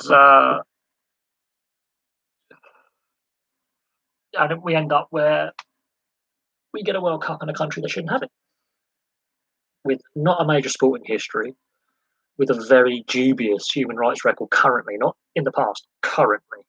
You could argue South Africa, do they deserve some of the World Cups they've had with the apartheid regime? But You know, um, the World Cups they've hosted have actually been quite entertaining in the sense that they've gone off without any problems. Some of the South American World Cups, brutal regimes in the 70s and even now, but they've got sporting pedigree, they've got sporting history. There were question marks over the World Cup in Russia. I thought that was a brilliant tournament. I really enjoyed the Russia World Cup. It was one of the best World Cups I think I've seen. I've watched every game, and I enjoyed the tournament thoroughly. Um, but this World Cup is the first World Cup in my lifetime where I have concerns whether it should go ahead, and not because of COVID. I've had these concerns as soon as it was awarded, and this is before I had a YouTube channel where I could discuss these things and discuss. This has been an ongoing issue for years,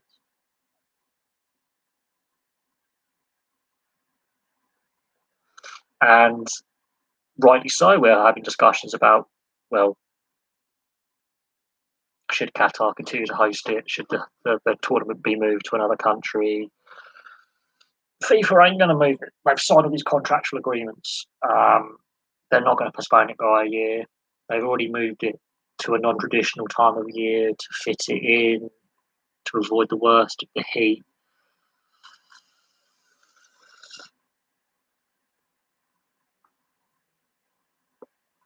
But to have players play over the festive period, I'm not so keen on that. You know, how many of them will take their families with them? Um, you know, and a whole host of questions will be asked about that. Watch alongs, I have to split screen it on the laptop. I don't like doing that particularly. And I'll have to have the sound off. And I prefer doing the match review thing where I watch the game, review the game, post the video, watch the next game, review the game, post the video. I prefer doing it that way. Other channels do the watch alongs. I'm not so overly keen on that because then I can't do a full match review because I'm doing two things. And I like breaking down each moment of the game, taking the notes. It basically me commentating it, and I'd rather watch the game, absorb what I'm seeing, break down what I see, the good, the bad, the ugly, where a team's strong, where a team's weak. Um, you know, is what it is.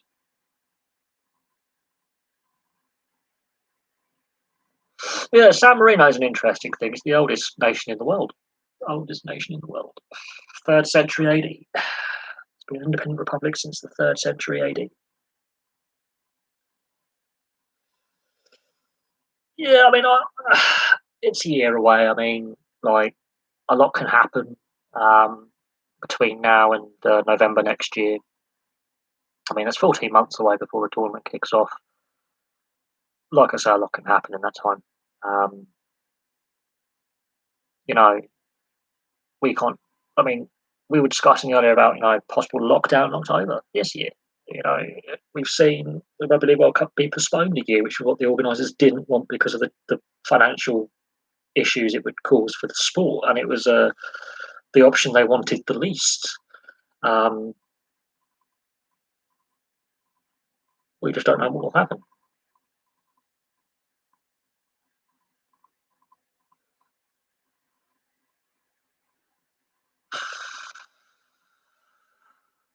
They're surrounded by Italy, San Marino, completely surrounded. Rimini is the nearest major city, which is like 30 miles away. I've driven past San Marino, ironically, driven past it on the motorway. So yeah, I've flown over it as well. Um, it, it's got an interesting history. Let's just say that, very interesting history. Andorra is the one next to Spain. Um,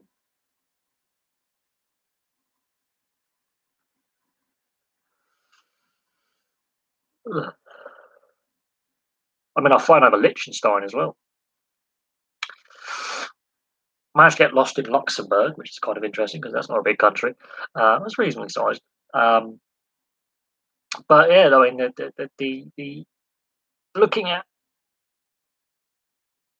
no, they speak Italian. They speak a Sammarinese dialect, regional dialect of Italian. Um, Very interesting place. Very, very interesting place.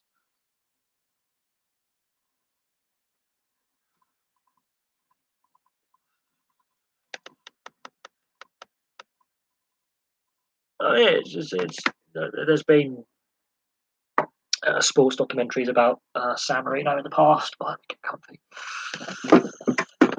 Let me get comfy. That's it. No, I'm comfy. My leg and back are killing me. Yeah, there's been some very interesting things about it. Uh, it's an interesting place. Um,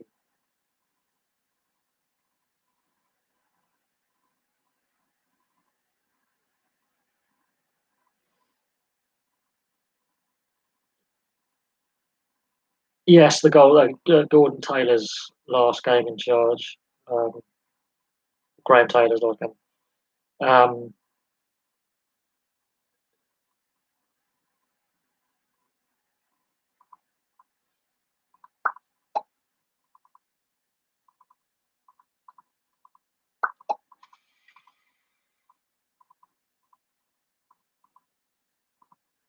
but yeah, I mean, yeah, Luxembourg. That's a very wealthy country.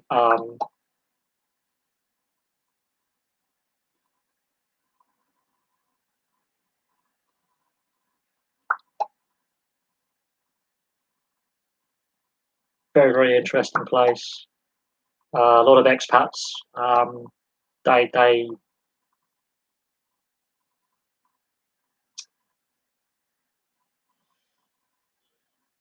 Luxembourg has been improving for some time. Um,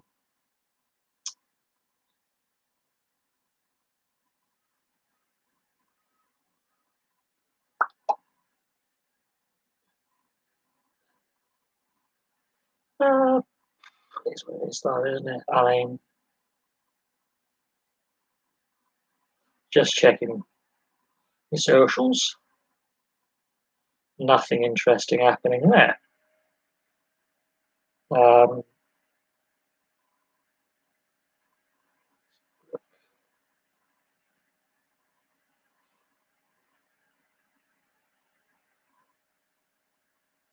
but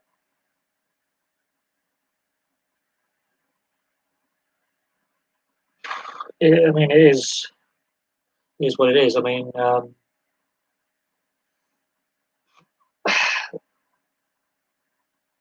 the issue is like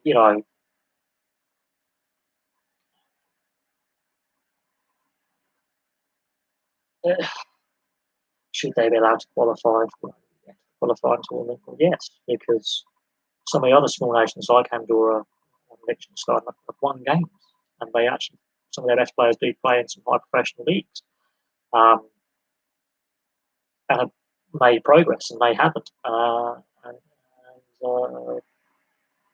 Yeah, I mean, you can say it's the worst team ever, but for them, it's a great honour to represent their nation. Um, and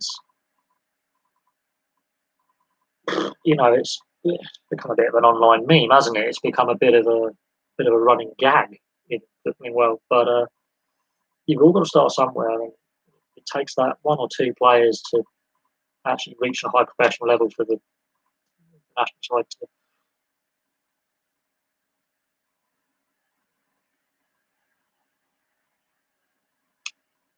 Well, you have to feel sorry for them knowing that they're going to go out and get slaughtered every game. Um, that in itself is the problem that they know they're going to face a firing squad. Um, but the only way to get better is to keep playing. Um, I remember when Namibia and had that record breaking 100, I think it was 143 nil defeat to Australia in the 2003 Rugby Union World Cup. They've now had some world class players play for Namibia since then who have played at the highest level. Jacques Burger, who's followed Rugby Union, one of the best, if not the best flanker in the game in the 2000s and 2010s, played for Saracens. A tackling machine, best tackle technique I think you'll ever see.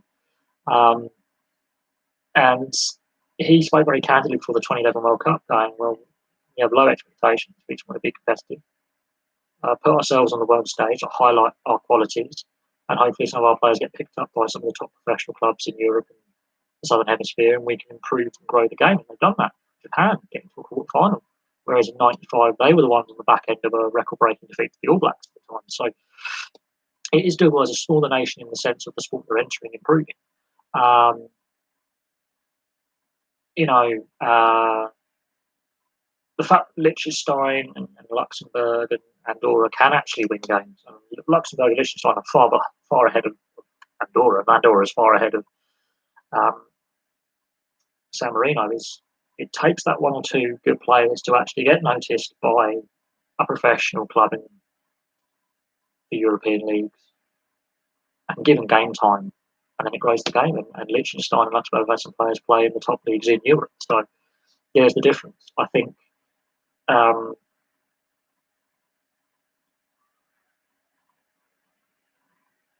my neighbours upstairs are making a fuckload of noise again. Oh, they're a lovely couple, but my God, every bloody weekend they're loud. Mike upstairs, can you keep it down, please? I'm trying to get to bed. Um, they're nice people. Fuck. I mean, yeah, well, when you're facing like 40 shots a game on some nights and you're facing firing squad, you've got to be a decent keeper. Eventually, they're going to have a good player come through who gets noticed by a club at a reasonable level, be it in Italy or in Europe. The guys will sign that guy because he's a decent enough player. It's happened to a couple of players who come through the Liechtenstein system who've played in the top leagues in Europe, in Switzerland, in Germany, and Italy. It will happen eventually where a San Marino's player at youth level is in a youth academy at a club, registered to play for San Marino, and yeah, gets a shot in the big leagues. And it's that when that it clicks. But yeah, I mean, it's an ongoing running gag with San Marino, really. And I feel sorry for them. I do, because they're set up to fail every time. I think they've only scored a handful of goals at international level anyway, and that in itself is the problem. They know they're going to go out and get slaughtered, so they just try and defend for their lives as long as possible. And I mean, the constant. I mean, this is where I think the media needs to stop ridiculing these smaller nations who are trying to develop and trying to grow and trying to get better. Doesn't matter if it's football or rugby union or rugby league or ice hockey or cricket or whatever it may be, whatever team sport we're looking at.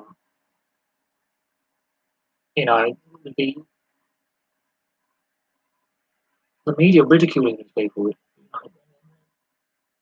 Social media, these guys are going to be looking at that, and you've got to have a very thick skin to play for some of these smaller nations, knowing that you're facing a firing squad, and knowing you're going to get ripped to pieces on a football field, or a rugby field, or an ice rink, or whatever it is.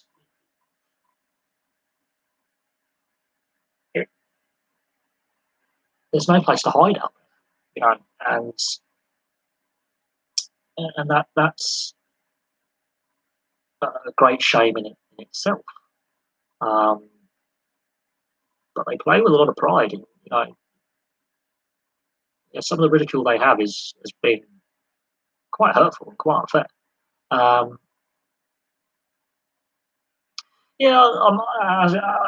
the Nations League was part of the qualifying process for this Euros we've just had, and we can debate the pros and cons of the Nations League. I'm still not sold on it. I'm not 100% against it. I'm not 100% for it. I'm still indifferent to it. But again, it's another gimmick by UEFA. All they have to do is get rid of the pointless friendlies, and all you have is tournament games and qualifications for tournaments. That's it. You get rid of the pointless friendlies and reduce the amount of games players are playing, and therefore every international means something. That's all that has to be done. I think it's a bit of a gimmick from UEFA. I'm not overly sold on it. I understand with the expansion of the Euros and obviously the expansion of the World Cup, that it affects how the qualification process works. Um, I think TV rights need to be better, personally. Um, but as I say, like, maybe the qualification games for the next tournament should be in the summer when the World Cup and the Euros would be held normally, when you do your qualification games.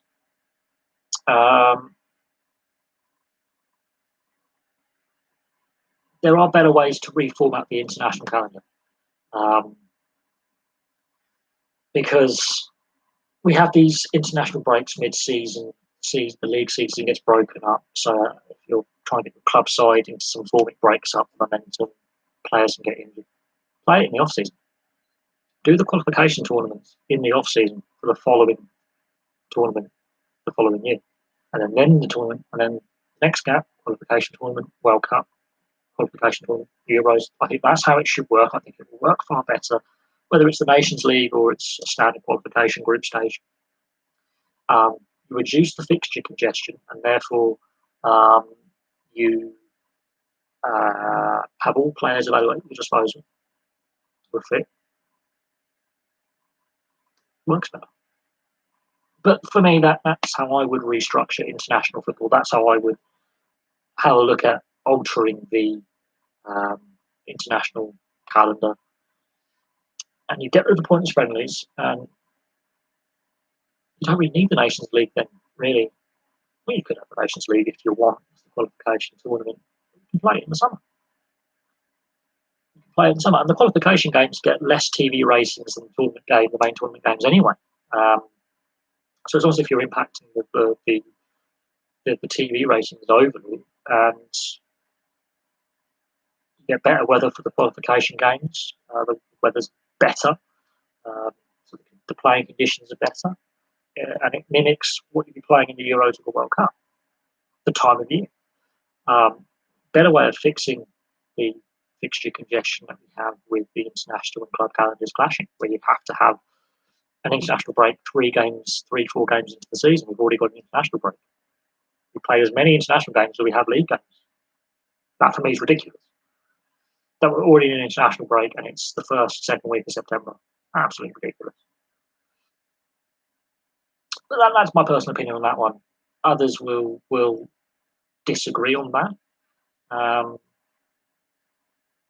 It's like State of Origin in the NRL, where they play at mid-season, where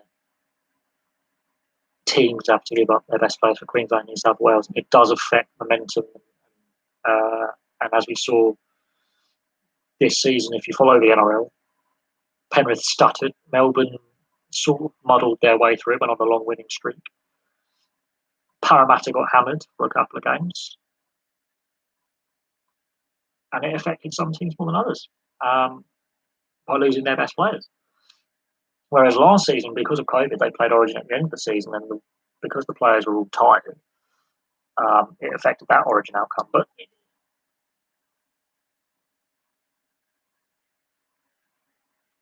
yeah, I mean, I think the qualification format should stay as is.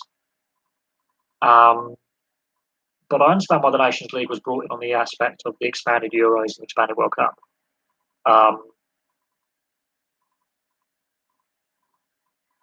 But I think the better time to play the qualification games would be in the off-season in the summer, to mimic what the World Cup would be, or the Euros, that time of year where you play your qualification games in the group. Then, if it's an expanded tournament, you can make the qualification groups a little bit smaller, for example. That would be when you would do it, personally. And then you go to the tournament the following year. That's my personal opinion on how I would structure the international calendar. You get rid of the pointless friendlies. And as I say, I'm not sold on the Nations League per se. I think it does benefit the smaller nations, but I understand why it's there because of the expanded international tournaments size. So there's some pros and cons. I'm not completely sold on the Nations League. I'm not completely sold on the current qualification format. But you've got to play what's in front of you, and these nations are UEFA affiliated. They enter the qualification tournament, rightly so, and they have a right to put you know, name a team to play on the field. Um, and you know whether we will moan or not moan about it, there was a period of time where English clubs were banned from playing in European competition for 5 years. Liverpool banned for 6 after the Hazel disaster, and there was a time where I think a Dutch club were banned for 2 years for fan misbehaviour. So you know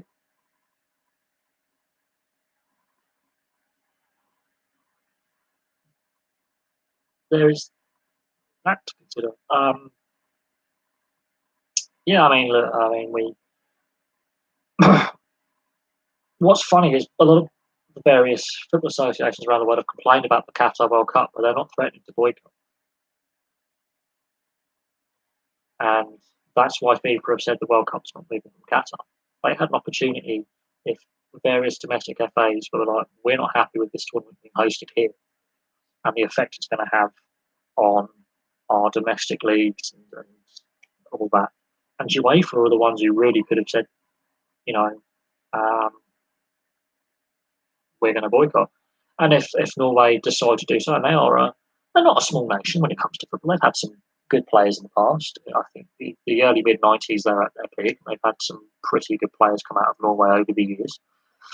When a nation of the historical standing of Norway, which in the women's game has got a high standing, very high standing in the women's game. I think they've been world champions in the women's game as well, and European champions at one point, Olympic champions. They've had some great players in both the men and women's game are saying we're threatening to boycott. That should be a sign that all is not well. The fact they're not the biggest nation in the world is one thing when it comes to the international game, but they've got a reasonably respected league. They've got some pretty good players come out of Norway, played in the top leagues around Europe over the years. Their golden period was the 90s for me. But when a member nation of a federation, which in this case is UEFA, are saying we're going to not participate, what does UEFA do? Do they ban them from qualifying for the next Euros or next World Cup? Do they impose sanctions against them? I don't think the Norwegian FA is, if they are, going to do this lightly. And that's something that needs to be considered. This is a nation that in years past has had, as I say, qualified for tournaments, had some pretty good players represent them. And if they're saying that we're considering a boycott of this tournament, that has to then, it's not a decision they're going to take lightly. And I think other nations will be looking at that and the response that UEFA gives if Norway said we're not going to play. Because under UEFA's rules, they would because it's not been UEFA sanctioned boycott there, they would punish them.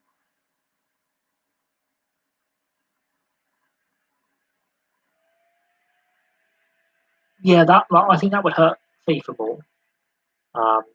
But FIFA and UEFA are already at loggerheads over the potential of a 2-year World Cup cycle.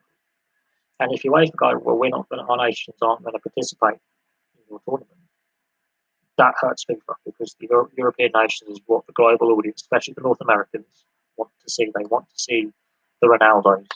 They want to see the Modric's. Of course, these players will be long retired by the time this plan, if it comes to fruition. But the North Americans and the Asians, they want to see, the Ronaldos. They want to see Mbappe. They want to see, the Griezmanns, the Harry Kanes. Controversy about Harry Kane. They want to see, Italian players. They want to see the Germans. So, an upcoming German player. They want to see the Pulisic's. They want to see these players.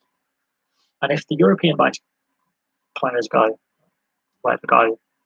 yeah, no, we're we're not going to this World Cup, we're going to boycott. Or if the World Cup away from FIFA, Lord Headson UEFA, we're not going to a 2-year cycle, and they boycott. That damages FIFA because the European nations, alongside the South Americans, are the one that generate revenue. And if the star players of the European nations aren't there, they can't sell the product. So FIFA have to be very, very careful. They want to get as much revenue as possible, but if the European nations under UEFA go, well, we're not going to this. And I do believe all the various domestic FAs are in favour of being against it. It puts FIFA in a position they don't want to be in, where they're on the back foot. My opinions on Turkey, they were poor at the Euros. Shockingly poor. They've had some great players over the years to play for them.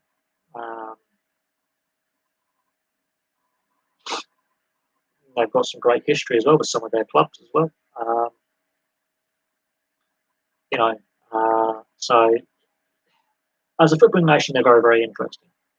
They're an Asian nation that play under UEFA rules, so it's a very interesting one. But they've got a very interesting footballing history, and they've had some great players playing the Turkish Superliga. So, and I've looked at some of the clubs, and the histories of some of them, it's amazing. Some of the history that they have. There is an international tournament of small nations of under 1 million people, like a mini Olympics, that is organised, and well, there are ways to get smaller nations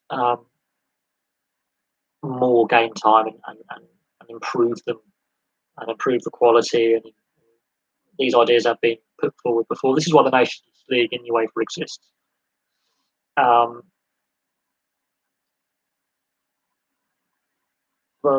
I think it's a difficult one. I think, have I ever played Sunday League? I used to play five-a-side league. I've never played Sunday League. I gave up sport after school for a long time, and I didn't get back to playing sport when I started playing rugby in my early 20s at my local rugby club for a season, and then I had a nasty injury, and I had several concussions. And me in rugby, I was a winger fullback. Ended up on the wing in the end. I had a very nasty ankle injury, and I had several nasty concussions and a shoulder injury, and I gave it up for health reasons. So when we're discussing about concussions and player welfare, I know exactly that debate because I've had a fair few, and we've come a long way in the last 10 years since I last played rugby. Long way.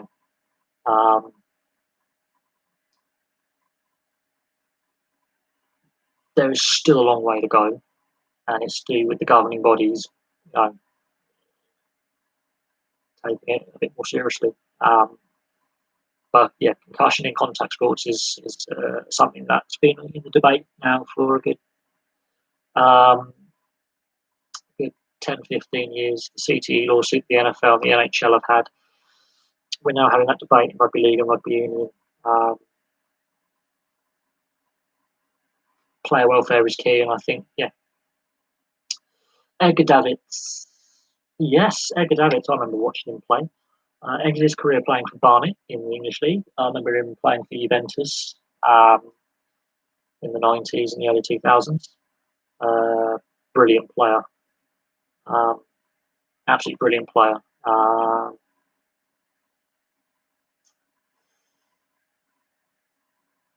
Very interesting backstory with Edgar Davids as well.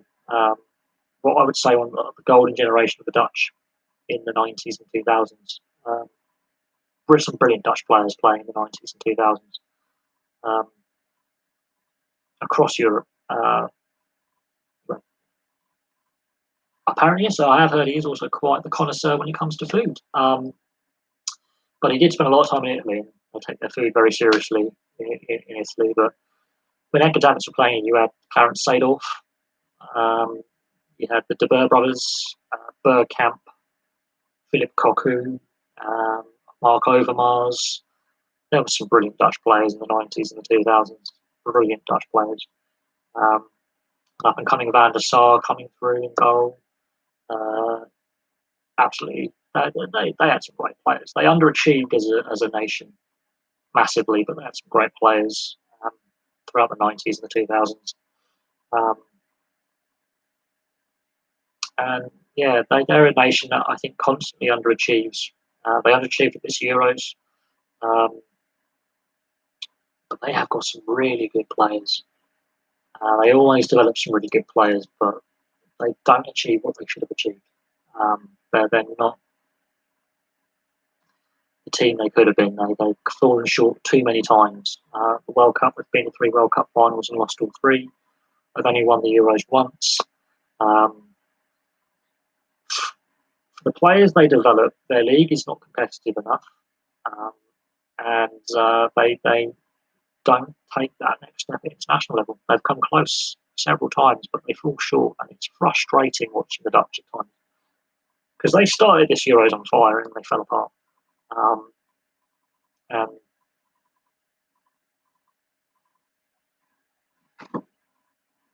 yeah, the Dutch, flatters to deceive at times. They don't quite get it done. Anyway, I've been going for 4.5 hours, so I'm going to call it a night. It's been a very interesting live stream. We've had viewers from all over the world, so I really appreciate all the questions. Very interesting. We've covered a lot of topics since we started 4.5 hours ago.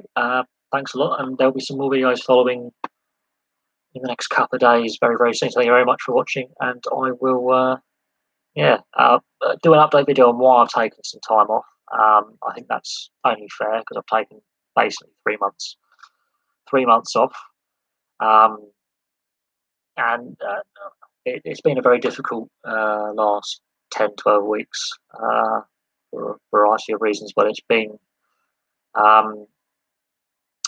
But I needed a bit of time to myself, and I've still got a long road ahead in that regard. But yeah, thank you very much for watching and your questions, and I'll have some more videos very, very soon.